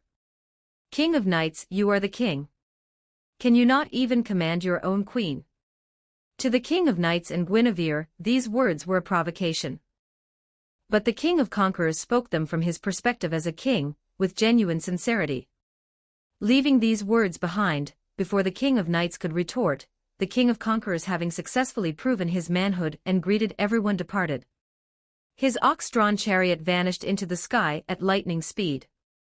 After he left, only Guinevere, the King of Knights, and Irisveal remained on the beach. Just then, Kiritsugu Amiya's voice came through Irisveal's earpiece. Irisveal, find a way to keep Castor here. I just observed that Kenneth only has one set of command spells. He isn't Castor's master. Try to ask Castor about the Holy Grail. I'll go find Kenneth and question him. Make sure you don't let her leave too quickly. On the beach, Guinevere and the King of Knights locked eyes again. With the King of Knights back, Guinevere's anger had subsided somewhat. Hearing Kiritsugu's instructions, Irisveal immediately spoke up to break the tension. Or should I call you Queen Guinevere? Just Guinevere is fine. Well then, Guinevere, would you be interested in visiting the Einsburn Castle in Fuyuki City? I can provide a large bed for you both. I've read in some novels that when partners have an irreconcilable conflict, they should settle it with a fight in bed. At these words, a fighting spirit ignited in both their emerald eyes. They were more than willing to engage in such a duel. In their past lives, they had won and lost such battles against each other, making it a truly even match. So, will you come? Guinevere, if you lose, you must help me with my wish. I'll come. But even if I lose, I'll just go back on my word. Shameless.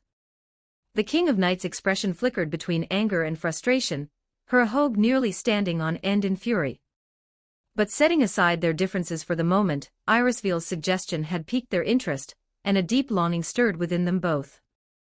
The King of Knights tacitly allowed Guinevere to take the driver's seat of the sports car. Guinevere, the caster class doesn't have the riding skill, does it? I can learn something like this just by watching. Guinevere, are you driving like a grandpa? I'm just obeying the traffic laws. Guinevere drove the high-end sports car at a turtle's pace of 30 kilometers per hour, earning a chorus of angry honks from the drivers behind them. She finally had to surrender the driver's seat to the King of Knights, who promptly pushed the car to the city's speed limit. Now in the passenger seat, with Irisveal's gaze fixed on her, Guinevere tried to recall what else was supposed to happen tonight. A few seconds later, Guinevere's smile froze. Then she remembered she had already warned Kenneth about the bomb at the hotel. Besides, she trusted that even if Kiritsugu blew up the hotel again, Kenneth would protect his limbless master. There's nothing to worry about. The most important thing is Leah. And I must not forget that Irisveal is a schemer. In the passenger seat, Guinevere mused to herself. She glanced at the top of the King of Knights' head again, confirming the absence of the ahogue, then turned to Irisveal in the back seat and said, Irisveal, want to sleep together later? You see, I plan to obtain a true physical body in the Holy Grail War, and live a second life. When that happens, if Leah won't be with me, you can be my substitute for her. You're incredibly beautiful too. By now, the sports car had reached the outskirts of Fuyuki, speeding along a two-lane road winding through the mountain forest. The King of Knights slammed on the brakes, nearly crashing the car into the mountainside. She turned, her face contorted with fury. "Guinevere, you dare. Since you intend to deny our past, just watch me and see if I dare." Was Guinevere just being shamelessly provocative? Was Irisville an innocent bystander caught in the crossfire? But when Irisville tilted her head, she didn't immediately refute the suggestion. Instead, she seemed to be contemplating something. As a homunculus created by the Einsburns for the Holy Grail War, her purpose was to serve as a vessel for the souls of defeated servants. In the final wish-granting stage, her own soul would also be absorbed into the Holy Grail, a form of cheating. But this meant that whether she won or lost, her death was inevitable. Knowing her death was inevitable, Irisville's greatest concern wasn't Kiritsugu but their only daughter. "Miss Guinevere, I am Kiritsugu's wife. I will never betray him. But Kiritsugu and I have a daughter, and she will surely grow up to be even more adorable than me. If you truly manage to gain a physical body in this Holy Grail War, you can go to the Einsburn family and take her. I consent to her becoming your child." From the moment she met Kiritsugu, Irisville had known of his tragic wish. And based on her understanding of him, she knew he would never surrender the Holy Grail to the Einsburn family from the very beginning. Forced to choose between world peace and his daughter's safety, Kiritsugu Amiya would sacrifice his daughter without hesitation, even if he wept bitterly afterward. Back in the car, after hearing Irisville's reply, Guinevere also thought of that unfortunate child. Guinevere had already intended to save Ilia. "If I can, I will give your daughter happiness." As she spoke, the King of Knights suddenly drew her sword. Guinevere quickly grabbed her hand, pinning her firmly against the driver's seat. "Guinevere, you white-haired obsessed fool." The fairy knight was essentially still Lancelot, so the King of Knights was only slightly worried. But the daughter Irisville mentioned was a different matter. The King of Knights had seen Ilia, and found the little girl incredibly cute, exactly Guinevere's type. "Saber, Guinevere, I'm going to step out for a walk. You two can fight it out in here." Tensions flared once again, but this time, Irisville sided with Guinevere. With those words, she actually got out of the car. "It's truly wonderful." "Wait, no, how old am I again?" According to the clan's records, Guinevere and the King of Knights lived through the Battle of Camlan and for decades after. There's even a theory that the King of Knights, sent to Avalon by Morgan, actually came back to life. Outside the car, the wind blew. Inside, the battle began. Chapter 109, Chapter 109, Korea. I want to give Sakura happiness. 1435 words, damn it. Guinevere. Guh, let go. Where are you putting your hands? Irisville is still outside. Are you crazy? You're really pushing your luck, aren't you? Outside the sports car, Irisville hadn't walked far when she heard the commotion. Just then, a shroud of darkness descended like a box, enveloping the car and cutting off all sight and sound. Just as her heart skipped a beat, thinking they were under attack, she heard Guinevere's muffled voice, "Irisvale, don't worry. This is my magecraft." "Alia, why are you biting me?" The strange sounds abruptly ceased, prompting Irisville to reach into her coat and discreetly pull out a Yuri Dojinshi featuring the two of them. However, since history recorded the King of Knights as male, even in Yuri Dojinshi, the depictions of the pair were vastly different from reality.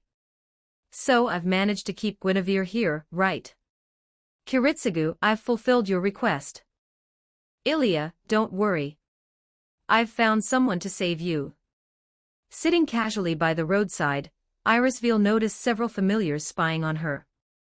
The next moment, silver threads shot from her cuffs, transforming into birds that struck down every familiar she had detected. Although she wasn't particularly powerful, she was still a competent mage. After dealing with the familiars, she began to read her book, waiting for any potential attacks. Meanwhile, due to the unforeseen change in events caused by Guinevere's appearance, Assassin did not proceed to the dock cranes. Instead, it was the Kenneth and Korea Meta groups who encountered Assassin, not the Einsburn group. "Master, are we still not attacking?" Through their seamless telepathic link, a young female assassin reported the situation on the mountain road to Kirai Koto mine. Kirai was acting alone, positioned near the hotel serving as Kanatha's base. However, his true target was Kiritsugu Amiya. Despite this, Kirai had to take assassin's report seriously. Though he personally lacked desires, he was a dutiful agent of the church and a true believer in God. Upon confirming that the woman was indeed Guinevere, he had immediately added this enemy of God to his kill list and reported her to the Holy Church without consulting Tosaka or his father. Guinevere's mere existence would create a rift between this master and disciple. Because beyond their titles of master and disciple, their fundamental identities were agent and mage. Assassin, continue surveillance. You can't possibly kill someone right under that person's nose. Kirai pulled his thoughts back from afar, pondering who the church might send. The modern church was not the same as it was 1500 years ago, and Guinevere no longer had the entire kingdom of Camelot backing her. The Holy Church had never forgotten the humiliation of being forced to surrender the Holy Grail back then. Most of the slanderous tales and infamy surrounding Guinevere were fueled by the Holy Church's machinations. Kiritsugu Amiya, you've finally arrived. Unshaven and clad in a long black coat, Kiritsugu Amiya hadn't infiltrated, but had chosen to make a formal visit. Under Kirai's watchful gaze, he was welcomed inside by Lancer, receiving the courtesy reserved for the brave. Kirai frowned slightly, finding it hard to believe this was the Kiritsugu Amiya described in her files. A moment later, Kirai clenched her fists and began searching for the whereabouts of Kiritsugu Amiya's assistant, as mentioned in the intel. She was certain this mage killer was an unwelcome guest. Meanwhile, Kuriamato, having already used 2 command spells, was in a wretched state. After repelling Lancer, Korea was carried through the air by Lancelot back to his suburban residence, coughing up fresh, writhing worms along the way. As he opened the door, stepped inside, and dismissed Lancelot into spiritual form, he saw Sakura Meta waiting for him in the entryway. Sakura's eyes were still vacant, but she seemed far more alive than she had 2 days ago. Long, long ago, Korea had fallen in love with Sakura's mother. But that mother now bore the Tosaka name, having been won over by Tokiomi Tosaka. Besides Sakura, the mother had another daughter, Rin, who was a year older. It was this 1-year age difference that led to Sakura being sent to the Meta house, where she nearly became a victim of Zokan's worm pit. Sakura, did you eat properly just now? I was waiting for uncle and sister to eat together. Her tone was stiff and flat, yet her words carried a hint of concern. A year ago, just days after Sakura had been sent to the Meta house, Korea had encountered a veiled woman with a fairy-like aura while wandering aimlessly. It was she who had informed him that Sakura was to be given to the Meta family. Upon hearing this, Korea had rushed back in a panic. He struck a deal with the old worm. He would undergo the modifications himself, and win the current Holy Grail war in Sakura's place. For the first 3 days, Korea Meto could still occasionally cry and scream. By the 4th day, he could no longer even make a sound. Having witnessed Korea's suffering from the very beginning, and understanding that this torment was originally meant for her, Sakura was so terrified she lost her spirit for a time. After she recovered, her eyes remained vacant and her face expressionless. Her only act of care was to personally prepare his dinner each day before he left the worm pit. Fortunately, a year passed, and the Holy Grail war truly began. Korea Meta summoned his berserker. Her name was Lancelot, one of the noblest knights of the Round Table of Camelot. Manifesting as a fairy girl, she was not only blinded by madness but also instinctively repulsed by filth. As a result, the old worm died on the very day Berserker was summoned. After his death, Sakura began to regain her vitality. At the dinner table, Korea felt a warmth spread through his chest as Sakura placed food on his plate, and watched him with a slightly stiff, worried expression. But tragically, he could no longer taste anything. And without the old worm's adjustments, the insects inside him would soon devour him completely. I'm sorry, Sakura. I wanted to stay with you longer, but it looks like I'll reach my limit soon.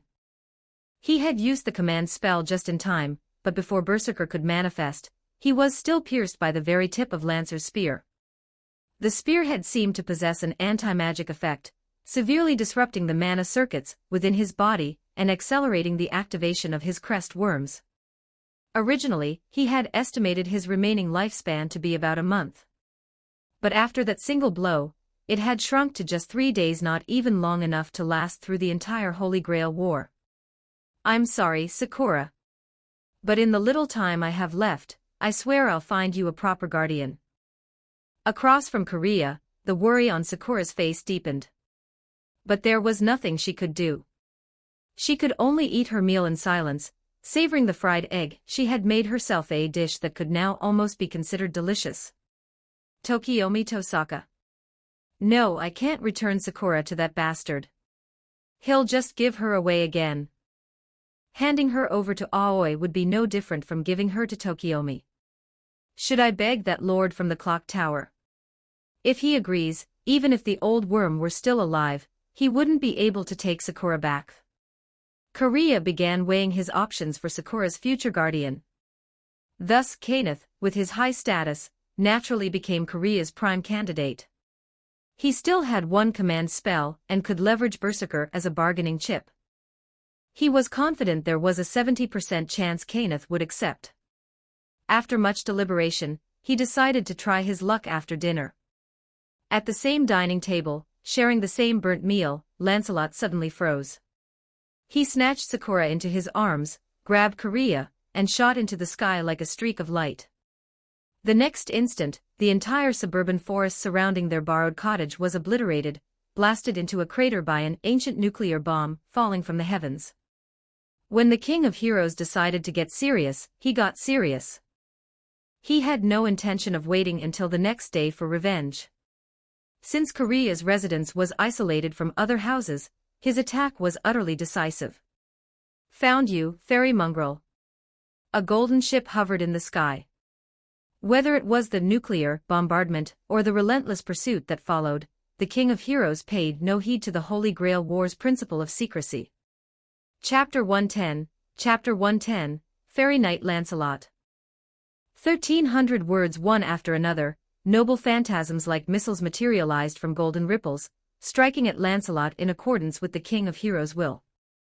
Gate of Babylon, one of the Archer-class King of Heroes' most important noble phantasms. It is the prototype of human wisdom, a treasury storing countless noble phantasms from human history. This very noble phantasm is what supports his extravagant projectile-based combat style. Damn you, Goldie. Damn you, Tosaka. Soaring through the sky, Lancelot was forced to constantly evade the pursuing noble phantasms.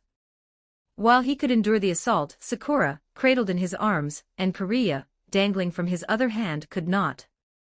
With one arm protecting each of them, Lancelot had no hands free to counterattack.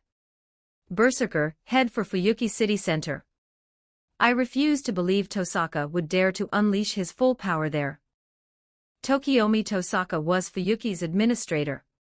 This meant that while others could break the rules, he could not. Following Korea's command, Lancelot ceased his evasive maneuvers.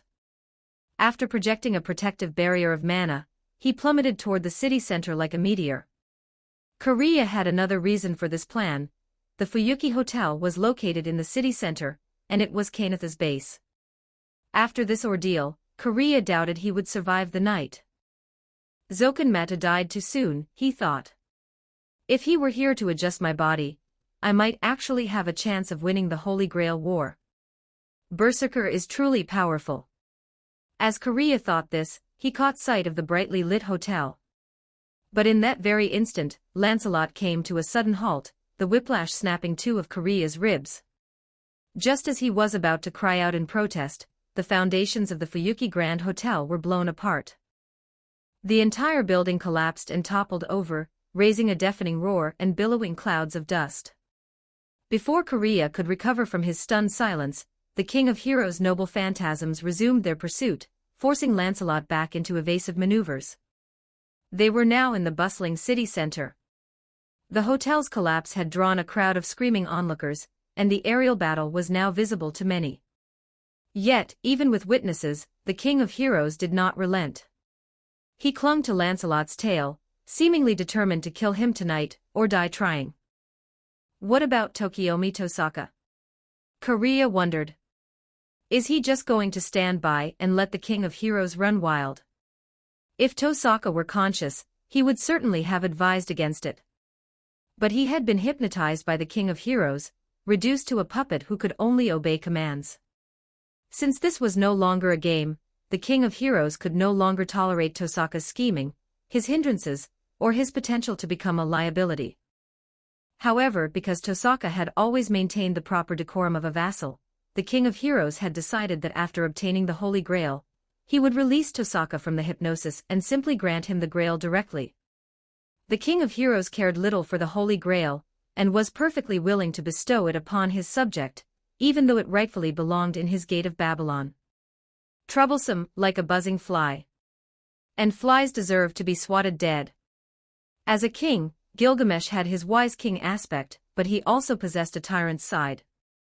Especially when enraged and without his close friend to restrain him, he grew increasingly dismissive of anyone not from Uruk. Come forth, the verdant horizon that cleaves 1,000 mountains. This time, fueled by the king's fury aboard the Vimana, the golden ripples expanded to an immense size. A colossal emerald greatsword, over 100 meters long and 30 meters wide, slowly materialized and descended upon Lancelot like a flyswatter.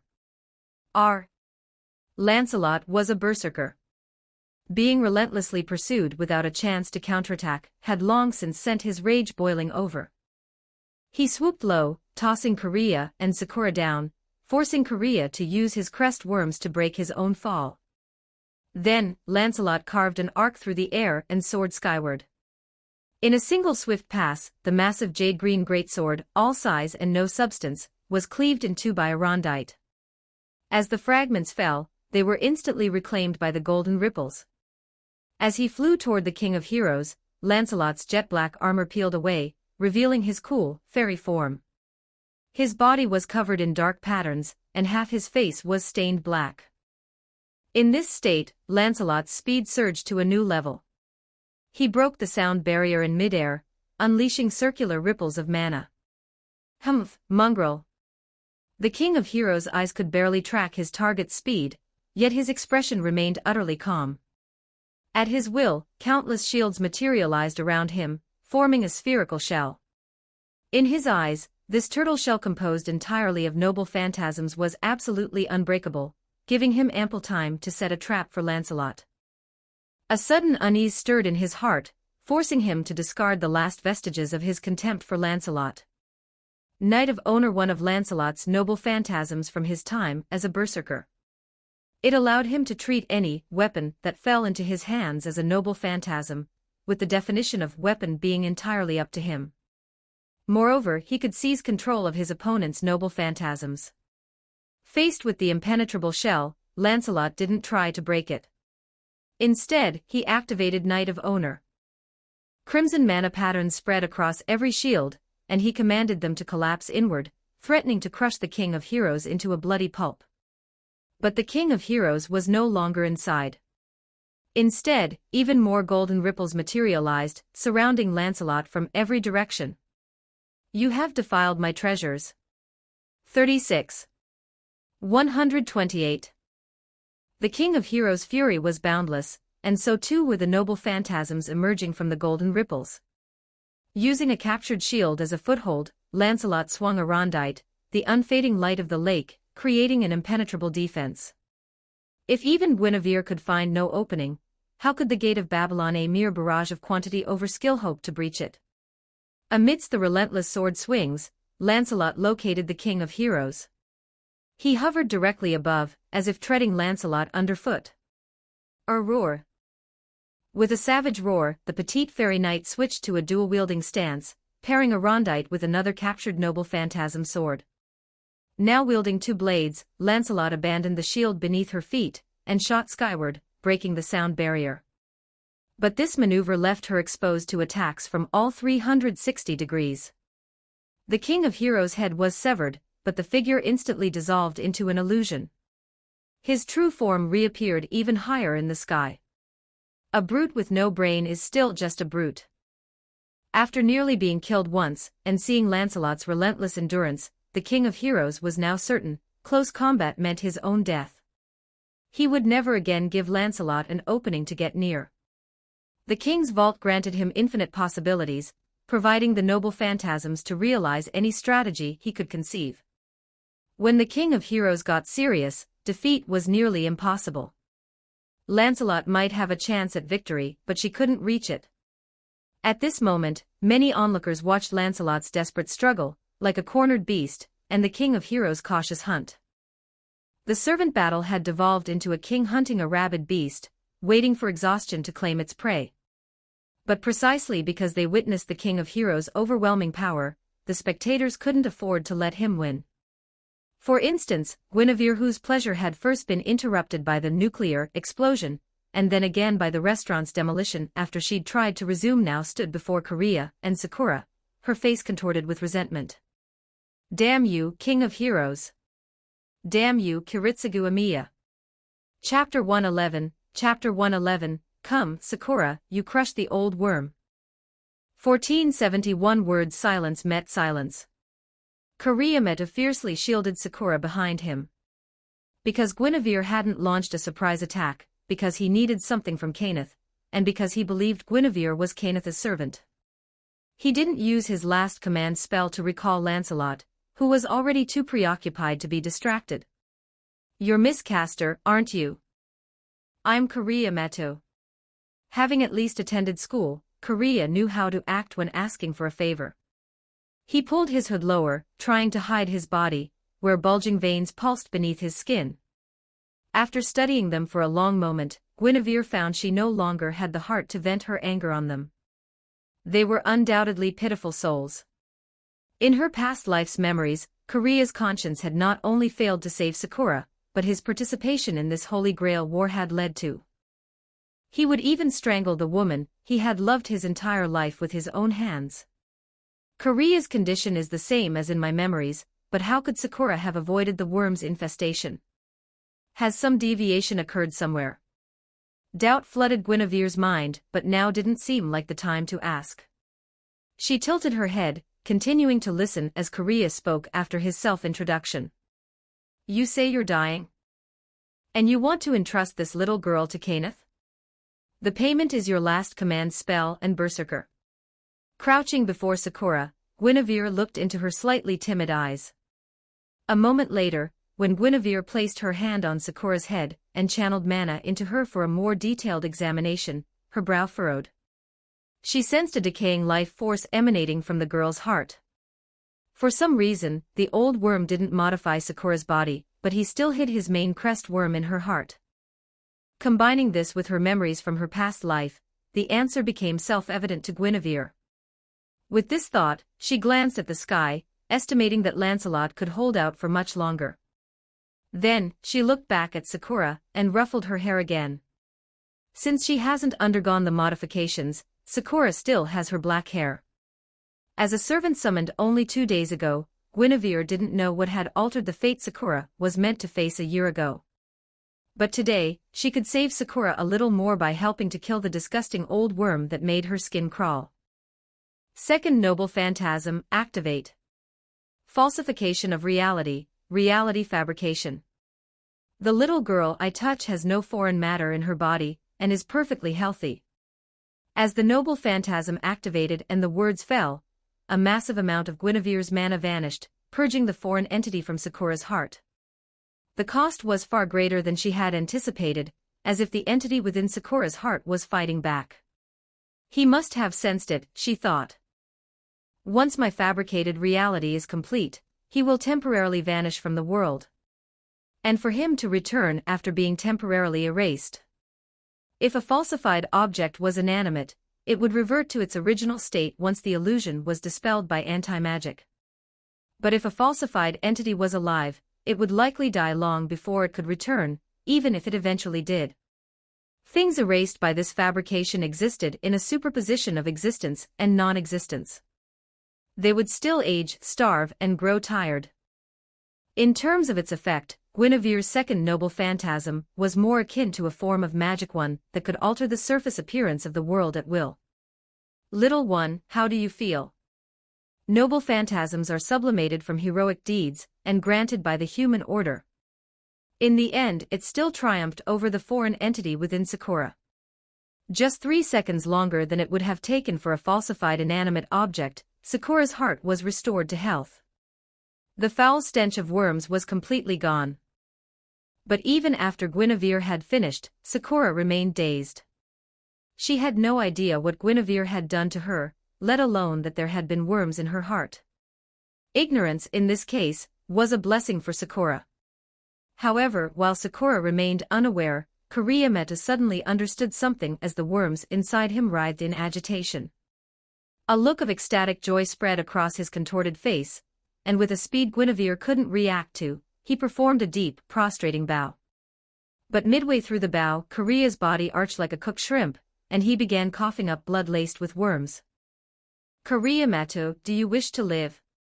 As Guinevere spoke, she realized the old worm must have left a contingency plan within Kuriya. But before she could activate her second noble phantasm again, Kuriya's abdomen suddenly bulged, and a disgusting maggot burst forth from his stomach. In the blink of an eye, the maggot transformed into a winged blade worm, and tried to escape right under Guinevere's nose. Foul creature! Is the desire to not die all that remains of you? Guinevere couldn't deny that she cared more for Sakura than for Kuriyameta. That was why, even though Kuriya's condition was clearly worse, her first instinct had been to help Sakura. But it was fortunate she had helped Sakura first. Otherwise, had she healed Kuriya instead, the even harder to detect old worm would have burst from Sakura's ruined heart. Guinevere was confident she knew more about the old worm than anyone else in this era, perhaps even more than the old worm himself. 500 years ago, the Mado ancestor had been a bright, kind young man. But over those 5 centuries, in his quest for enough time to reach his ideals, he sought immortality. After achieving it, he gradually degenerated into a rotting worm that remembered nothing but its own desire not to die. Now his main body, which had resided in Sakura's heart, was destroyed. Yet his external avatars still lived, meaning he wasn't completely eradicated. Foul creature, you are nothing but a maggot. The creature, which had rapidly evolved into a winged blade worm out of its desperate will to survive, reverted to its maggot form at Guinevere's words. The old worm's mind had long since decayed, leaving its resistance to curse-like pronouncements practically non-existent. As she watched the maggot struggle to crawl toward the edge of the rooftop, Guinevere glanced back at Kuriyameta. He was smiling even more brightly, despite the gaping cavity in his chest that guaranteed his death within minutes. And Sakura. She was trembling, still gripped by the terror the old worm had inflicted upon her.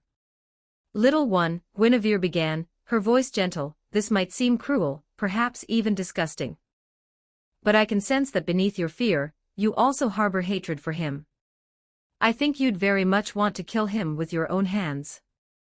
Stroking Sakura's head, Guinevere took the girl's hand, and then glanced at Kuriyameta, leaving him with a single promise, you won't die from your wounds. She then led Sakura to the old worm. The girl trembled for a long moment before breaking down, tearing at her own hair in despair. Little one, you should be stomping on your enemy, not harming yourself, Guinevere said, stopping Sakura's self-destructive act. But if you truly can't bring yourself to do it, I won't force you. Guinevere knelt, cupping Sakura's face, and meeting her gaze. Suddenly, as if possessed, Sakura began to stomp wildly on the maggot, jumping again and again until it was reduced to a splattered pulp, its life extinguished. Far away, several figures observed the scene. Guinevere, she truly is a demon, Kirii Kotomine murmured. At his feet lay Miyahizo, her limbs broken. He was waiting for Kiritsugu Amiya to appear. Even by his own twisted moral standards, forcing a young girl to personally execute the very creature that had inflicted such profound psychological trauma upon her was undeniably demonic. Guinevere and Ryunosuke Uryu certainly share an affinity, Kirii mused. But Ryunosuke's cruelty is directed at everyone, especially women and children. Guinevere's cruelty, however, is reserved for those she deems enemies and the weak among her own allies. Another stomp landed on Miyahizo's knee, where the shattered bone was already exposed. All the while, Kirai had kept the call with Kiritsugu Amiya open, hoping Mia's pained gasps would soon provoke a reaction. "Come, Kiritsugu Amiya," Kirai whispered. "You are my true opponent." Kirai waited, filled with anticipation. Ever since he'd received Kiritsugu's file, he'd been desperate to understand what drove the man to throw himself into countless battlefields. If it were merely for money, he would never have chosen to fight when the fighting was at its most brutal. "Kiritsugu Amiya, you truly haven't disappointed me," Kirai mused. "After the bombs on the hotel's upper floors were cleared, you had Miyahizo blow up the basement. Kainith still overestimated your moral limits." Chapter 112, Caster, Save Sakura, 1388 words. Kiritsugu Amiya's moral limits. For the sake of world peace, he had always operated without them. Patricide, matricide, abandoning his daughter, he had done it all, even if he wept in agony afterward. Not long ago, when he had visited as the master of the King of Knights, Kainith had shown him due respect, allowing him to ascend to the hotel's top floor for a private discussion. Of course, this was also because Kiritsugu Amiya possessed the courage to walk alone into enemy territory. During their discussion, however, Kiritsugu failed to get the answers he sought. Kainith knew no more about the Holy Grail War than he did, and he was completely ignorant of the Grail's corruption.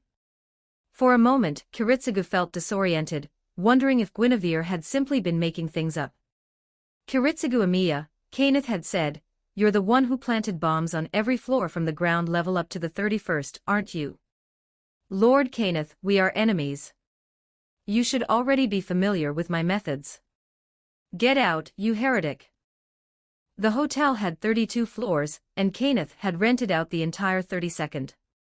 Kiritsugu, in turn, had planted bombs on every floor below. Alarmed by this discovery, Kainith had decided to rent out the entire hotel, transforming it into a massive magecraft workshop. He was confident that if any enemy mage dared to force their way in, they would never leave alive.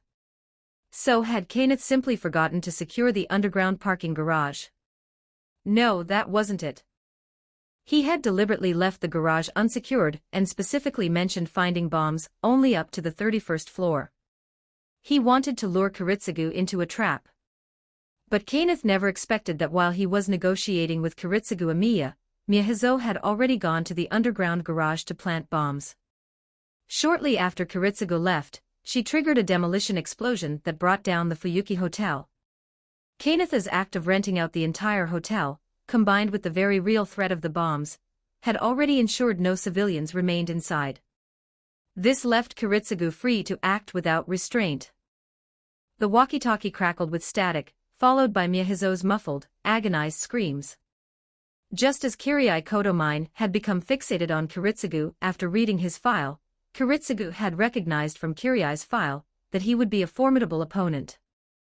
But he had never imagined Kirai would capture Mia on his first move. Years ago, he had found Mia as a child on a battlefield. He had given her a name, taken her on as his assistant, and she had helped him greatly even in bed. In terms of when they met, Kiritsugu's official wife, Irisveil von Einsborn, was the newcomer. As for his feelings for Mia and Irisveil, Kiritsugu loved them both and couldn't bear to lose either. Yet, for the sake of his ideals, he had ruthlessly brought both women he loved here to die. He clenched his fist until it ached. Mia's muffled screams continued, and Kiritsugu Amiya desperately wanted to save her, but he was powerless to do so now. With the Fuyuki Hotel in ruins, Kainith and his wife were still buried in the rubble. Yet Lancer was already hot on Kiritsugu's heels, his face contorted with a murderous rage. If Kiritsugu revealed himself now, Lancer would surely kill him before he could even find Mia. Should I summon Saber? Hiding near the ruins of the Fuyuki Hotel, Kiritsugu held his modified gun-type mystic code in one hand and loaded an origin bullet with the other. He waited for Kainith to appear while Lancer searched the area. Through a window, he caught glimpses of the battle between Archer and Berserker, the sky echoing with continuous explosions. But his hiding spot offered only a limited view. He didn't see Guinevere appear before Sakura and Korea, unaware that she had returned. Just as Kiritsugu finally resolved to summon Saber, she contacted him first through their master-servant telepathic link. Master, after Castor left, I detected assassin's presence nearby. I'm currently on high alert. Learning of Guinevere's angry departure and assassin's reappearance, Kiritsugu clenched his fist tighter. According to Tokiomi Tosaka's plan, assassin had already been eliminated, revealing Kirai Kotomine as his master. After losing his servant, Kirai had sought refuge at the Holy Church. Kirai Kotomine. Is he trying to prevent me from recalling Saber? Is he forcing me to choose between saving Mia and continuing to protect Irisville? From his hiding spot, Kiritsugu Amiya continued to ponder, his expression betraying no emotion. The thoughts racing through his mind were cold and calculating, Mia or Irisville, which of them was more crucial to his goal of obtaining the Holy Grail. Kirai Kotomine, Kiritsugu said into his radio, his voice flat as he suppressed the agony in his heart. Give Mia a quick death. He then ended the call and fixed his gaze solely on the hotel ruins. Meanwhile, Guinevere, having forced Sakura to crush the old worm, now held the girl in her arms and walked back to Kiriya-meto. A gaping hole had been torn in Kiriya's chest. Though Guinevere's noble phantasm temporarily prevented him from dying from his wounds, the old worm's consciousness had been completely erased from the world. The crest worms inside Kiriya's body went berserk, now freely devouring his flesh and blood. If left untreated, he would be devoured alive. So, should she use her noble phantasm to restore Kiriya's health as well? Restoring Kiriya's health would be far more difficult than restoring Sakura's. Sakura had only a single worm placed in her heart, removing it would resolve the major issue. Kiriya, however, was rotten to the bone, his lifespan nearly exhausted. Forget it. It's just a matter of spending more mana, of letting him live a false life. As Guinevere resolved to act, she suddenly froze. The effects of the noble phantasm she had applied to Kiriya were rapidly fading. It was as if... Kiriya-meto, she asked, have you been stabbed by something with an anti-magic effect? Through his agony, Kiriya immediately understood. He nodded, abandoning his last shred of hope, his gaze softening as it fell upon Sakura. Overwhelmed by the emotional rollercoaster of joy, terror, breakdown, and finally relief, Sakura was utterly exhausted. She had already fallen asleep, curled up in Guinevere's arms. Castor. Kiriya rasped, his voice weak. You must be a good person. You saved Sakura. Can I ask you to do more for her? Please, before you disappear, find a good home for Sakura. Even on the brink of death, Kiriya's only concern was for Sakura. His selflessness made Guinevere want to try using her noble phantasm on him again, despite the odds. Her understanding of her second noble phantasm was still far too limited. For instance, she didn't know if a falsehood, when layered over reality for long enough, would eventually replace the truth entirely, making the original reality impossible to recover. Look at Lancelot. Wasn't he falsely portrayed by history as a fairy girl? And yet, that form was now undeniably real. Kiriya-meto, Guinevere said, as payment for finding Sakura home, use your final command spell to order Berserker to regain his sanity. I have questions for him. Is that all? That is all. Demanding payment actually put Kiriya's mind at ease. However, to maintain Lancelot's existence, he couldn't die just yet. But this was merely sustaining his life, not restoring his health. Guinevere had a way to use her noble phantasm to bypass the interference of the anti-magic curse within his body. Kiriya-meto, there are no more worms inside you. In that instant, nearly half of Kiriya's weight vanished. He felt a profound sense of relief, knowing he would now live a little longer than if the worms had devoured him completely. After doing this, Guinevere also woke Sakura, urging her to stay by Kiriya's side, and watch him use his final command spell. Then, Guinevere once again fabricated the ability to fly and soared into the air. She flew toward Lancelot, who had temporarily regained his sanity, and was no longer charging recklessly at the King of Heroes. Now, let the heavens rain. It was her second noble phantasm again. As Guinevere's voice faded, rain began to fall from the sky, washing away the illusion concealing the King of Heroes' true form. Chapter 113, Chapter 113, Sakura, when I grow up, I want to crush even more worms. 1485 words on the rooftop, Guinevere pointed a finger toward the sky, and the heavens obeyed her command, unleashing a downpour. Drenched by the rain. The King of Heroes frowned, his anger surging. He felt an overwhelming impulse to draw the sword of rupture, regardless of the consequences. But the King of Heroes abandoned the idea, deeming these two mongrels unworthy of facing the sword of rupture. Meanwhile, drenched in the rain, Tokiomi Tosaka unexpectedly regained consciousness. He was first startled by fragmented thoughts, then realized the King of Heroes was right beside him. Soon, his composure returned, and he immediately adopted the posture of a loyal vassal. My king, allow me to shield you from this rain. Tosaka, you should first assess the situation before you. With the rain providing real-time detection, creating new illusions was pointless. The countless noble phantasms the King of Heroes fired at Lancelot were utterly ineffective against Guinevere and Lancelot's combined efforts. Lancelot, you are far more formidable than the historical records suggest. And Guinevere, you are nothing like the woman I know from history. How could someone with martial skill surpassing Lancelot's be merely a promiscuous woman? In that short time, the King of Heroes had already launched another 3,000 noble phantasms, yet none had found their mark. Worse, the rain falling upon him began to transform into ice spikes. If this continued, I cannot win by merely projecting ordinary noble phantasms. The King of Heroes was arrogant and confident, so much so that he wouldn't even spare a glance for the courtship of gods. Yet, he could also face reality and accept the fate of Uruk perishing alongside him. Such a king, once he committed to a serious course of action and fought with all his might, would readily admit when he had failed. At the same time, because he had always maintained a sense of leisurely detachment, the King of Heroes had noticed Guinevere's appearance the moment it happened, witnessing what she did to Korea and Sakura. The magecraft Guinevere used on them was of a type he had never seen before. My king, what is this? Aboard Vimana, Tosaka saw the bombed-out restaurant, the citizens across the city gazing upward, and the crater left by the nuclear bomb explosion in the outskirts of Fuyuki City. He also saw Sakura sleeping beside Korea, the dying Korea himself, and the scattered remains of worms littering the ground. At the sight of the worms and Korea's condition, Tosaka suddenly realized what Sakura might have endured at the Meta house. He had been utterly unaware of how far the Meta family had fallen. His hands trembled slightly. He hated himself, yet felt a profound sense of relief that Sakura had not been altered.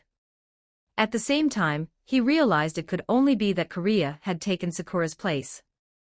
Otherwise, the old worm would have had no reason to wait a year while Sakura remained untouched. My king, please withdraw, Tosaka pleaded. If this continues, it will become impossible to conceal the Holy Grail War. As Tokiomi Tosaka spoke, he also understood the reason for the gaps in his memory. Tosaka, do you believe I am no match for them?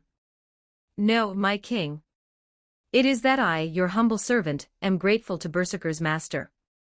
He saved my daughter's life, and his own is now at its end. I wish to grant him a peaceful conclusion. Tosaka's words were an acceptable reason to the King of Heroes. Moreover, he did find the now sane Lancelot and his ally, Guinevere, to be a troublesome pair. Without using the sword of rupture, the King of Heroes lacked the confidence to face them both simultaneously.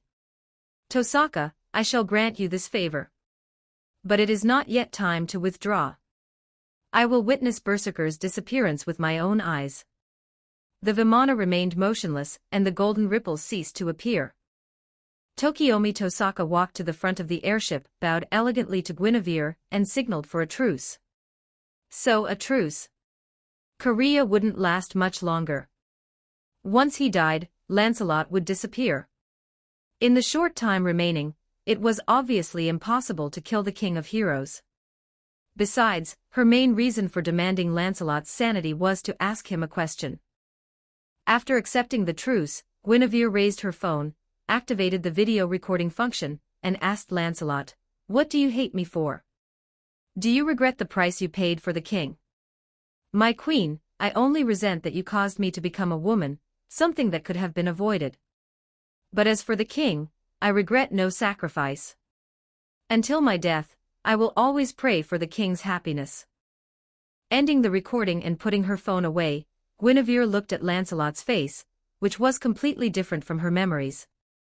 He was beautiful, perfectly matching her tastes, but this was not how Lancelot should look. "My queen, I'm running out of time. Are we really accepting this truce? Do I look like I can't kill him without you? Call me arrogant if you must, but that Goldie is nothing more than a walking corpse. I can kill him anytime I wish. Lancelot, since you're running out of time, go say goodbye to your master and that little one. She seems very grateful to you."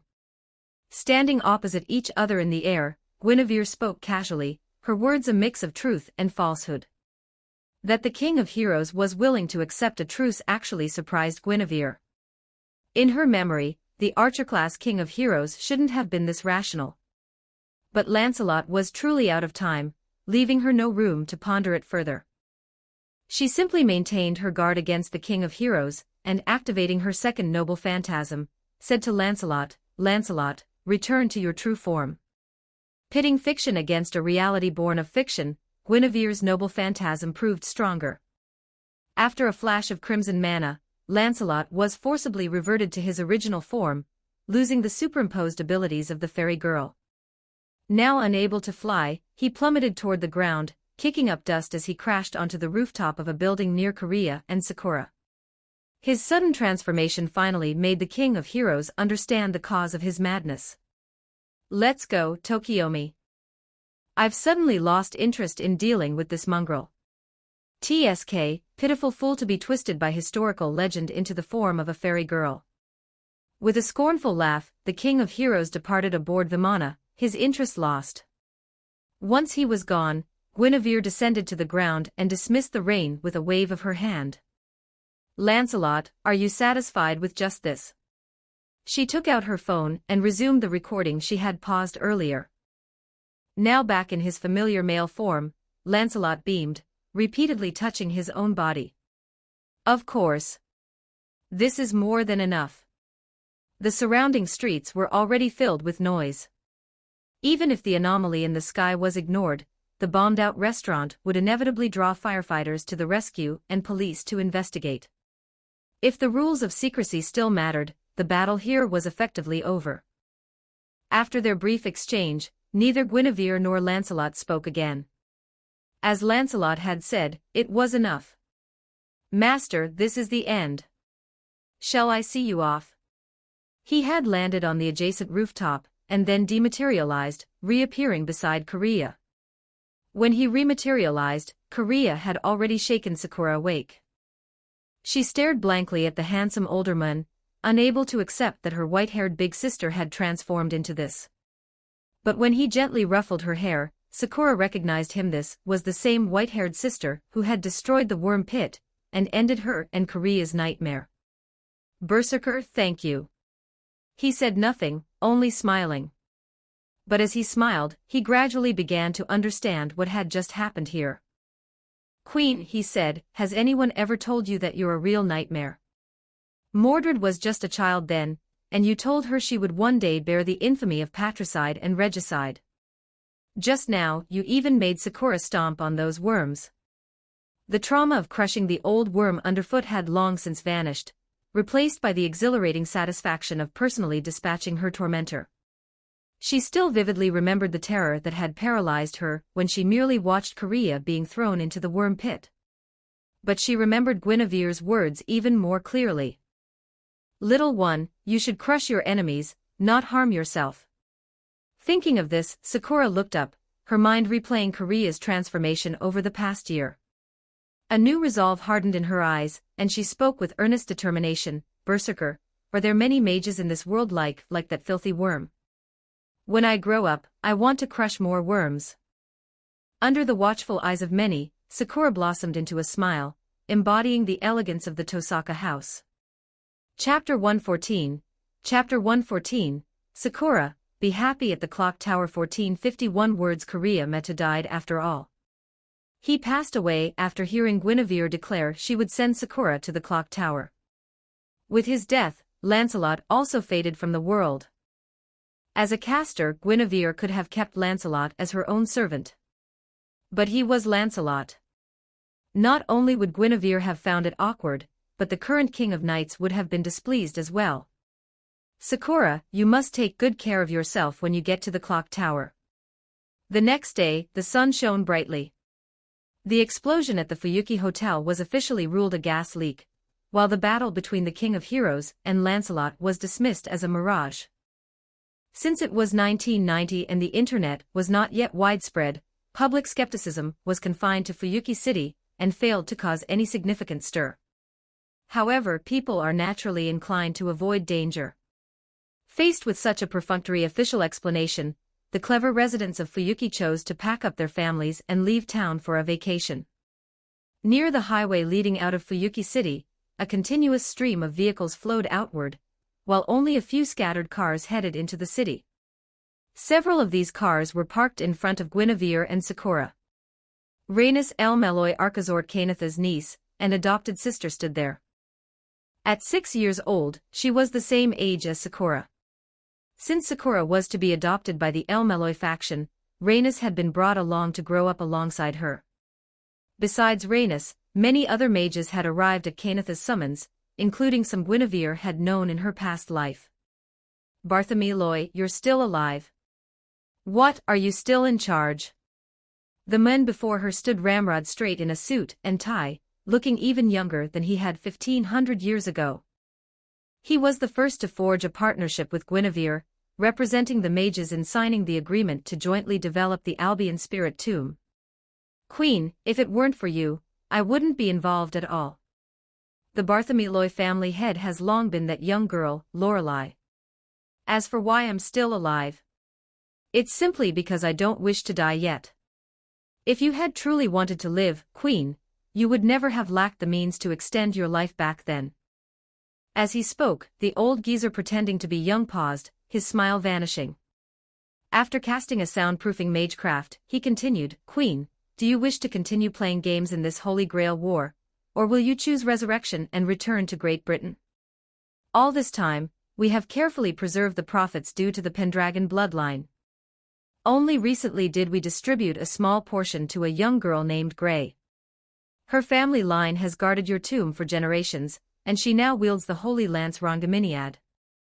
Amidst the passing traffic, Rhaenys led Sakura to the back seat of a car. While Sakura would be adopted by the El-Meloy family, she was, in truth, entrusted to the clock tower by Guinevere. At the clock tower, her name would be Sakura Pendragon.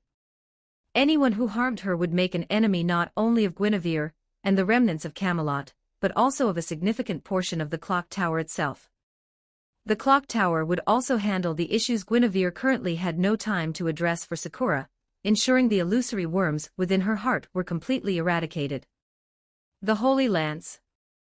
I have no time to worry about such things now, but I'll remember it. As for whether I'll be resurrected, Bartholomew, I will resurrect myself when the time is right. For now, I will continue to participate in the Holy Grail War. There is something I must stop Leah from doing. Bartholomew listened and nodded. He still had much to say, but if he started, 7 days wouldn't be enough to finish.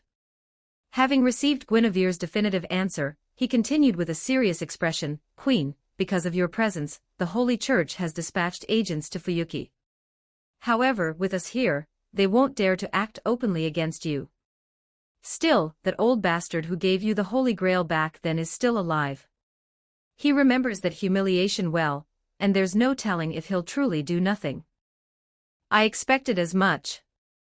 Guinevere had known from the start that this Holy Grail war would be troublesome. She could easily imagine her presence drawing extra attention from both the clock tower and the Holy Church. Do you know who exactly the Holy Church has sent? At the highway exit leading out of the city, Guinevere continued her conversation with the Bartholomew family head she had known in life. Not far away, Tokiomi Tosaka secretly watched Sakura, a rare smile gracing his lips.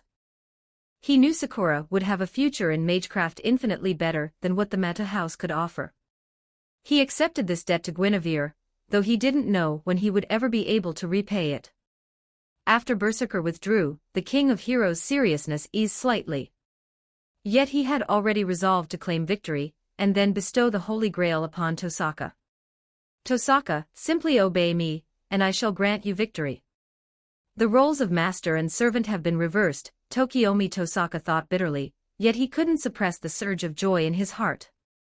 From his perspective, the path to the Holy Grail was different from what he had imagined, but this altered path was a wide, straight road leading directly to it.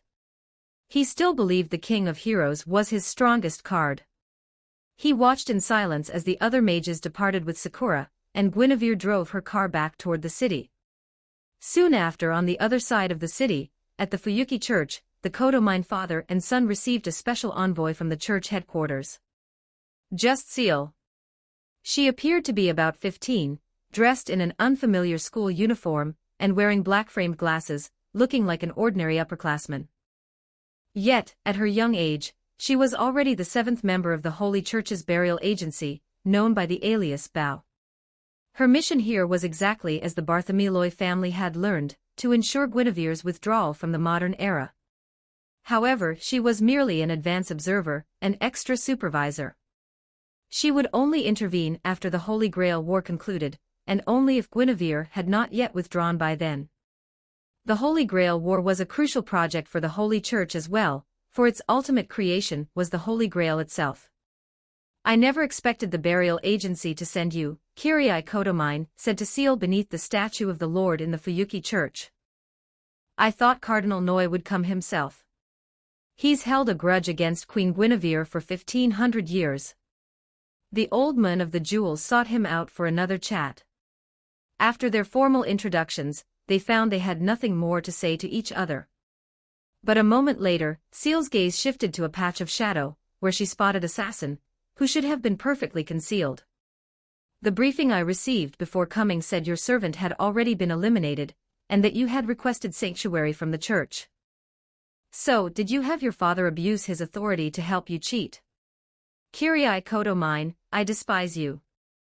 The man described in your file is utterly heartless. As a father, you actually approved the church's plan for your own daughter. In the cathedral, Kyrie Kodomine remained silent, his heart utterly unmoved. To sacrifice herself for the Lord is Karen's honor. A click of the tongue cut the conversation short once more. Rise Kodomine, the administrator of this church, the supervisor of this Holy Grail War, and Kyrie Kodomine's father knew what he should say. But he had already been branded as corrupt and biased.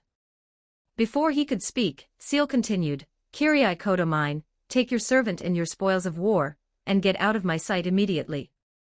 Since you are still a participant in the war, you have no right to remain in the Holy Church.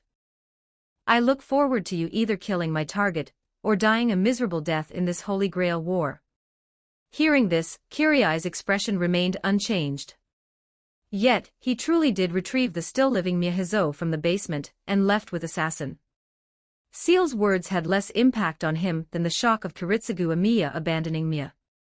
What shocked him even more was that after more than 10 hours of torture, he hadn't managed to extract a single word from Miya's lips. As an agent of the church, he was certainly not lacking in methods for dealing with heretics. Chapter 115, Challenge my Lia, Lancer. 1287 words. Kyrie, is this the temporary base you found? Truly fit for a sewer rat. After leaving the Fuyuki Church, Kyrie Kodomine's top priority was to conceal his movements. He had long known that the area around the church was teeming with the familiars of various mages. But before disappearing completely, he deliberately paraded Miyahizo battered and barely alive in front of one of Kiritsugu Amiya's cameras. Carrying Miya and accompanied by Assassin, Kyrie chose a sewer tunnel near the Mayan River as his new base. The Mayan River was the great river that cut through Fuyuki, dividing the city into its east and west districts. Kyrie, did you not hear me speak, mongrel? The sewer was filled with filth, but Assassin quickly cleaned a section and set up chairs, a bed, and other furnishings. With their sheer numbers, assassin made short work of such menial tasks. Only after carefully binding the unconscious Mia and laying her down did Kyrie finally turn his gaze to the king of heroes. Archer, you should be with your master. You mean I should stay by the side of a mongrel who constantly schemes against me? Tosaka has grown too arrogant. Hypnotizing him was a gift.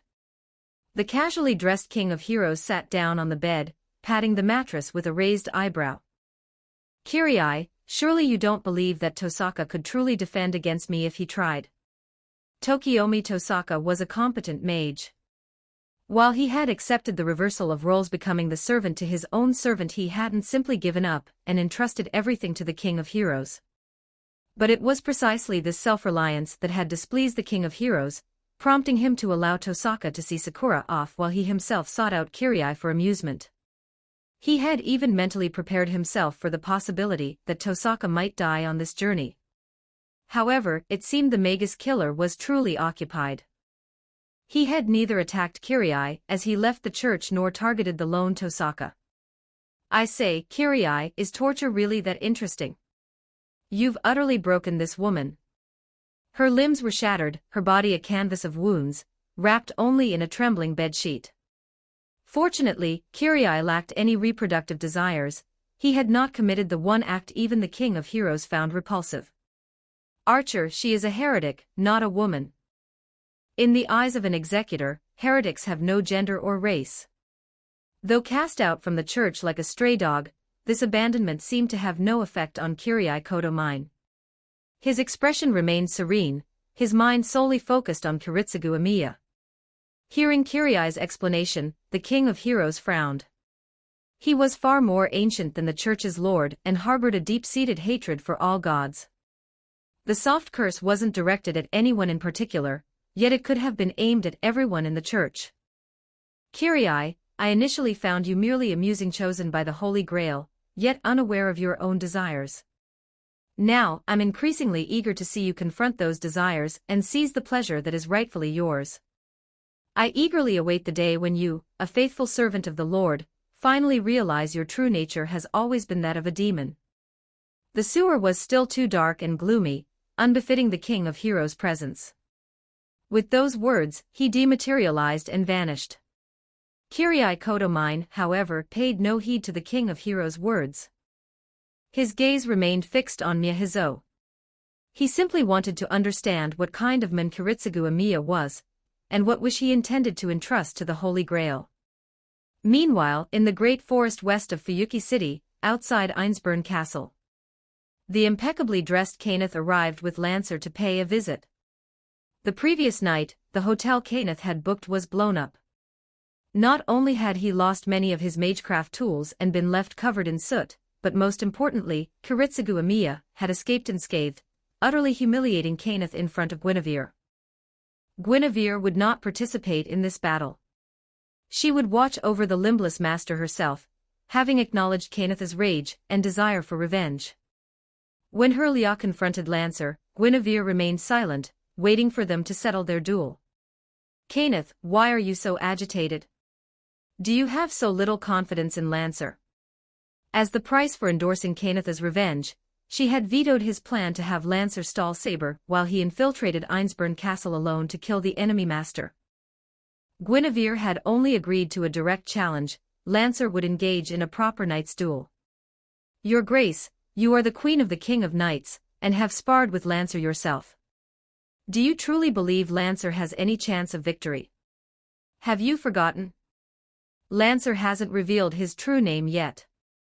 But the King of Knights' sword. I personally lent my sword to Lancer for him to wield. Speaking of which, Lancer's swordsmanship is actually better than his spearmanship. If he were a saber, his skill with the blade would be on par with Lancelot's and mine. This conversation took place before Einsburn Castle. As Irisveil von Einsburn accompanied the King of Knights outside, Guinevere waved to her without lowering her voice while speaking to Kenneth. Afterward, Saber simply dispelled invisible air from her sword, and under the name Artoria Pendragon, formally accepted Lancer's challenge. My apologies, Saber, Lancer said. Castor told me my parameters, martial skills, and noble phantasms are all inferior to yours. To have any chance of victory, I had to catch you off guard. It matters not, Lancer, Saber replied. Your mana signature alone reveals you to be an honorable man. Besides, on the battlefield, one should use every means necessary. It was also because of Guinevere. Portions of the military treatises she wrote at the Camelot Knight Academy survived, softening the King of Knights' rigid image in later ages. Moreover, that battle between Camelot and Rome was clearly recorded in history. In later evaluations, some called it the last true knightly battle, while others claimed the Camelot Knights had lost all conscience, daring to set a trap for the Roman knights, who were already at a disadvantage in overall quality. But regardless of what Lancer was thinking, he now held his bandage-wrapped spear, ready to execute his surprise attack. The next moment, the King of Knights and Lancer clashed, unleashing a storm of power that once again left Irisveal breathless with awe. However, Guinevere helping Lancer bully the King of Knights drew Irisveal's displeasure. Irisveal feared Kenneth, but she did not fear Guinevere, who stood beside him. Biting her lip, she strode forward and glared fiercely at Guinevere. Just because you fled for some reason yesterday and Saber considered it a forfeit, you've suddenly become a sore loser today. Irisveal, I did not lose. It was all Archer and Kiritsugu Amiya's fault. They interrupted my death match with Leah. So you agreed to Lord Kenneth's attack because you wanted revenge on Kiritsugu. Castor, I already promised to give you Ilya as a child. That makes Kiritsugu your future family. You can't hold a grudge against him. Guinevere's eyes flew open, and she choked back a cough. She wasn't the only one stunned by those words. Kenneth considered calling the whole thing off. If Kiritsugu really became Guinevere's family, he could even gift him a few more hotels to blow up. Meanwhile, in the midst of battle, the King of Knights stumbled, revealing a significant opening. Fortunately, Lancer did not press his advantage. Just then, Kiritsugu's voice came through Irisveal's earpiece as he set up his sniper rifle. Irisveal, what's this about Ilya? Why am I just hearing about it now? Chapter 116, Kiritsugu Amiya, give me saber. 1460 for words spy give me baber this man. He really knows his stuff. Kenneth had come seeking revenge, but after hearing about Ilya, his fighting spirit had waned considerably. However, the nightly duel that had already begun was not something he could stop. Or rather, Guinevere had no intention of stopping it. By agreeing to Kenneth's plan and allowing Lancer to challenge the King of Knights, Guinevere had another goal in mind, to grant Lancer a glorious exit. In her eyes, Lancer was too weak to be a significant asset. An early retirement would be a mercy. Lifting her gaze, she glanced at Irisveal, who was busy explaining the situation to Kiritsugu. Then, her eyes shifted back to Lancer, who now held his spear with both hands, having already re-engaged in battle. In Lancer's hands, Gibid weaved and danced, repeatedly striking at the King of Knights' most vulnerable points. But aside from that one moment when she stumbled in anger over Ilya, the King of Knights had been completely dominating Lancer. Compared to the original timeline, this King of Knights had lived for several more decades, with the stronger Guinevere constantly by her side. As the saying goes, those involved are often blind to the truth. Guinevere was so familiar with the King of Knights' swordsmanship that she subconsciously underestimated it by a full rank. In terms of pure sword skill, the King of Knights couldn't match Lancelot's flawless perfection, but she wasn't far behind. Within just 1 minute of combat, the ground was scarred with deep gouges, and nearby trees were felled by the sheer force of their wind pressure. In a blur of motion too fast for Irisveal to follow, Lancer switched from offense to defense, his stance faltering. He couldn't even find an opening to draw his second spear.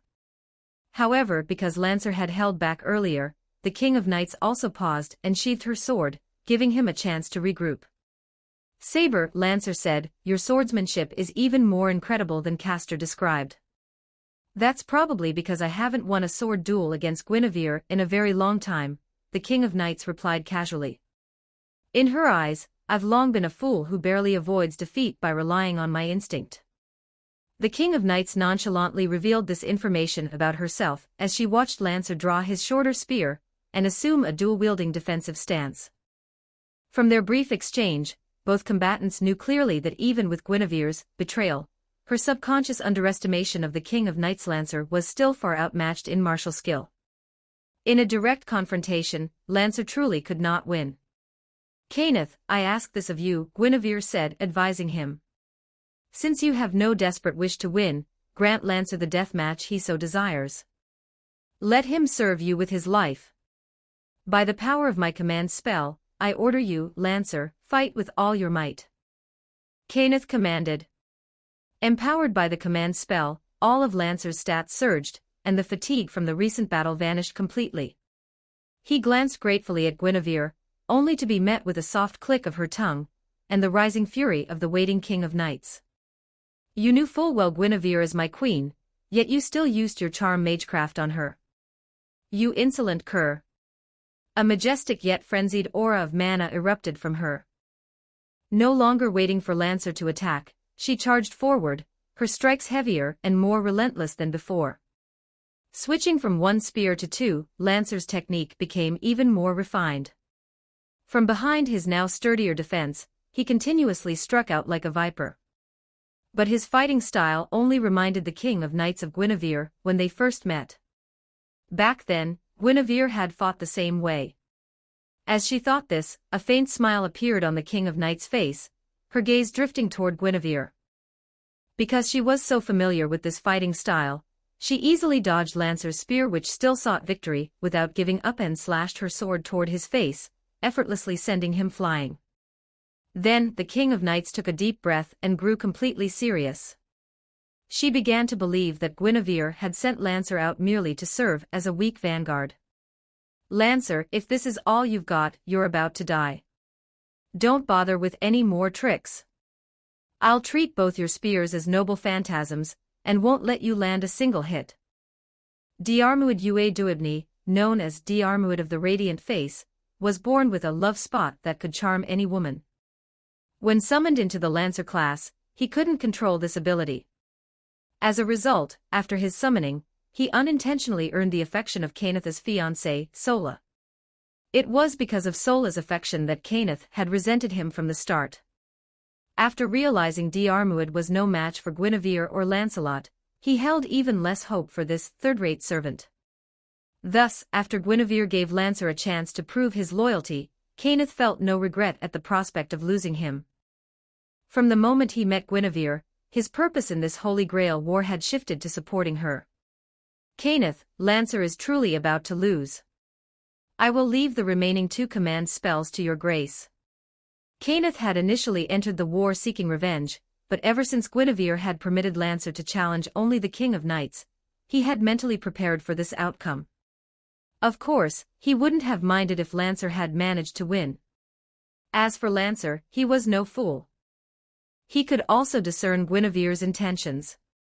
But he had come to terms with his own weakness, knowing he could never win the Holy Grail war. So when Kenneth asked only for his loyalty unto death while still holding a sliver of hope for him, Lancer calmly accepted his fate, resolving to fight with all his might for even a slim chance of victory. But a gap in power is a gap in power, and this one was a chasm. Even after the surrounding trees were nearly flattened and Lancer had displayed the full extent of his martial arts, he still couldn't land a single blow on the King of Knights. With a bitter taste in his mouth, he was pierced through the chest by the King of Knights' sword. But since it was an honorable defeat in a fair fight, he held no resentment. At this moment, all he felt was regret for his lack of skill, and guilt for failing to meet Kenneth's faint hope. "I'm sorry, master." As he spoke, he glanced at Guinevere, who was smiling as she saw him off. Then he heard the King of Knights suddenly speak, "Guinevere can see the future. She forced you to your death and is pleased by it, which must mean your original fate was far more wretched. In that case, I suppose I should thank your queen." The King of Knights was utterly serious, her expression inspiring trust. Surprised, Lancer truly did say thank you to Guinevere just before he faded away completely. Though he had no idea what his original fate would have been.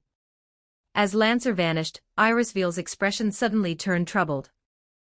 She stopped arguing with Kiritsugu. As the Lesser Grail, forged to contain the souls of servants, she had indeed received Lancer's soul. First a portion of Assassin's soul, then Berserker's and now Lancer's. Given the immense weight of a servant's soul, Irisveel should have been far more affected. But now, enduring the strange sensation in her body, Irisveel's expression turned cunning again. Her gaze locked onto Guinevere as she stood before her like a curious little girl. Due to her unique, innocent monster skill, Guinevere held an extra allure for married individuals, and Irisveel was no exception. She felt an unconscious urge to be close to Guinevere, a natural desire for physical contact. After standing before Guinevere for a moment, she took her arm with the air of a mother-in-law, her eyes sparkling. "Castor, can you really see the future?" At that moment, Guinevere still didn't understand why the King of Knights had deliberately revealed such information. But as she pondered, eliminating one impossibility after another, Guinevere voiced the most likely conclusion she could reach. "Lia, do you want me to be targeted and eliminated? Are you sure I won't give up trying to stop you?"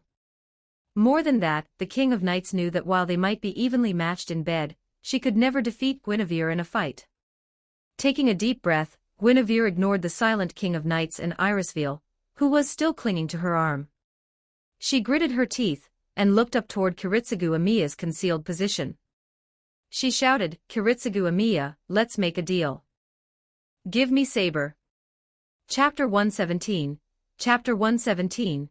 Guinevere, go kidnap Rin. 1423 words. Kiritsugu Amiya, give me saber. Outside the castle, Guinevere's voice rang out.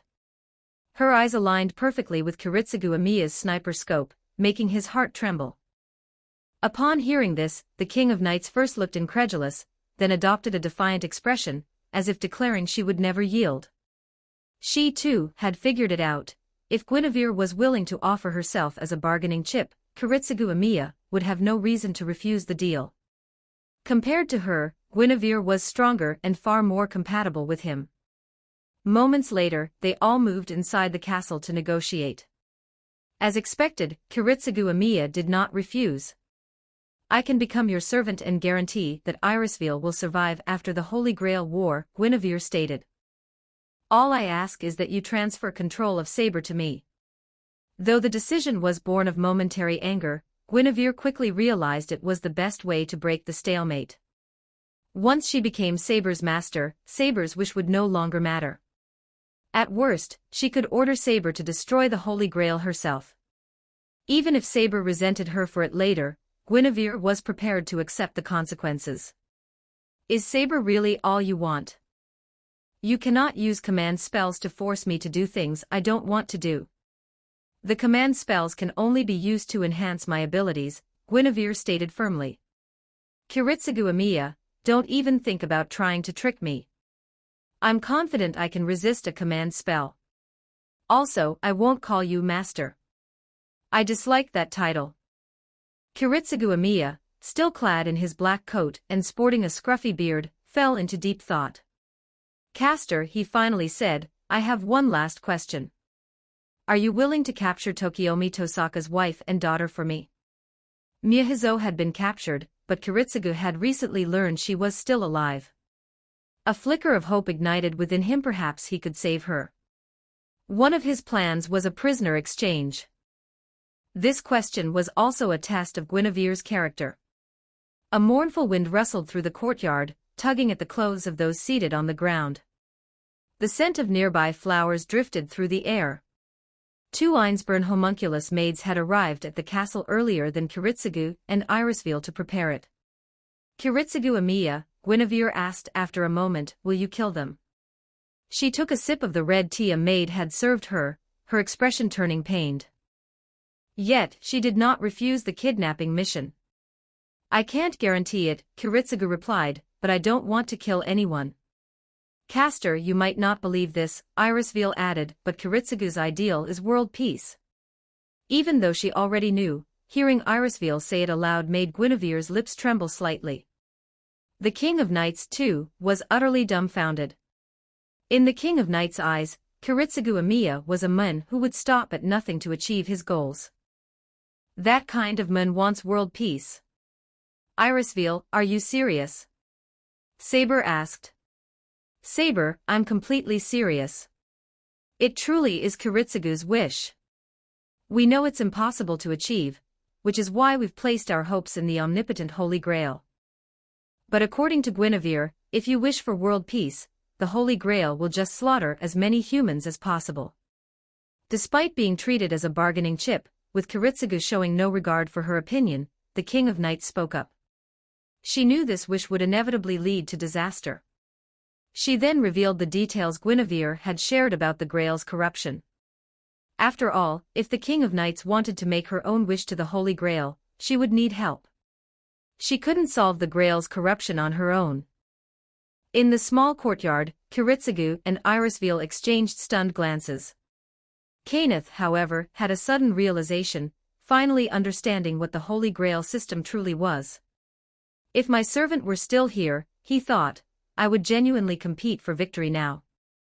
As a mage, he might not care about the Holy Grail itself, but he would absolutely be interested in reaching the root. Reaching the root, attaining true magic. Nearly every mage in this world considered this their ultimate ambition. Ha! Kenneth scoffed. You three families really know how to keep a secret. If it were known that the Holy Grail war was a path to the root, Fuyuki City would be swarming with far more than just a few third-rate mages. But I suppose I can understand, he continued.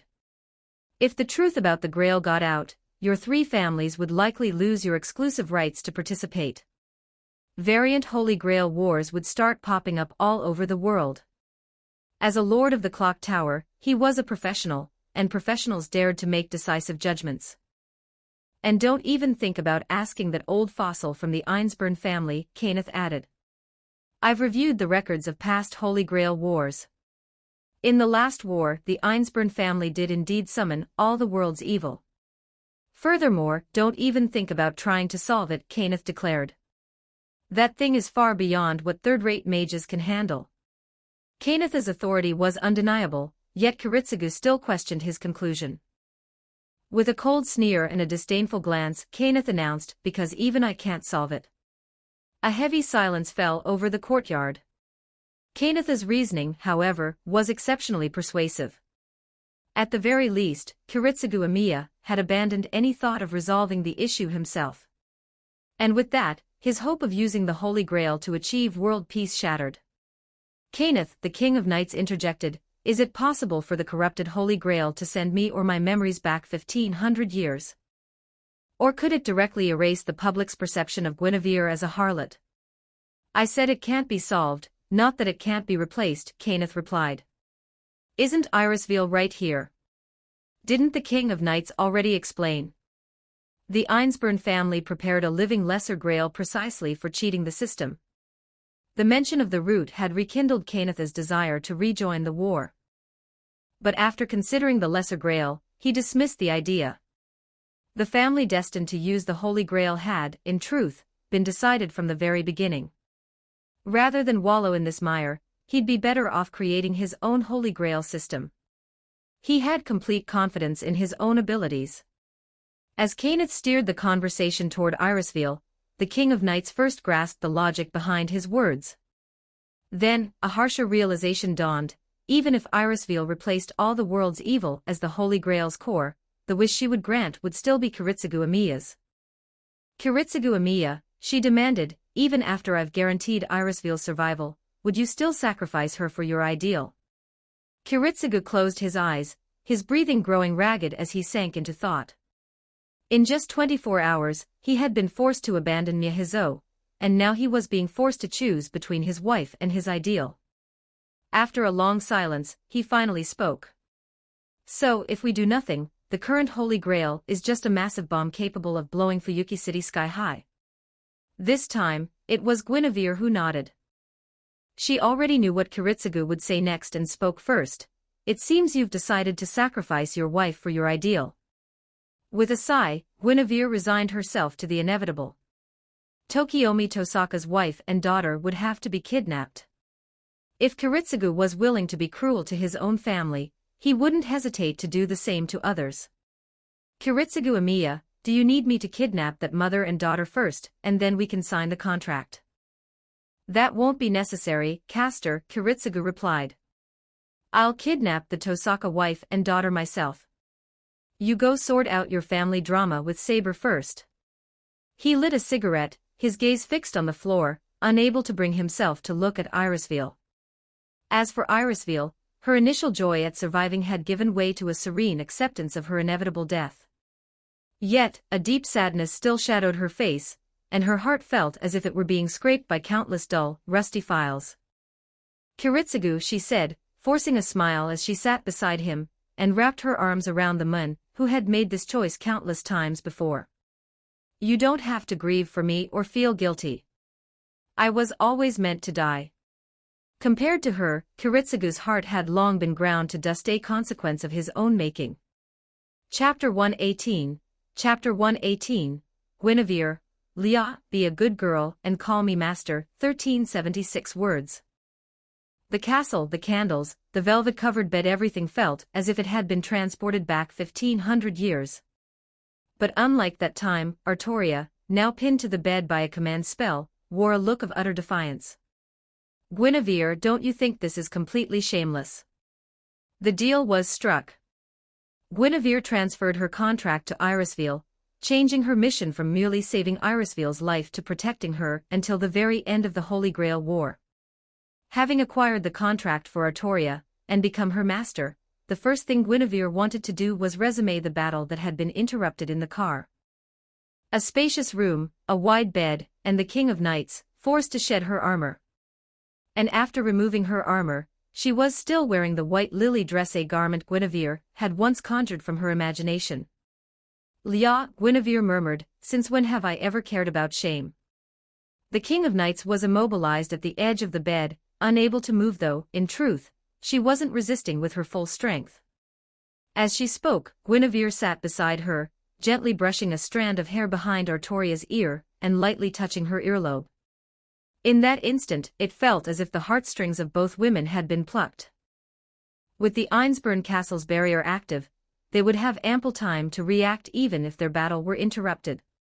Guinevere, that's not how you use a command spell. Leah, this is exactly how you use a command spell. Besides, I have 4 command spells now. With the contract transferred, Guinevere no longer needed that useless Ryunosuke. Thus Kiritsugu Amiya gained a convenient side mission. He would hand Ryunosuke, who hadn't left his travel trunk in 2 days, over to the police, allowing a trial to offer the victims' families a sliver of solace. As for the command spells, Ryunosuke had 3, Kenneth had transferred 2, and Guinevere had just used 1 on the King of Knights. That left her with 4. Guinevere spoke as she showed the back of her hand to the King of Knights, displaying the crimson command spells branded there. It was also a warning for the King of Knights to behave, and not waste any more of these precious resources. Furious, the King of Knights turned her head and glared at Guinevere, her hogue practically standing on end with rage. But she wasn't one to abandon her convictions so easily, or be swayed by Guinevere's words. So what if she now knew the Holy Grail was unreliable? As long as it existed, anything was possible. What she truly couldn't abandon was her heartfelt affection for Guinevere. The more she loved Guinevere, the more she couldn't accept reality. You idiot. If you're going to kiss me, then kiss me properly. What's the point of just kissing my earlobe and forehead? Is teasing me really that fun? It's incredibly fun. I've never seen Leah look like this before. The King of Knights clenched her jaw, her body trembling. Guinevere's actions were like a mere tickle, as if trying to provoke her into taking the initiative.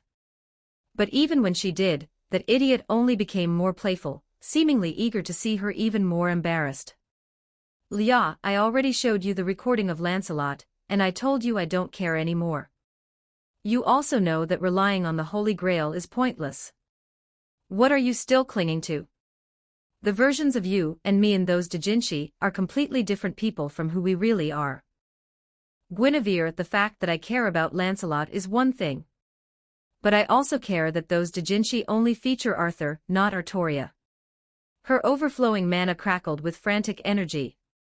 Through their physical contact, a form of replenishing magic, Guinevere could clearly feel the King of Night's turmoil. She once again recalled the King of Night's earlier roar. "You're the one who wanted me to have feelings beyond those of a king. You'd better understand that clearly." Releasing the King of Night's lips, Guinevere softly repeated her earlier words. After repeating them again and again, it was Guinevere who seemed to be swayed. She then seriously stated her reasons for opposing her. "I refuse to let you return to the past, because that would be a negation of everything we've been through. Compared to not being able to be with you, I don't care about a little infamy." They stared at each other, neither willing to back down. It was simply a matter of who valued the past more, and who valued the future more. The solution? Only one of them could yield and submit. So this is a war over who tops and who bottoms. With 4 command spells left and me as your master, I've already won. He. I was annoyed about being a caster before, but now I see it's a good thing. Hey, Lia, call me master. From now on, I won't be considering things from your perspective. I'll just force you to understand mine. In her previous life, Guinevere had always prioritized the King of Night's feelings. But when it came to matters she refused to yield on, her controlling nature would surface. After hearing Guinevere's words, the King of Knights also abandoned any attempt to persuade her with words, deciding that simply forcing Guinevere to submit would be enough. As they continued to lock eyes, the frenzy in the King of Knights' mana intensified, and her cowlick drooped completely, with no hope of standing up again. Magic resistance. A-rank magic resistance.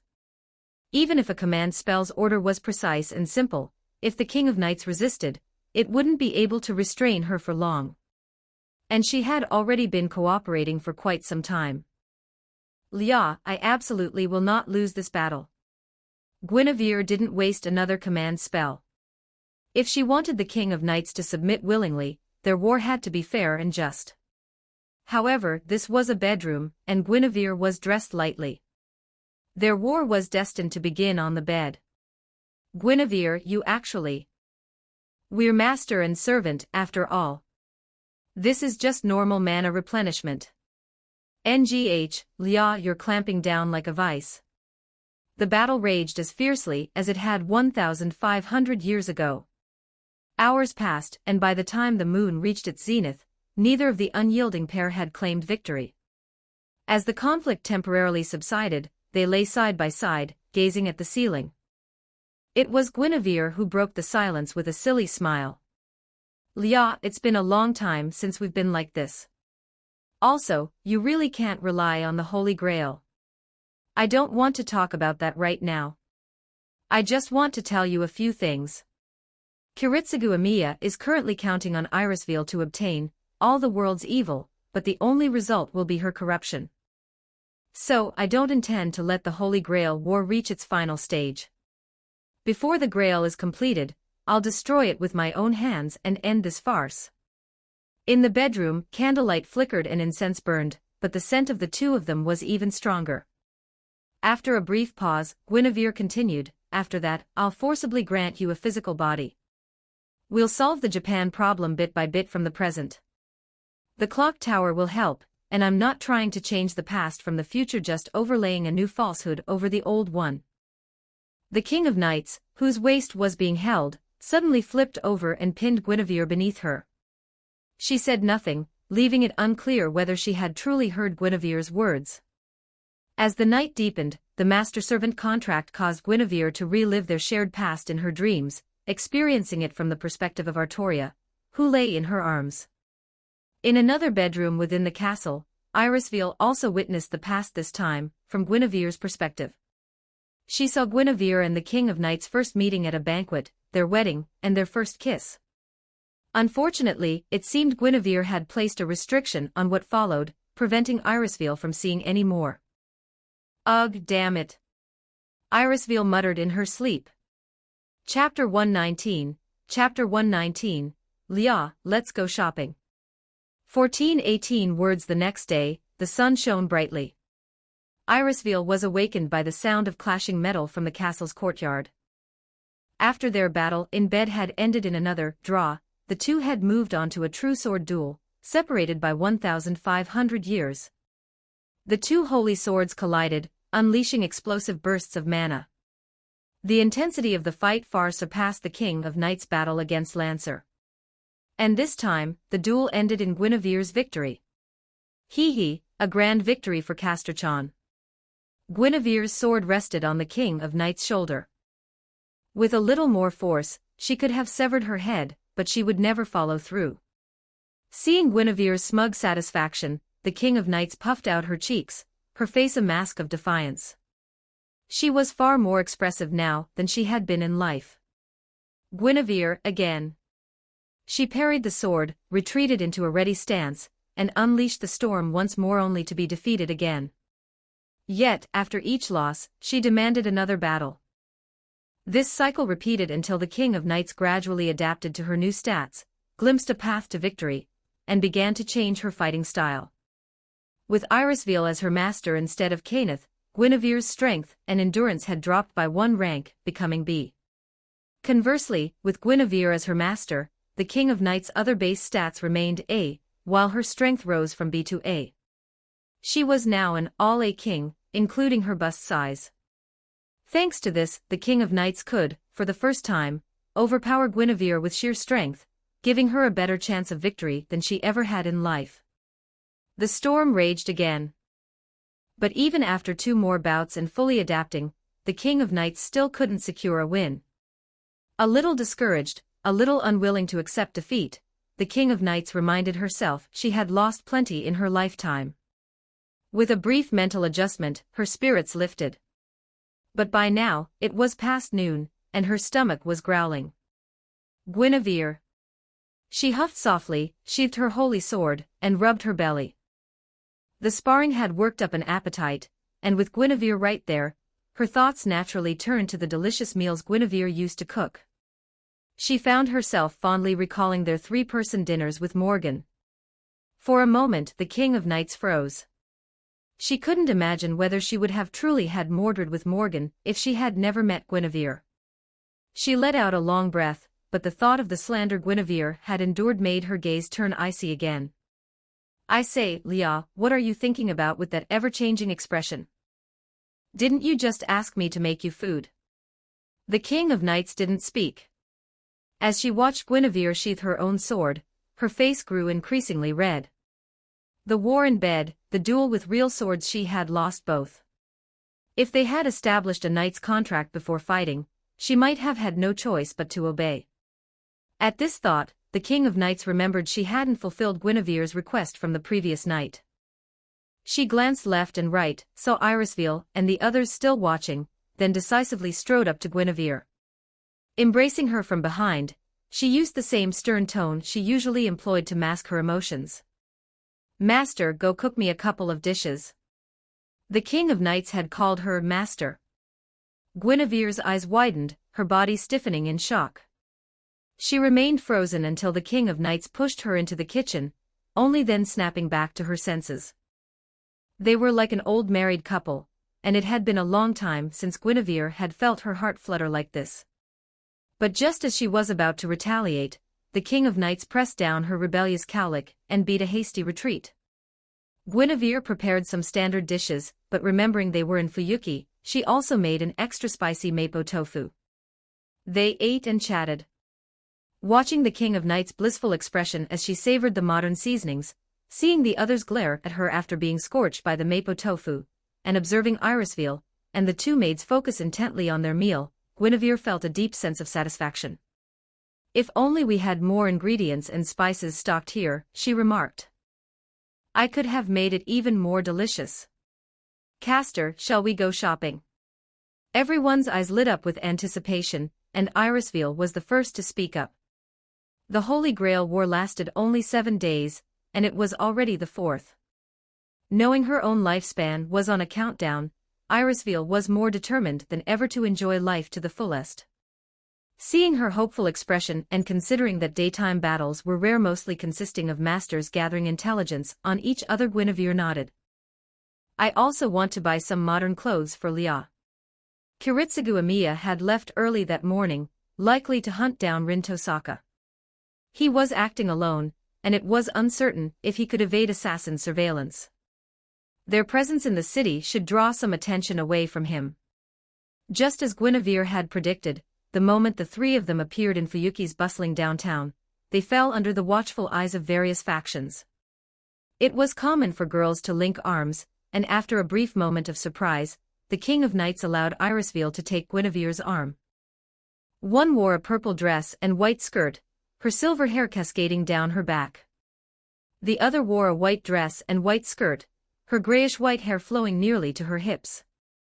Walking together, they looked like sisters Irisveal the elder and Guinevere, who maintained the appearance of a 16-year-old, the younger.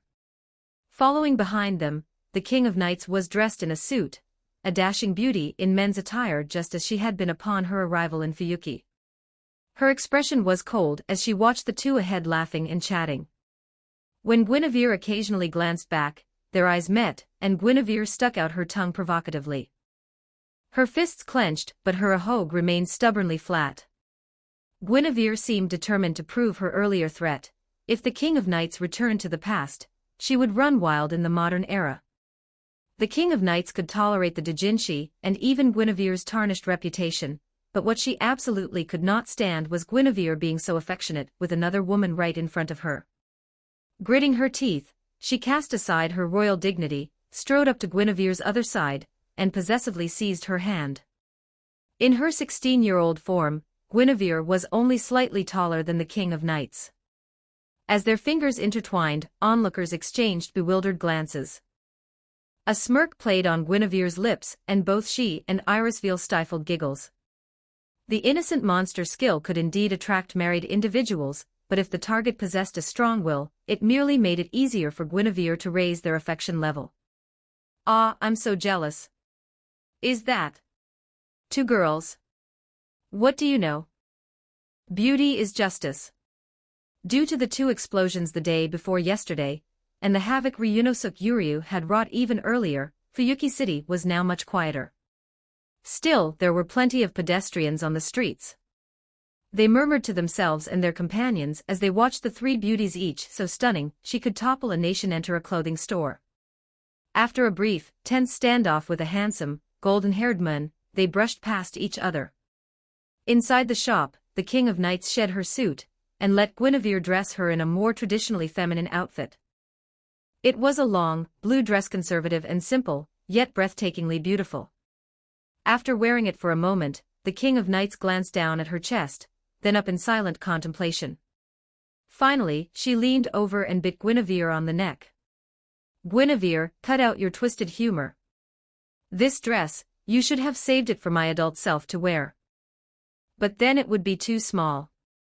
As the king and queen conversed, Irisveal's eyes lit up. In the stories she had witnessed through the master-servant contract, the adult King of Knights was incredibly mature.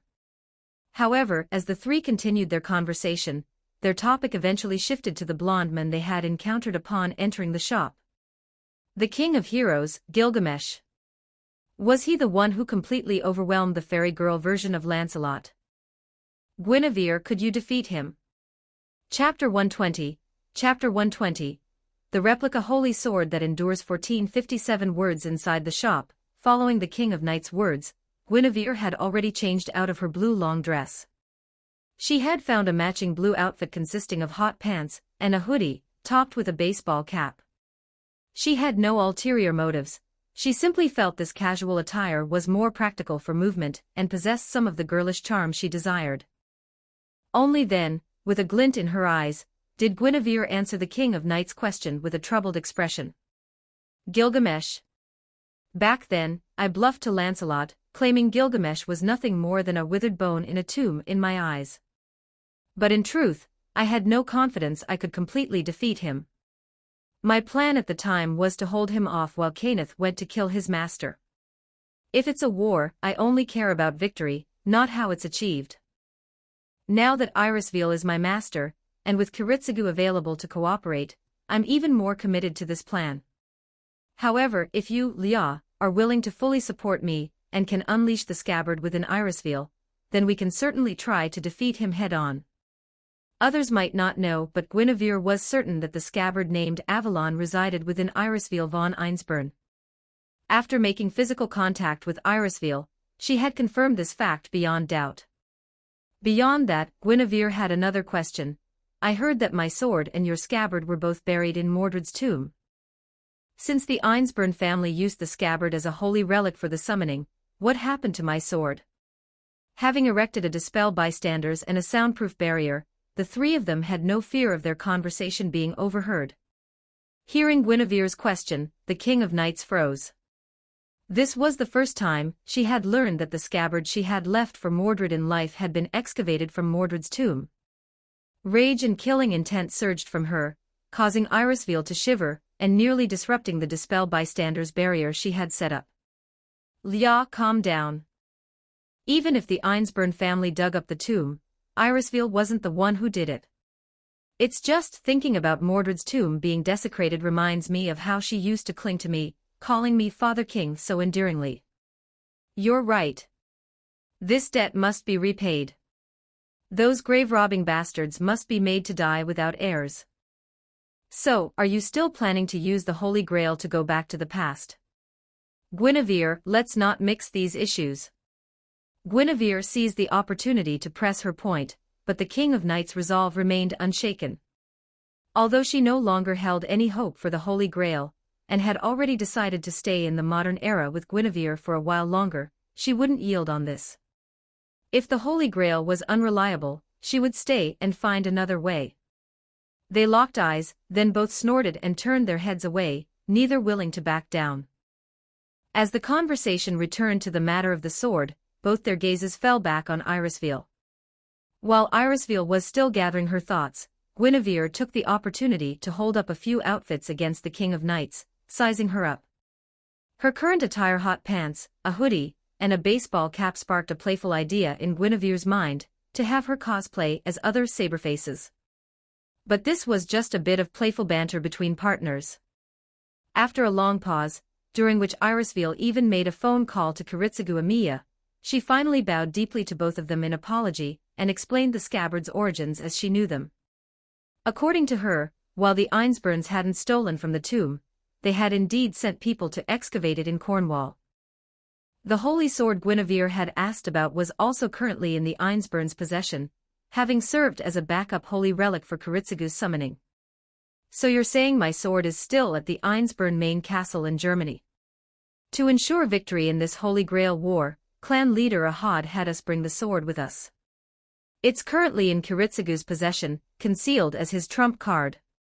Apparently, when it was excavated, it was already brimming with mana, ready for a noble phantasm release at any moment. Guinevere's mind went blank for a moment, but she quickly recovered. Back then, to make this replica holy sword comparable to the original, and because her own mana reserves were limited, the replica had been designed to absorb and store external mana. While it was called blood-sucking, it was simply exceptionally efficient at absorbing the mana within blood.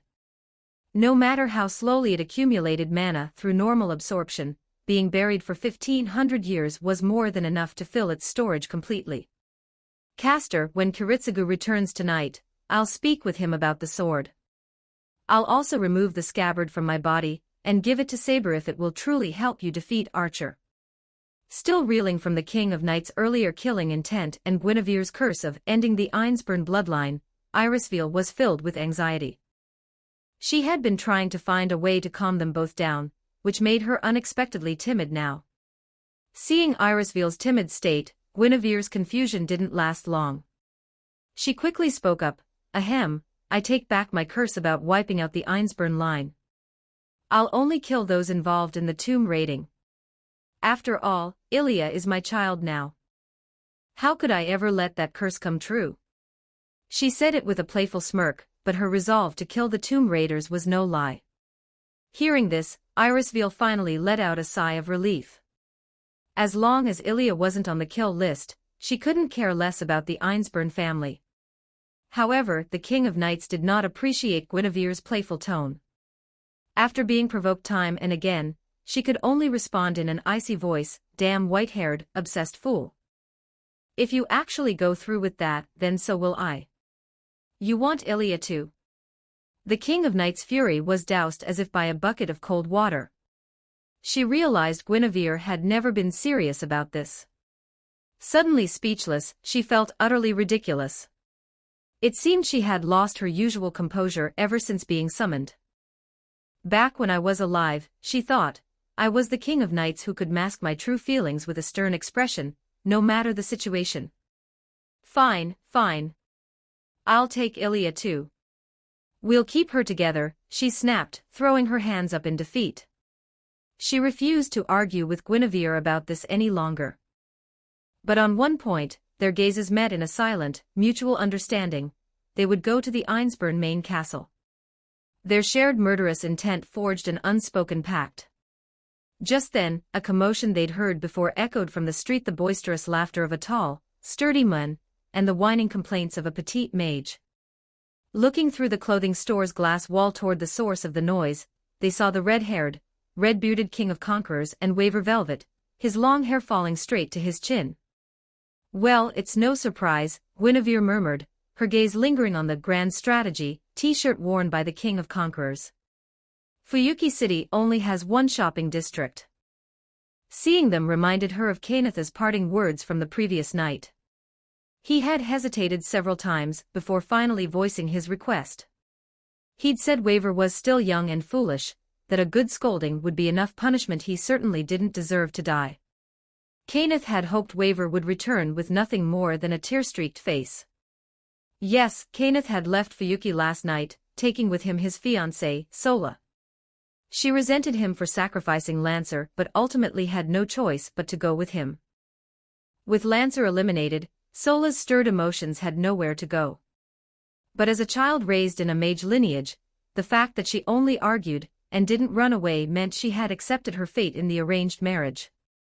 As for Kenneth, he could foresee the constant arguments that would follow their marriage, but he simply loved Sola, and was confident he could make her look only at him in the future.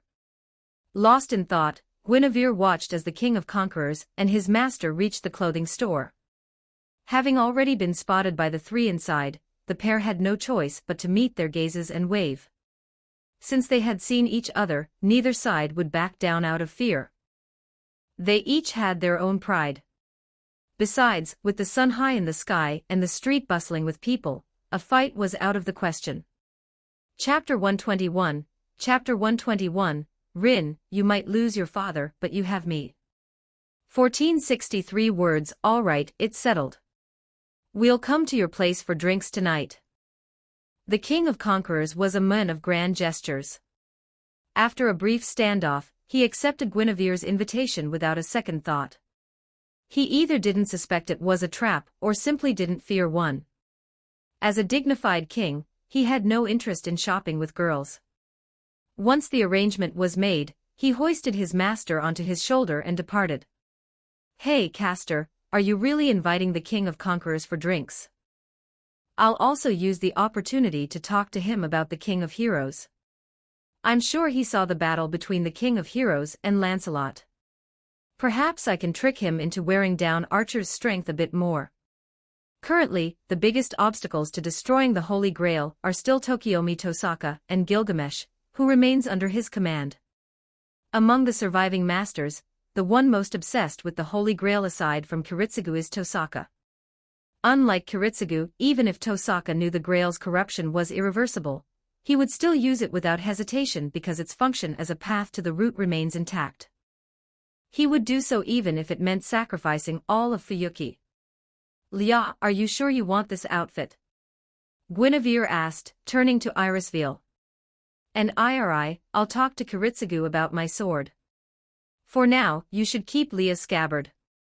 As time goes on, your body will need it more and more to sustain itself. With Guinevere linking arms with one and holding the hand of the other, the three women, laden with shopping bags, returned to their car. They then drove to the market, where Guinevere bought a large assortment of vegetables that caught her eye. By the time they returned to the Einsburn castle, Kiritsugu Amiya was already there, carrying the still unconscious Rin Tosaka. Kiritsugu was a man of action, he had truly kidnapped the little girl. I sent her mother back with a message, he said grimly. If they want this child back alive, Kirai Kotomine must commit suicide. Shouldn't you have demanded he release Miyahizo? Guinevere asked. If this threat works, we can up the ante later. If it doesn't, we'll propose exchanging Mia. Either way, this back and forth will widen the rift between Tosaka and Kirai. In the castle's living room, Kiritsugu Amiya took a deep drag from the cigarette dangling from his lips, consuming half of it in one go. He immediately broke into an uncontrollable coughing fit. As he coughed, blood trickled from his throat. You're injured? Guinevere asked, concerned.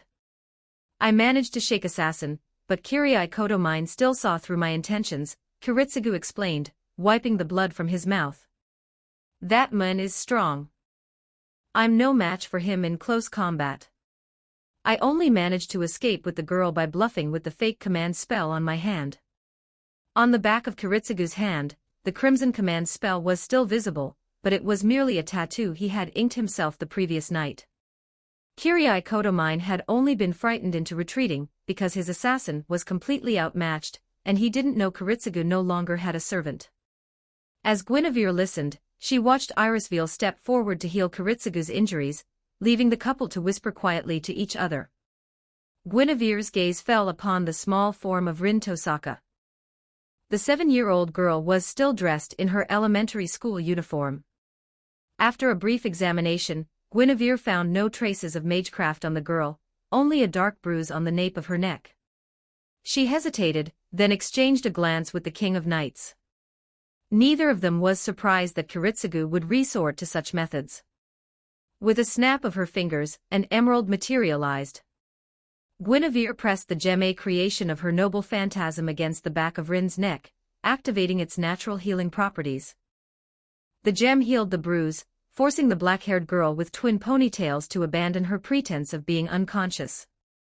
Normally, mages adhered to a code of honor, and wouldn't harm an enemy's family members once they were removed from the battlefield. But Kiritsugu Amiya played by no such rules, and Tosaka hadn't sent his family far enough away. You use dual magecraft too? Are you a relative of the Tosaka house? Even at such a young age, Rin had been feigning unconsciousness, waiting for an opportunity. Now forced awake, she immediately tried to build rapport. Was she clever or just bold? You've misunderstood, Guinevere replied gently. I knew dual magecraft long before the Tosaka house even existed. And I have no family ties to them. Wait, no, that's not quite right. I'm Sakura's guardian now, and she's called me Big Sister a few times. So you can call me Big Sister too. How about it? Does that put you at ease? Guinevere was beautiful, and her tone was gentle, genuinely earning some of Rin's trust. But just seconds later, Rin grew even more wary. The Sakura you mentioned, is she really my sister, Sakura? She asked tentatively. Isn't she with the Meta house now? Ah, that. It all started when your father sent Sakura to the Meta house. To put it simply, the Meta house is now completely wiped out. First, Shinji Mato and his father died the night Berserker was summoned. Then Korea died at the hands of the old worm, and I forced Sakura to crush the old worm to death with her own foot. Since Rin wanted to know, Guinevere told her everything, adding a warning: if you two ever meet again, be very careful not to step on any landmines. Rin was still just a child, so Guinevere only described the events verbally, without using her noble phantasm to recreate the images of what Sakura had endured. As a result, Rin couldn't fully grasp the reality of the situation. She only understood that Sakura had suffered greatly at the Meta house, and had now been sent to the clock tower for recovery and further training. So you're planning to kill my father, aren't you? Guinevere tilted her head, wondering how the little one in her arms had figured that out. Was it because her malice toward Tokiomi was so obvious? Or was it because Kiritsugu had intended this all along when he kidnapped her? Looking at Rin's serious expression and thinking of Sakura's suffering, Guinevere couldn't resist teasing her. Why are you so attached to a father who would trade away his own flesh and blood for the sake of magecraft? Even if I kill him, I can still raise you. Sure, you'll lose your father, but you'll still have me. I can completely replace him, and raise you myself. What's a little thing like revenge for a father's murder? As Guinevere's words fell, the castle living room fell silent. Even the assassin, who had been lurking in the ornate light fixture on the ceiling, was so stunned that he fell, only to be instantly cut down by the King of Knight's sword. The famous quote from someone in her past life seemed far more devastating than Guinevere had anticipated. Fortunately, the assassin's fall provided a distraction. The King of Knights merely touched Guinevere's forehead and asked, "Guinevere, you're joking, right?" "Of course I was joking. I just wanted to see the shocked look on this little girl's face. I wasn't kidding about killing Tokiomi Tosaka." "Lia, don't give me that look. He's a master who willingly entered the Holy Grail War. He put his own life on the line. If he dies because of it, I doubt he'd have any complaints. Isn't that right, you clever little girl?" As Tokiomi Tosaka's daughter, Rin understood the nature of the Holy Grail War. That was why she had begged Kirai to protect her father at all costs. As Guinevere said, if Tokiomi were killed by an enemy in the Holy Grail War, Rin would have no grounds to complain. Any resentment she felt would have to be directed at Tokiomi's lack of skill. But that was only if Tokiomi truly died due to a lack of skill. While Guinevere let Rin roam freely around the castle, and went to the kitchen to prepare that night's feast. On the other side of Fuyuki City, at the Tosaka residence, Kirai Kotomine arrived, bringing Tokiomi's wife with him. He reported Rin's kidnapping and the enemy's demand for his head in exchange. And Tosaka's reply was, "Kirai, I heard from a friend at the clock tower that Sakura has officially joined the Elmeloy classroom." With that single sentence, Tosaka's meaning was self-evident. He loved Rin, but he was a mage first and foremost. However, we can turn their scheme against them. Spywe can never escape. Auto Chapter 122. Chapter 122, Leah's legs, a taste to savor for a lifetime. 1377 words. So what was Tosaka's plan? Currently, the King of Knights and Guinevere had joined forces. Their intimacy made them appear to outsiders as inseparable allies. Furthermore, Guinevere's presence had created a rift between Tosaka, the mage, and Kirai, the executor. Yet, on the surface, they maintained their close master-disciple relationship. In other words, if the King of Conquerors and his master were eliminated, the Holy Grail War would devolve into a deathmatch between two factions. The time for complex alliances and intricate schemes was nearly over. Tokiomi Tosaka's plan was to leverage the King of Heroes' immense power. He would personally attend Kiritsugu's meeting, have the King of Heroes engage the other servants, and in the meantime, order Kirai to reclaim her lost honor. "O King, I wonder if you are confident enough to face that pair simultaneously." "Tosaka, are you provoking me?" "Very well. It is time to send those mongrels on their way." In the basement of the Tosaka house, expensive liquors filled the coffee table. The King of Heroes, dressed in casual attire, raised a golden goblet. He could easily see through Tosaka's goading, and though annoyed, he didn't mind playing along. Besides, he had run into the King of Conquerors earlier that afternoon, and had already been invited to Einsburn Castle for drinks. "But Tosaka, do you mean to accompany me this time?" "Yes, my king. As your vassal, it is my duty to join you on the battlefield. You simply think it's safest by my side, don't you?" Tosaka remained silent, drinking until night fell. After dark, in the central courtyard of Einsburn Castle, Guinevere had conjured a massive round table. It was laden with a variety of dishes she had spent the entire afternoon painstakingly preparing. "Lia, just be patient a little longer. The banquet is about to begin. But it smells so good. Can I just have one more taste?" They were dressed in the stylish outfits they'd bought earlier that day. Lia wore shorts and Guinevere was secretly caressing her thigh beneath them. The two sat at the head of the table, with Kiritsugu hidden in the shadows and Irisville beside them. "Lia, how many times have you tasted already? You've eaten all the extra portions I set aside." Wait, there's still some of that super spicy mapo tofu I made. Want some? No thanks on the mapo tofu. At the mention of it, the King of Knights recalled the agonizing pain of her first encounter with the dish. She had no desire to repeat the experience. The more of Guinevere's cooking she ate, the less confident she felt. In her mind, the threat of Guinevere refusing to cook for her was as terrifying as the threat of her misbehaving. Guinevere, why aren't they here yet? Can't we just start? And haven't you had enough tasting? Are you really going to act like Irisville, and this little one aren't even here? When faced with food, the King of Knights always lost her composure. An empty stomach was her greatest enemy. Having Guinevere's hand constantly stroking her thigh in front of others was another. But the worst part was that Guinevere was eating, while she had to wait. Lia, your legs are truly magnificent. I could savor them for a lifetime and never grow tired. Unlike this little one, Rin. She has excellent potential, but even when she's fully grown, I'd say she could not compete with you. During the banquet, no one could see Rin.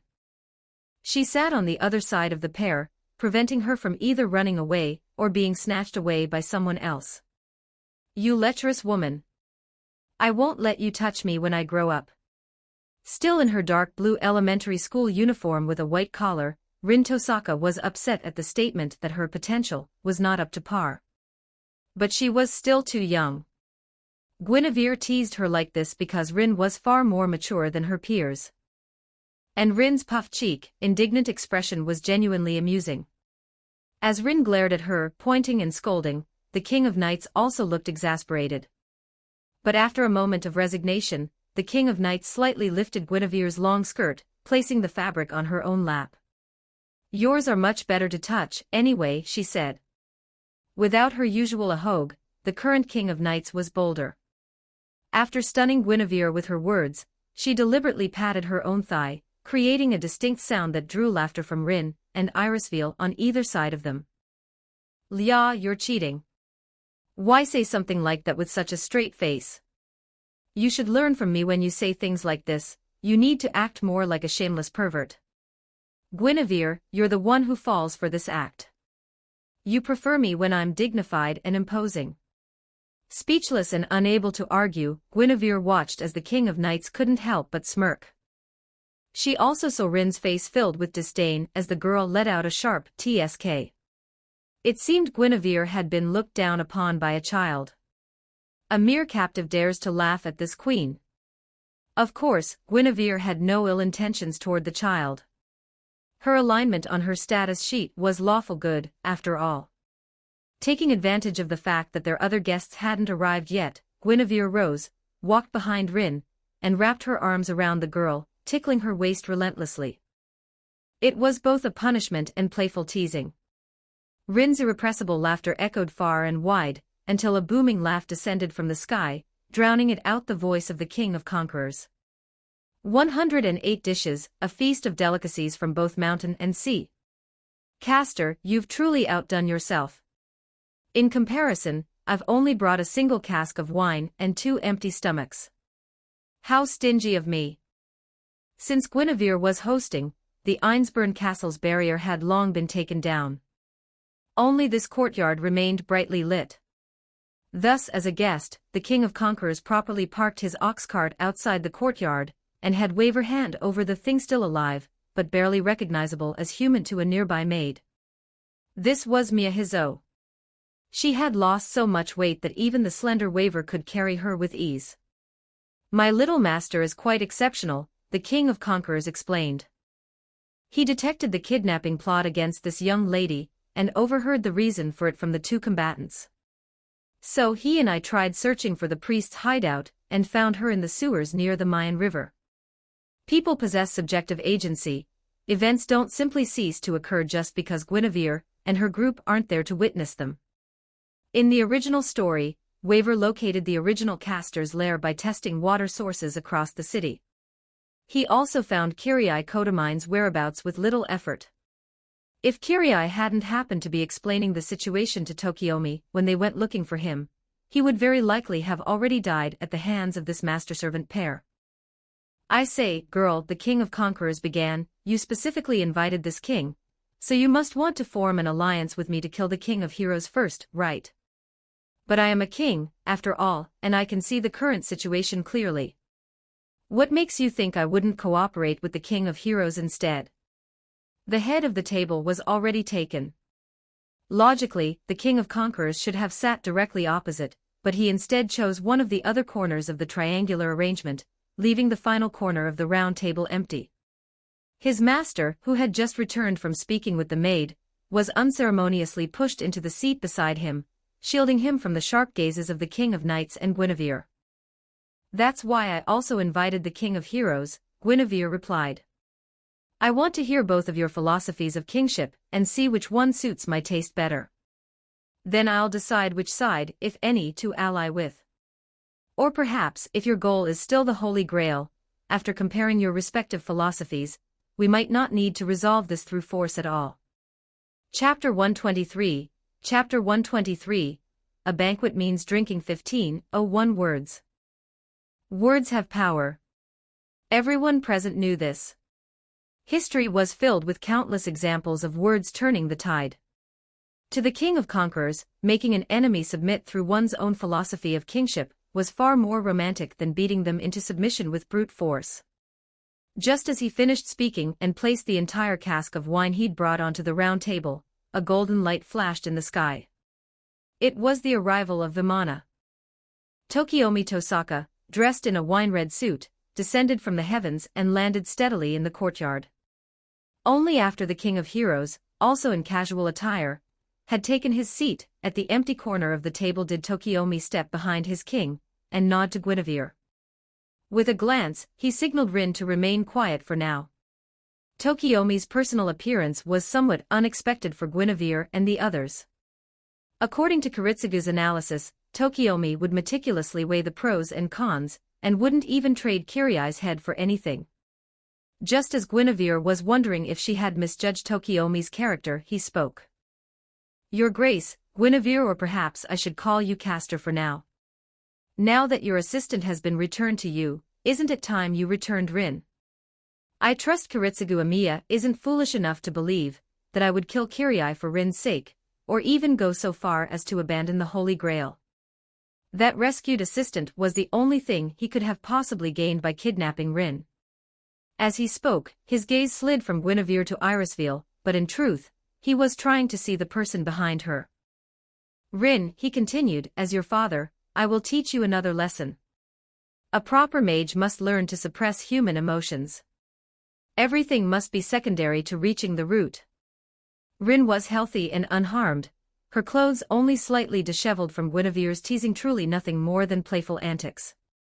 During her less than 10 hours of captivity, Rin had gradually stopped worrying about herself.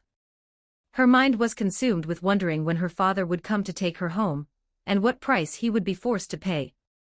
Rin loved her father more than anyone. But as Tokiomi delivered this lesson, the little girl was on the verge of tears. Her chin trembled as she clenched her jaw, desperately holding back sobs. She clung to the thought that her father was merely feigning indifference to gain a negotiating advantage. Only this fantasy allowed her to maintain the Tosaka house's elegance. She refused to disgrace her beloved father and the Tosaka name in front of everyone. Rin's dignified, upright posture impressed even the king of heroes. With a snap of his fingers, a golden ripple appeared, and a large pile of gems tumbled out before her. "A gift for you," he declared. "Since you're effectively fatherless now." The gems formed a small mound, at least 100 of them. Once the king of heroes declared them a gift, they would no longer return to the gate of Babylon, but would remain as physical objects in the present world. However, Rin was clearly not pleased by his gift, and even less so by his words. Just as she was about to lash out, Guinevere chuckled softly. She ruffled Rin's hair and raised her cup to the king of heroes. "Let's save the unnecessary remarks for later, shall we? A banquet is for drinking, no." Though Guinevere said this, she knew just as she'd expected that the king of heroes would disdain the wine brought by the king of conquerors. Golden ripples appeared again, revealing a set of gem-encrusted goblets and a heavy golden decanter. "The esteemed King and Queen of Camelot, and you prepare such inferior wine." The King of Heroes boasted of his own crystal-clear liquor, while the wine poured by the King of Conquerors filled the air with a rich, fragrant aroma. After the King of Conquerors poured wine for himself and the King of Heroes, he turned to serve the King of Knights and Guinevere. But before he could, Guinevere snapped her fingers, and a large celadone wine bowl materialized before her. "Back in the day, when we held feasts with our knights, we drank heartily and ate our fill," she declared. "With cups this small, do you plan to drink until the Holy Grail war ends?" The celadone bowl was 10 centimeters in diameter, and could hold over a pound of liquid when full. Guinevere dared to summon such a vessel because she had caught the scent of the wine and realized it wasn't particularly strong. It was the kind meant for savoring, not chugging. "Pearls before the swine," the King of Heroes muttered. "Heh," Guinevere retorted. "It seems the King of Heroes' wine reserves are running low." "Mongrel, you dare question this king's reserves?" Gilgamesh sneered. "This king will drink a full bowl. You and the King of Knights will share one. King of Conquerors, what say you?" The King of Knights' side provided the food, and your side, King of Heroes, provided the wine, Iskandar replied with a grin. "I'm just here for the free food and drink, so don't ask for my opinion. All I can say is, I'll keep up with you all to the very end." With his bushy beard, the King of Conquerors looked every bit the heavy drinker, and indeed he was. After the King of Heroes materialized another dozen or so bottles of fine wine, he simply grabbed one and began chugging straight from it, displaying his heroic spirit without a care for getting drunk. Watching him drink and sensing his bold aura, Guinevere abandoned her plan to get him drunk and take advantage. She let out a light laugh, raised her bowl, and downed 3 in quick succession. The King of Knights and the King of Heroes followed suit, though the King of Knights flatly refused the offer to share a bowl with Guinevere. Around the round table, the 4 servants occupying its 3 corners drank silently and heartily until each had finished a 5-pound bottle, leaving them all slightly tipsy. Of the 4, the King of Knights had the lowest alcohol tolerance. With 5 pounds of wine in her belly, the King of Knights cast aside her usual self-restraint. She pulled Guinevere close and kissed her fiercely in front of everyone. Once satisfied, she slammed her hand on the table with drunken abandon and reached for a chicken leg. "Don't just drink. You're all kings who've seen battle, aren't you? Who are you putting on this act for? At my round table, we fight for our food. If you can't grab it, that's your own fault. And let me tell you, Guinevere is delicious, but the food she makes is the most delicious of all." With a chicken leg in one hand and wine in the other, she impulsively pulled Guinevere close again, freely expressing her affection. Everyone stared, dumbfounded by this side of the King of Knights. But then the King of Heroes burst into unrestrained laughter, grabbing a lobster to eat. The King of Conquerors followed suit, but not before stuffing a roasted duck into Waver's hands. The King of Knights is right. We're all kings who've seen battle, we shouldn't stand on ceremony. Come, let me toast everyone with another bottle. The shift from tense hostility to joyous feasting was so abrupt that the masters couldn't even process it. Soon after, Tokiomi Tosaka maintained his elegant composure, refusing to participate in the chaotic scramble for food. Irisveil von Einsborn, however, wove silver threads into spirit birds that fetched her desired dishes. Rin, the young girl, tried not to disappoint Tokiomi, but after Guinevere reclaimed her pride from the King of Knights' lips, she playfully stuffed another chicken leg into Rin's mouth. The banquet continued in this boisterous atmosphere, as if the 3 factions at the round table weren't mortal enemies destined to fight to the death. But while the wine was endless, the food was not. When the table was strewn with the remnants of the feast, the time came for the well-fed and well-drunk group to discuss serious matters. The King of Heroes, the King of Knights, the King of Conquerors, and Guinevere had each consumed 10 bottles of fine wine over 50 pounds each. If they weren't heroic spirits capable of rapidly converting what they consumed into mana, their stomachs would have been bulging. Though their bellies remained empty, the alcohol's effects lingered, and the massive influx of mana left all for feeling sated. All right, the time for merriment is over, the King of Knights declared.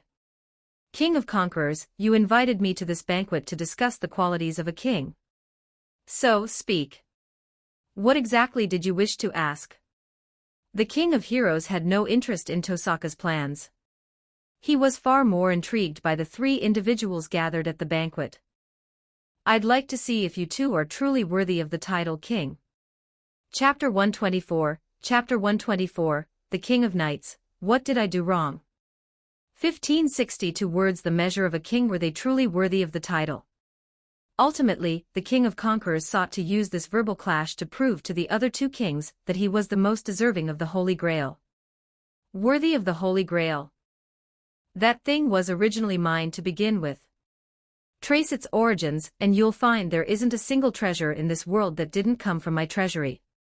Then do you know the Holy Grail's true nature? Have you ever possessed it? I do not. The total number of treasures in the world has long surpassed my knowledge. But if it is a treasure, it is undoubtedly mine. This so-called Holy Grail war is nothing more than a band of thieves attempting to steal what belongs to me. The banquet had ended, but the wine had not run out, they had merely switched to smaller cups. Hearing these words, nearly identical to those from her past life, Guinevere couldn't help but let out a soft chuckle, drawing the gazes of the proud and momentarily speechless kings. Let me tell you, that Holy Grail thing should actually be mine, Guinevere declared. Back when Camelot defeated Rome and conquered the European continent, the Roman Church presented the Holy Grail to me. Later, Galahad even embarked on a quest to find the Grail, and truly brought it back for us to use as a wine goblet. King of Heroes, to claim that Camelot's spoils of war belong to you is rather shameless. Did that thuggish noble phantasm of yours give you such confidence? Hearing this, the King of Heroes' expression stiffened, his eyes narrowing slightly. For the first time, killing intent toward Guinevere rose within him. But this was a banquet, a battle of words, and the King of Conquerors quickly stepped in to smooth things over. Now, whoever said there could only be one Holy Grail in the world? Aren't there two different stories about the origin of the true Grail? King of Conquerors, let's just say you're right for now, the King of Heroes sneered. What else did you want to ask? Both the King of Heroes and Guinevere had claimed ownership of the Holy Grail, seemingly putting the King of Conquerors at a disadvantage. But he was the King of Conquerors, after all his nature was to seize what did not belong to him. If he didn't have it, he would simply take it. So, after a laugh, he took another sip of wine and said, This king wishes to ask what desires you intend to entrust to the Holy Grail. If those wishes can be fulfilled without the Grail's power, perhaps we need not come to blows. In that case, King of Conquerors, since you propose this, shouldn't you go first? Leaning against the King of Knights' leg and drinking from the cup in her hand, Guinevere watched as the King of Knights, truly starting to feel the effects of the wine, nodded her head drowsily. Yet, she still pricked up her ears, listening intently to the conversation between the King of Conquerors and the King of Heroes. As Guinevere already knew, the King of Conquerors' wish was for a living, physical body, a starting point from which he would conquer the world once more. The King of Heroes, on the other hand, had no wish. He had initially joined the war to eliminate the thieves, but had since decided he might bestow the Holy Grail upon Tosaka.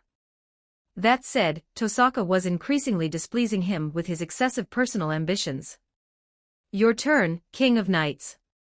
Tell us the wish you would make to the Holy Grail. In truth, Guinevere had allowed the banquet of kings to proceed and even prepared such a lavish spread with a specific goal in mind, to let outsiders challenge the King of Knights. Since she couldn't change the King of Knights' mind herself, she hoped to find some help from others. Of course, she wouldn't allow the King of Knights to be truly humiliated. Her eyes hazy with drink, sated with food and wine, the King of Knights was already leaning into the arms of Guinevere, who had made herself slightly larger to accommodate her. To be honest, I personally have no wish left, the King of Knights began, her voice thick with emotion. I just can't bear Guinevere's current reputation. She gave so much for Camelot. As she spoke, the King of Knights closed her eyes. A single, crystalline tear unexpectedly escaped the corner of her eye, which she quickly wiped away. Drunk and talkative, the King of Knights began to tell Guinevere's story. She established the Knight Academy for Camelot, laying the foundation for our conquest of Europe. She reconciled me with my sister, so I no longer had to engage in those chaotic affairs with her. She pushed back the church's influence from Camelot, establishing the authority of the crown over the church for the first time. She also promoted agriculture and animal husbandry, commissioned irrigation projects, and fostered good relations with the mages, devising strategies to navigate Camelot through the decline of mystery. She even shouldered the reputation of a ruthless killer for my sake, eliminating all the vassal kings of Great Britain, and enabling Camelot to achieve true centralized power for the first time. She was even willing to bear infamy alongside the other knights, all so that I could overcome fate and survive Camlin Hill. The King of Knights poured out these words in a single breath, truths unrecorded in the falsified histories. I can say with certainty that without Guinevere, Camelot would have met an end I would forever regret. I would have become a fool who lamented ever becoming king. Now, I cherish my meeting with Guinevere. I love the Mordred we raised together. I am content with our quiet retirement after the Battle of Camlin, living out our days until we passed away together under the morning sun. So what's wrong with wanting to correct the world? What's wrong with wanting future generations to have a proper understanding of Guinevere? But if you truly return to the past and negate everything we did to ensure your survival, then you would be in the wrong. You would be betraying our devotion. Didn't you see Lancelot's recording? Did he ever once care about the infamy he bore? The King of Knights spoke as if in a drunken frenzy. Yet, as she finished pouring out her heart, Guinevere's gaze softened with unprecedented tenderness, and her heart filled with an unparalleled warmth. But she couldn't bring herself to let the King of Knights die for the sake of her own reputation, nor could she bear to step into a doomed lost belt alongside her. As observers, the King of Conquerors and the King of Heroes had grasped the core of the couple's conflict, but they didn't know what to say. Should they advise the King of Knights to prioritize the people of Camelot? That wasn't in their nature at all. On the contrary, they rather admired the selfishness of both the King of Knights and Guinevere, finding their attitudes quite to their liking. Speaking of which, the King of Conquerors interjected, after being summoned by Little Master, I came across a line in an unofficial history of Camelot. It recorded that Castor once said, a king should be the one with the greatest greed, the loudest laughter, and the fiercest rage. I quite like that sentiment. Guinevere had no idea why the King of Conquerors was suddenly bringing this up. He had lived more than 800 years before Camelot, and he certainly hadn't uttered such a definitive statement during his lifetime. Though his words made her heart flutter and her cheeks flush, the alcohol concealed her reaction. More importantly, it meant she couldn't be accused of plagiarism. And without keeping her waiting, the King of Conquerors continued, so, I'll stay out of your marital issues. Right now, I'm just envious. Why couldn't I have had a queen like her back in my day, one skilled in both scholarship and warfare, who could have helped me lead my kingdom to a brighter future?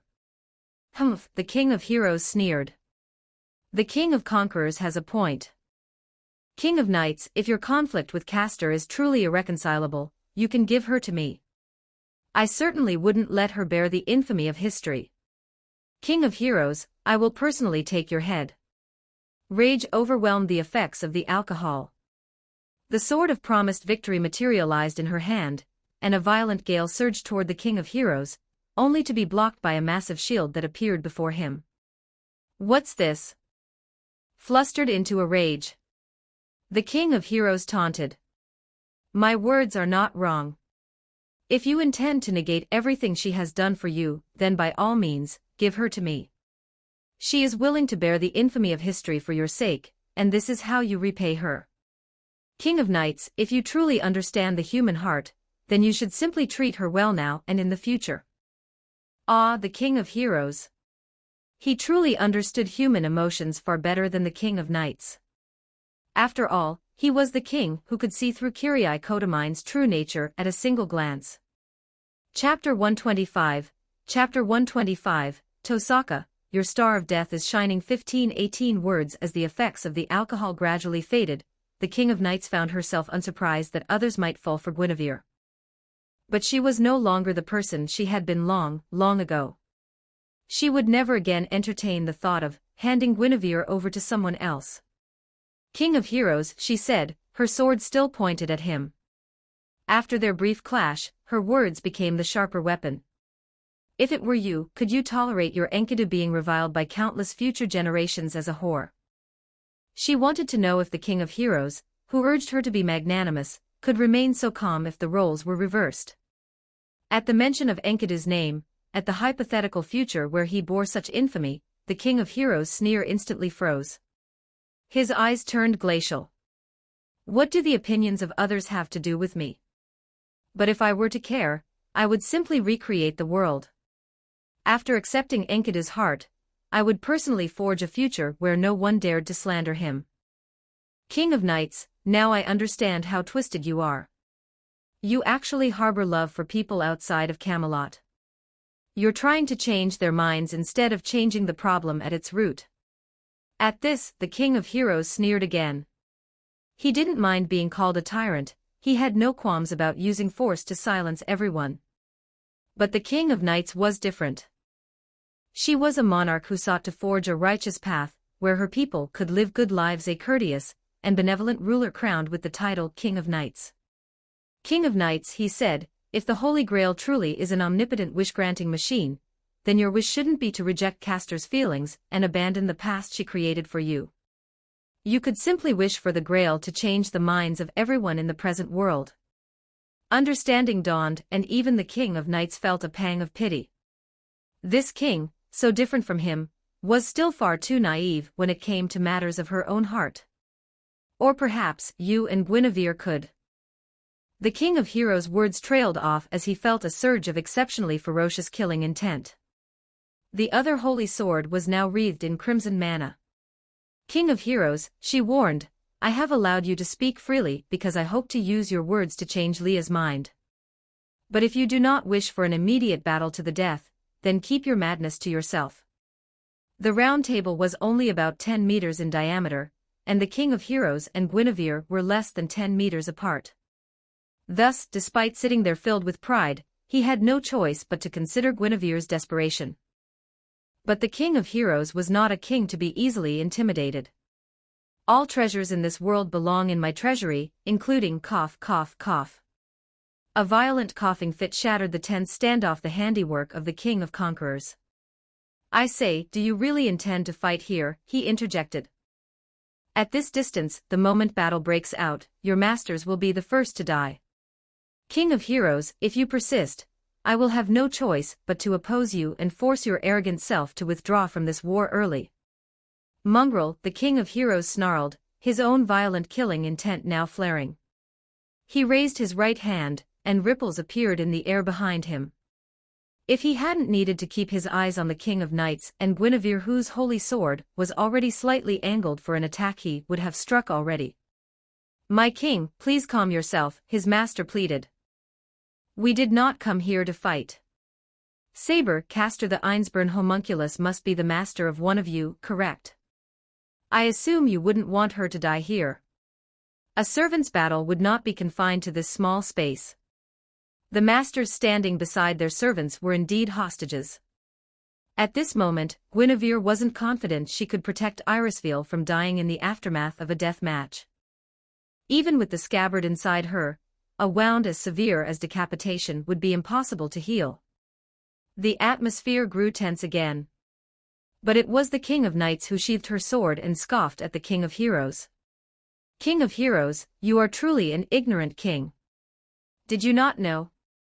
Even the genuine Holy Grail cannot grant the wish you speak of.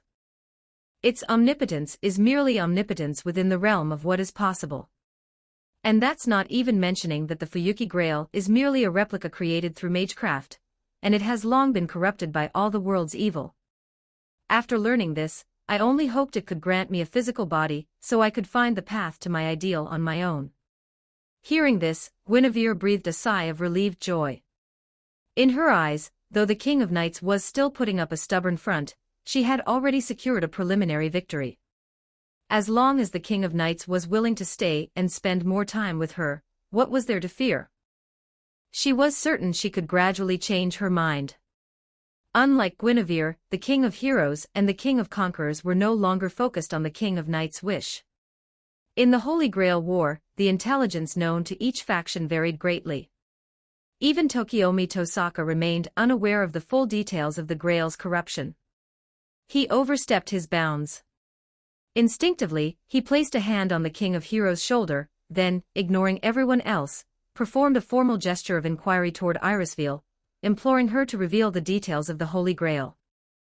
And so, under the guise of brushing her hair aside, Irisville discreetly tapped her earpiece. She received Kiritsugu's instructions. He permitted her to reveal everything she knew. Kiritsugu also wanted to see if the other factions would cease hostilities upon learning the truth about the Grail. However, Kiritsugu specifically instructed her not to conceal the fact that the mechanism connecting the Grail to the root remained intact. He knew that the King of Heroes and the King of Conquerors parties would never trust his side's word alone. After hearing Irisville's account, they would undoubtedly seek to verify it themselves. In the castle's courtyard garden, the banquet resumed not for a drinking contest this time, but for a quiet tasting. The real dishes were replaced by Irisville's slowly unfolding story, which served as the evening's accompaniment. When Irisville's tale reached its conclusion, Tokiomi Tosaka breathed a sigh of relief upon learning that the Grail's connection to the root was undamaged. Only then, seeing the King of Heroes' cold expression, did he realize the transgression he had just committed. The corner of his mouth twitched, regret piercing him like a dagger. He could only hope the King of Heroes was not as capricious and petty as he had been led to believe, and that his remaining 2 command spells still held some sway. Adhering to the Tosaka house's creed of perpetual elegance, Tokiomi maintained his graceful composure even as anxiety flooded his heart. At the same time, he placed even greater hope in Kirai Kotomine playing his part. As long as Kirai succeeded in assassinating Kiritsugu Amiya according to plan, causing either the King of Knights or Guinevere to disappear, Tokiomi would dare to forcefully command the King of Heroes, demanding that he end the Holy Grail War tonight. 1 command spell to kill, 1 command spell to force suicide. Tokiomi Tosaka's plan was flawless. However, the Holy Grail War was also a battle of intelligence. Due to the fake command spell Kiritsugu had revealed when kidnapping Rin, Irisville's unconcealed command spells at the banquet, and Guinevere's currently pristine hands kept clean by her noble phantasm's illusion, both Tokiomi and the King of Conquerors factions had made a critical miscalculation. They never considered that the King of Knights was Guinevere's servant.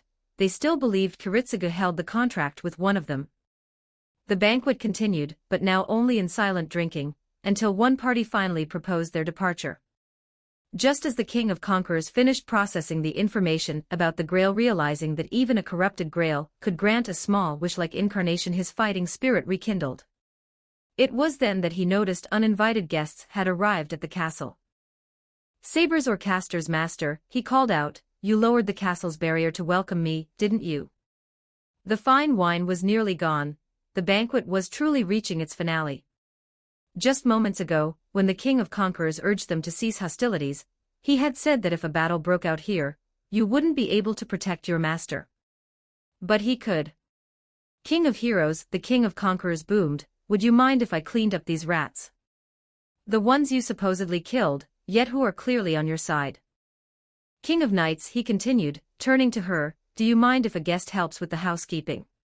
Chapter 126, Chapter 126. The King's Army and 2 anti-1453 words. "Tokiomi, was this your plan? It seems your plan has failed." As the King of Conquerors declared his intent to clean up the rats, Tokiomi's expression froze. In the private telepathic channel between master and servant, the King of Heroes sneered. Though he had come at the King of Conquerors' invitation, he had also been goaded here by Tokiomi. The King of Heroes knew that until Tokiomi's preparations were complete, he was merely a target meant to draw attention. "Tokiomi," the King of Heroes' voice echoed in Tokiomi's mind, "I have tolerated your schemes time and again because of your decisiveness during the Berserker attack. I even allowed you to take the lead in this matter. But do not forget what I said. The time has come to send these mongrels to their graves." "Yes, my king." Tokiomi's heart pounded with shock. As the King of Heroes spoke, he witnessed a grand magecraft that should have been impossible for a rider-class servant to wield. A reality marble, a grand magecraft that materializes one's inner world. When cast, it replaces the real world with the caster's mental landscape. A desert replaced the castle, a scorching sun hanging high in the sky. Witnessing such a scene with their own eyes, Tosaka was far from the only one left stunned. However, Tosaka's shock lasted only a moment. If this was the extent of the King of Conquerors' trump card, he would be no match for the King of Heroes. He could be finished in a single blow. As Tosaka regained his composure, an endless army began to rapidly materialize at the desert's edge. They formed ranks, marched forward, and halted behind their king. If the battlefield were a four-sided chessboard, the King of Conquerors, his young master, and his army occupied the eastern side. The King of Heroes, Tosaka, and Rin occupied the southern side. Guinevere, the King of Knights, Irisville von Einsburn, the two maids, Kiritsugu Amiya, and Miyahizohu was barely discernible as a human figure occupied the northern side. The 70-odd assassins, clad in pitch-black attire and wearing stark white masks, occupied the western side, having been dragged into the reality marble by the King of Conquerors.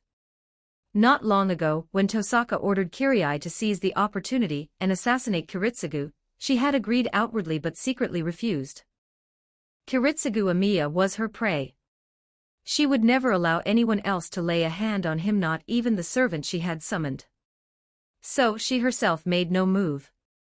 Instead, she merely dispatched all her assassins to their deaths, both to fulfill her obligation to Tosaka, and because she didn't believe the assassins whose only merits were their numbers and concealment could truly kill Kiritsugu Amiya. This subconscious selfishness saved her. It kept her from entering the castle, preventing her from being trapped on the opposing side of the Ionioi Hitairoi alongside the numerous assassins. The King of Conquerors, he's far too righteous.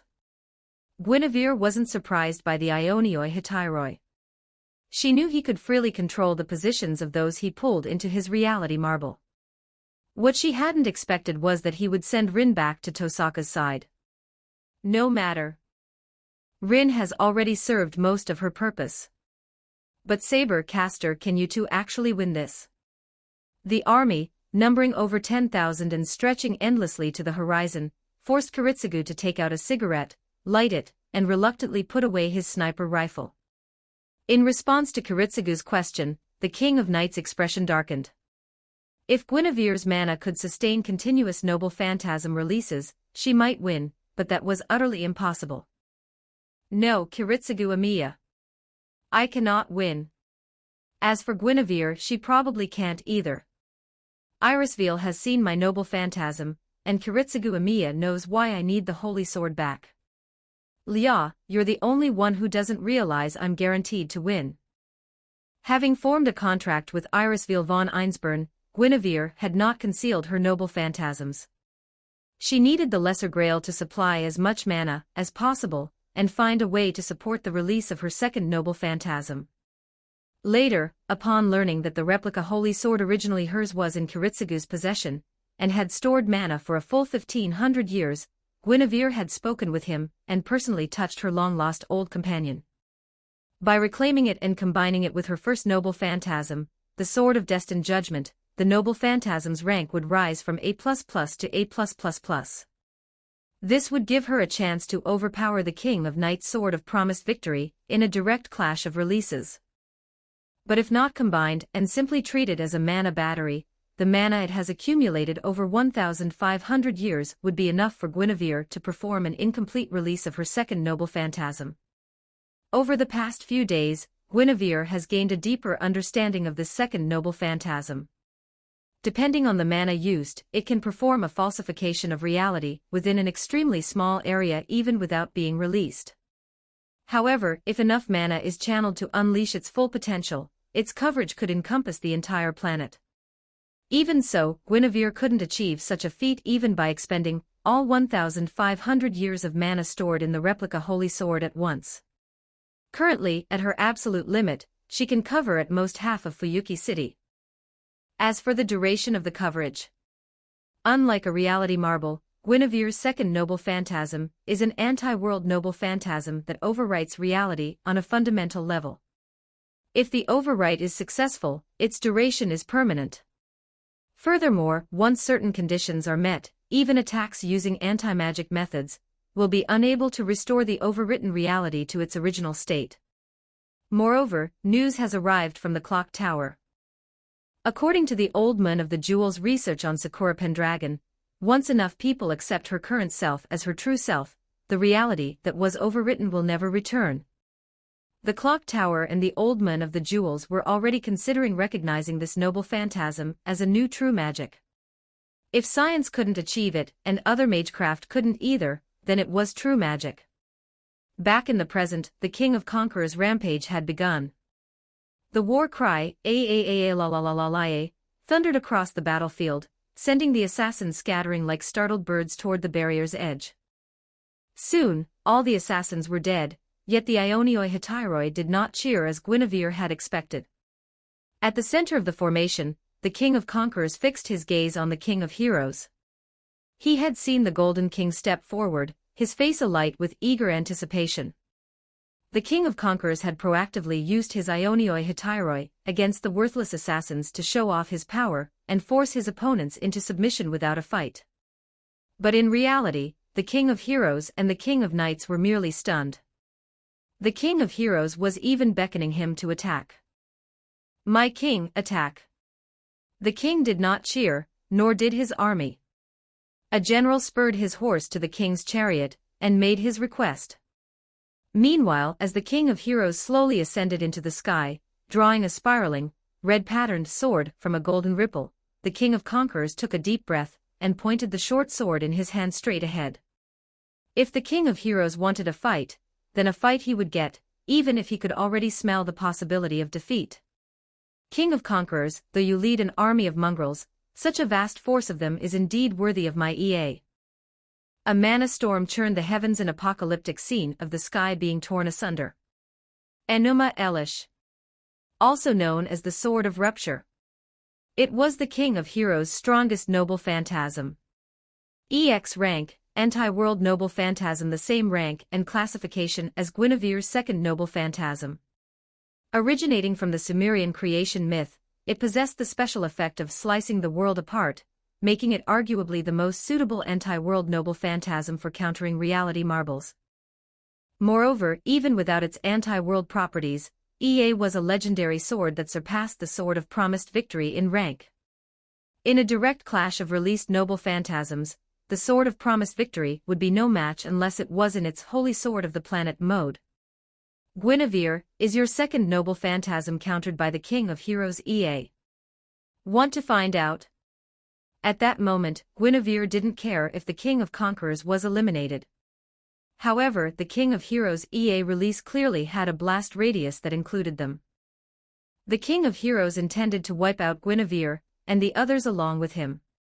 Chapter 127, Chapter 127, Guinevere, that dining table was mine to begin with. 1525 words. This battle had only been possible because of the King of Conquerors' noble phantasm.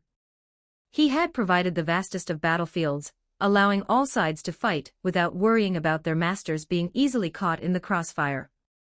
But now, within EA's mana storm, that very battlefield was on the verge of collapse. Want to find out? Raising the replica holy sword granted by her noble phantasm, she uttered those words. The next instant, Guinevere appeared just before the still-charging King of Heroes, pointing her holy sword at his throat. Falsification of reality. This noble phantasm could be used on herself, granting her any ability she could comprehend. The result of sprouting wings and charging at supersonic speed was Guinevere's holy sword striking a suddenly manifested shield, creating a thunderous boom in the sky. Ever since Lancelot's surprise attack nearly insta-killed him, the King of Heroes had been constantly on guard against a repeat of such an incident. You couldn't resist, could you, mongrel? With a cold sneer, hundreds of golden ripples spread through the air, summoning a barrage of noble phantasms, all imbued with anti-magecraft effects. Previously, Guinevere's attempt to use her falsification on Korea had failed, an event the King of Heroes had witnessed. This had given him insight into potential countermeasures against such magecraft. After forcing Guinevere back and compelling her into a series of aerial acrobatics, the King of Conqueror's army finally reached a position where they could fire their arrows at him. An army of over 10,000, unleashing far more than 10,000 arrows. As the endless rain of arrows soared upward like reverse fireworks, the King of Heroes finally swung his fully charged EA. The heavens and earth warped, the world itself split apart. The strength of the Ionioi Hetairoi lay in its overwhelming tide of soldiers, among whom were many heroes whose strength rivaled the King of Conquerors himself. Furthermore, the mana for the Ionioi Hetairoi was supplied by all the heroic spirits comprising it. However, the Ionioi Hetairoi had a critical weakness: the heroes summoned by the army lacked noble phantasms, classes, and had low base stats.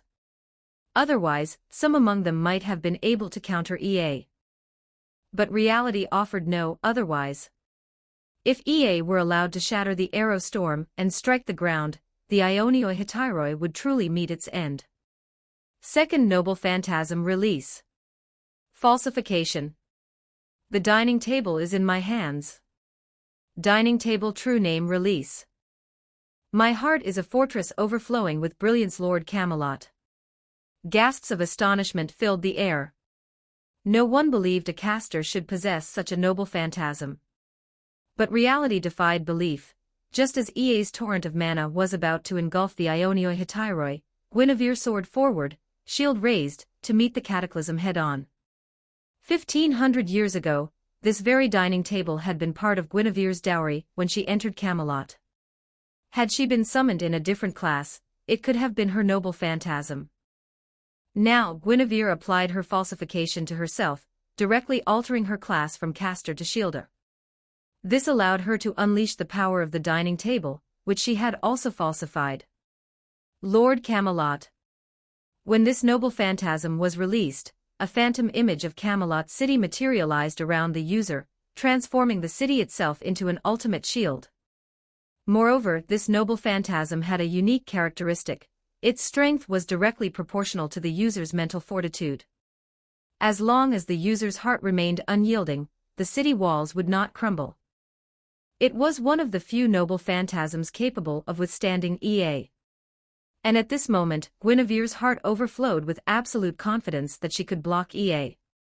So was Guinevere invincible? If the King of Heroes simply tapped her with an anti-magic noble phantasm, her falsification would shatter, and she would revert to a caster, unable to release the dining table's power. But as EA's advance was halted, the King of Heroes responded by unleashing even greater power, refusing to believe that EA could be stopped by a mere dining table. Tosaka, replenish my mana with a command spell. Vimana had carried Tosaka and Rin into the sky. Tosaka was equally astonished that Guinevere could withstand EA, but the situation now left no room for the King of Heroes' defeat. By the name of my command spell, I order you, Archer. Bring me victory. When used this way, a command spell simply replenished a servant's mana. With this influx of power, the King of Heroes immediately increased EA's output. In that instant, Guinevere also turned to Irisveil, seeking a command spell to replenish her own mana. She was not yet willing to tap into the reserves stored within the replica Holy Sword. 1 second, 2 seconds, 10 seconds. Guinevere held firm. But the storm of mana overflowing from the sides of the Camelot city walls still tore through most of the Ionioi Hetairoi, causing the reality marble that served as their battlefield to collapse. However, thanks to Guinevere's shield, the King of Conquerors and a portion of his army had emerged unscathed. Perhaps by gathering his strength, he could still unleash a smaller-scale Ionioi Hetairoi. But he remained silent as the world around him reverted to the Einsburn castle. He had boasted that he could defeat the King of Knights, Guinevere, and all the knights of Camelot combined. Yet now, he owed his life to Guinevere's noble phantasm. High in the sky, Guinevere continued her battle against the King of Heroes. An endless cascade of ripples selected an endless stream of anti-magic noble phantasms, while Guinevere relentlessly pressed forward through the rain of weapons, trying to close the distance to the King of Heroes. At that moment, Guinevere had already discarded her class falsification, reverting to her true caster class. Deception of human order, falsification of the world was her second noble phantasm as a caster. Once she abandoned that class, she could no longer use it. Scrutiny and doubt filled the King of Heroes' mind. He couldn't comprehend the true nature of Guinevere's noble phantasm. It was far too versatile. Admiration and fury warred within him, admiration that she had blocked his EA head-on, and fury that she had dared to do so. If only this king had sufficient mana. You say that as if I could fully unleash my noble phantasm. The release of EA was limited by the mana Tosaka supplied, and the mana replenished by a single command spell had been less than expected. If his mana were sufficient, EA's full power could truly annihilate millions of demonic beasts, and create a primordial hell in the modern world. Its theoretical upper limit, like Guinevere's second noble phantasm, was the infinite potential of an EX rank.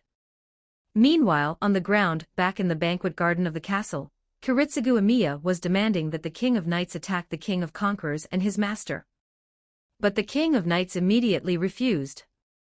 As a knight, she would never take advantage of an opponent's weakness. Besides, we invited the King of Conquerors to this banquet. He voluntarily helped us eliminate the rats. By both honor and reason, we cannot attack him now. In the sky, Guinevere continued her battle. She saw the King of Knights' vehement refusal below, even as she felt her own mana rapidly depleting. Should I gamble the mana stored in the Holy Sword? Or have Irisveil use another command spell? The mana within the replica Holy Sword remained untouched, but falsifying her class and blocking EA with a mere dining table had consumed a massive amount of her reserves. Guinevere had proven herself, demonstrating that her falsified noble phantasm was as potent as the genuine article. However, tanking the attack head-on with a shield was simply not worth the cost. The problem was, Guinevere had no other choice. If she hadn't blocked it. King of Heroes, Guinevere called out mid-flight, why did you have to go berserk? Why did your EA release have to envelop us too? Otherwise, I would have let you eliminate the King of Conquerors first. As she spoke, 1,000 ripples materialized behind the King of Heroes, each revealing an anti-magic noble phantasm.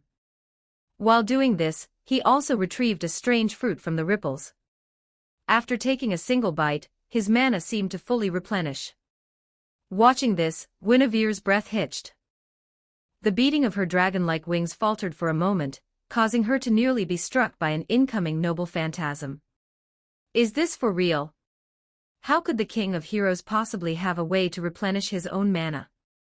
I remember in the original story, after gaining a physical body in the Fourth War, he had to resort to eating children to survive until the Fifth War.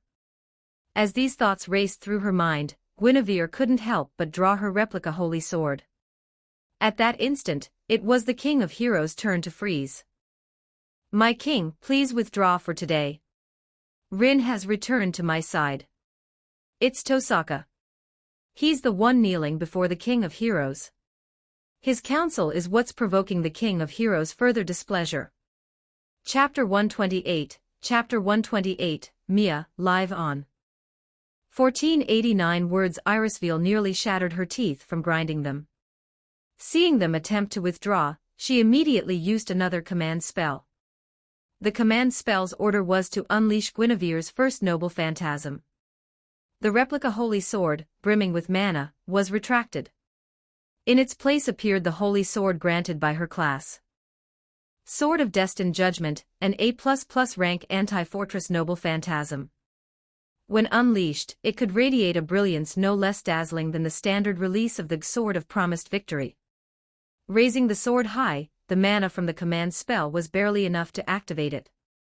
As a torrent of crimson mana erupted, it shattered countless pursuing swords and hundreds of noble phantasm shields before finally forcing the King of Heroes to evade. It forced Tokiomi Tosaka to realize he had made a foolish mistake. Conflicted and tormented, but facing Irisveil's unhesitating use of her third command spell, he knew he had to consider a countermeasure. King of Heroes. Just as Tosaka was about to replenish the King of Heroes' mana, he saw Irisveil raise her other hand. 2 command spells remained on it. Instantly, Tosaka recalled his farewell to Kenneth. Kenneth had indeed mentioned giving his remaining 2 command spells to the Einsburn faction. King of Heroes, retreat with Rin and me. With a severe disadvantage in command spells, relying on them to replenish mana for battle would guarantee their defeat. So, even knowing this would thoroughly offend the King of Heroes, he had no choice. As long as I survive, Tosaka thought, I'll still have a chance. He still possessed the leftover command spells from previous Holy Grail wars, held by his ally in the Holy Church, Kirai Kotomine. As Tosaka issued the order with his final command spell, the King of Heroes, however unwilling, could only turn the mana around and flee at unprecedented speed. Tosaka knew, and the King of Heroes knew as well, that the appearance of him restoring mana with some fruit was a deception. For some unknown reason, all mana-restoring items in his treasury were unusable. The wine he had just drunk could only be converted into mana after digestion, and the efficiency was extremely low, restoring a negligible amount. Mongrel counter-force. Mongrel Holy Grail War. Forced into retreat, the King of Heroes was utterly furious. His gaze on Tosaka was dangerously sharp. King, I implore you to endure. You still require my contract. Having already shown immense disrespect, Tosaka had no choice but to utter more insolent words to prevent the King of Heroes from killing him on the spot.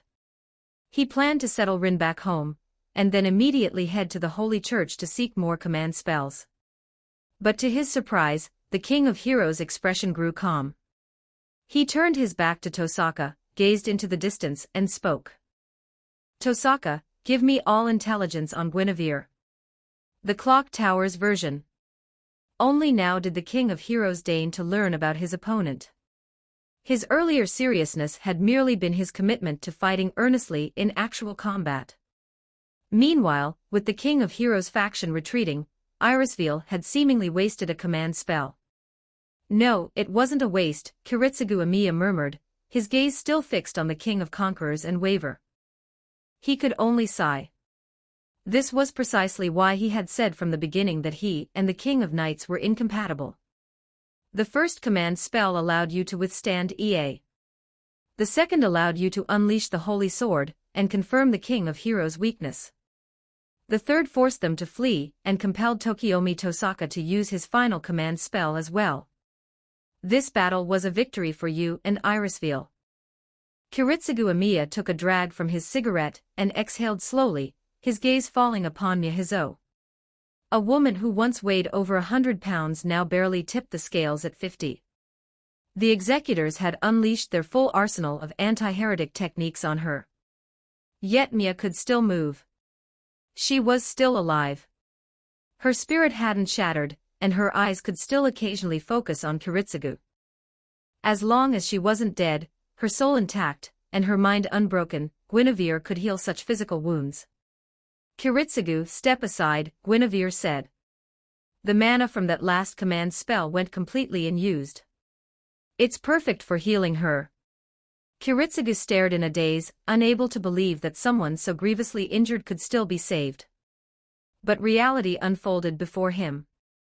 As Guinevere activated her falsification, Miyahizo was restored to a flawless body. This body, however, was a fabrication vulnerable to anti-magic attacks. True recovery would require time, the recognition of others, and for the falsehood to become truth. Regardless, Miyahizo was finally free from pain. A peaceful expression settled on her face. As the agony vanished, her blurred vision cleared, focusing on Kiritsugu. She held no blame for his earlier decision to abandon her. After he embraced her, silent tears streaming down his face, she mustered her strength, leaned up, and gently kissed his lips. Then, she drifted into a deep sleep.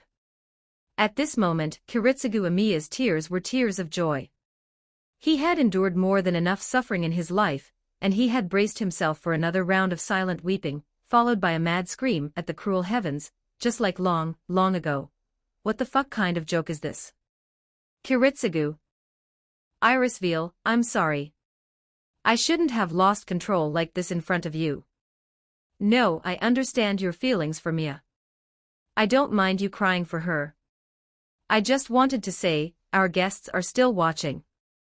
The King of Conquerors and Waver were still present. Since the main battle had taken place in the sky, and within Ionioi Hetairoi, the leftover food and wine on the round table in the courtyard remained untouched.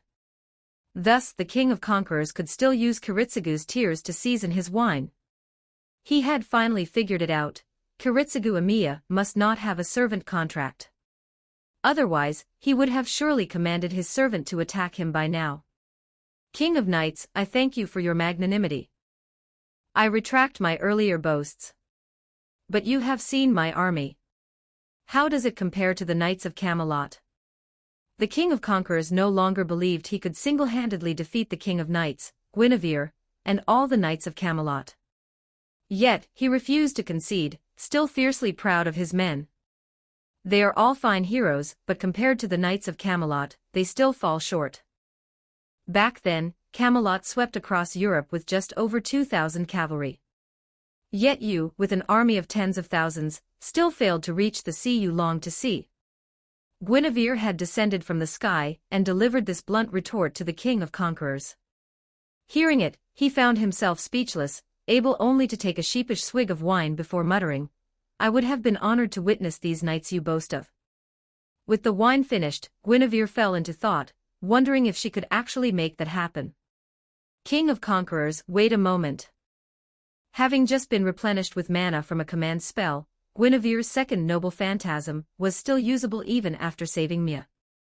She once again used her falsification ability to examine her own class. She wanted to see which classes she was compatible with, and if any of them would allow her to manifest her knight order from her lifetime. Saber class, compatible. Noble phantasm, only the holy sword. Lancer class, incompatible. Archer class, incompatible. Assassin class, incompatible. Guinevere didn't use spears or projectiles, and she despised assassination. Rider class, here Guinevere found what she was looking for. Beyond that, Guinevere also possessed an aptitude for the Berserker class. That class's most important noble phantasm was the Holy Grail. Even more surprisingly, Guinevere had a facet of the ruler class. This stemmed from the sublimation of her deeds in Britain, her purification plan, and the judgment and execution by burning of numerous church officials. In the courtyard, Guinevere's aura shifted rapidly. When she finally reverted to her caster class, she smiled at the King of Conquerors and said, "Tomorrow, at this same time, let us fight to the death. Bring the remnants of your army against the Knights of Camelot you're so curious about. At that time, Leah and I will both stand within the ranks of Camelot's knight order." Thanks to Guinevere's shield, the King of Conquerors' army had not been completely annihilated. Perhaps he could still deploy a smaller version of Ionioi Hetairoi. Moreover, Waver still had all three command spells on the back of his hand, making a rapid mana replenishment entirely possible. Thus, upon receiving Guinevere's challenge, the King of Conquerors laughed heartily. He extended his hand and clasped it with the King of Knights and Guinevere, sealing their vow. Don't forget to like and subscribe to Novels Wonderland.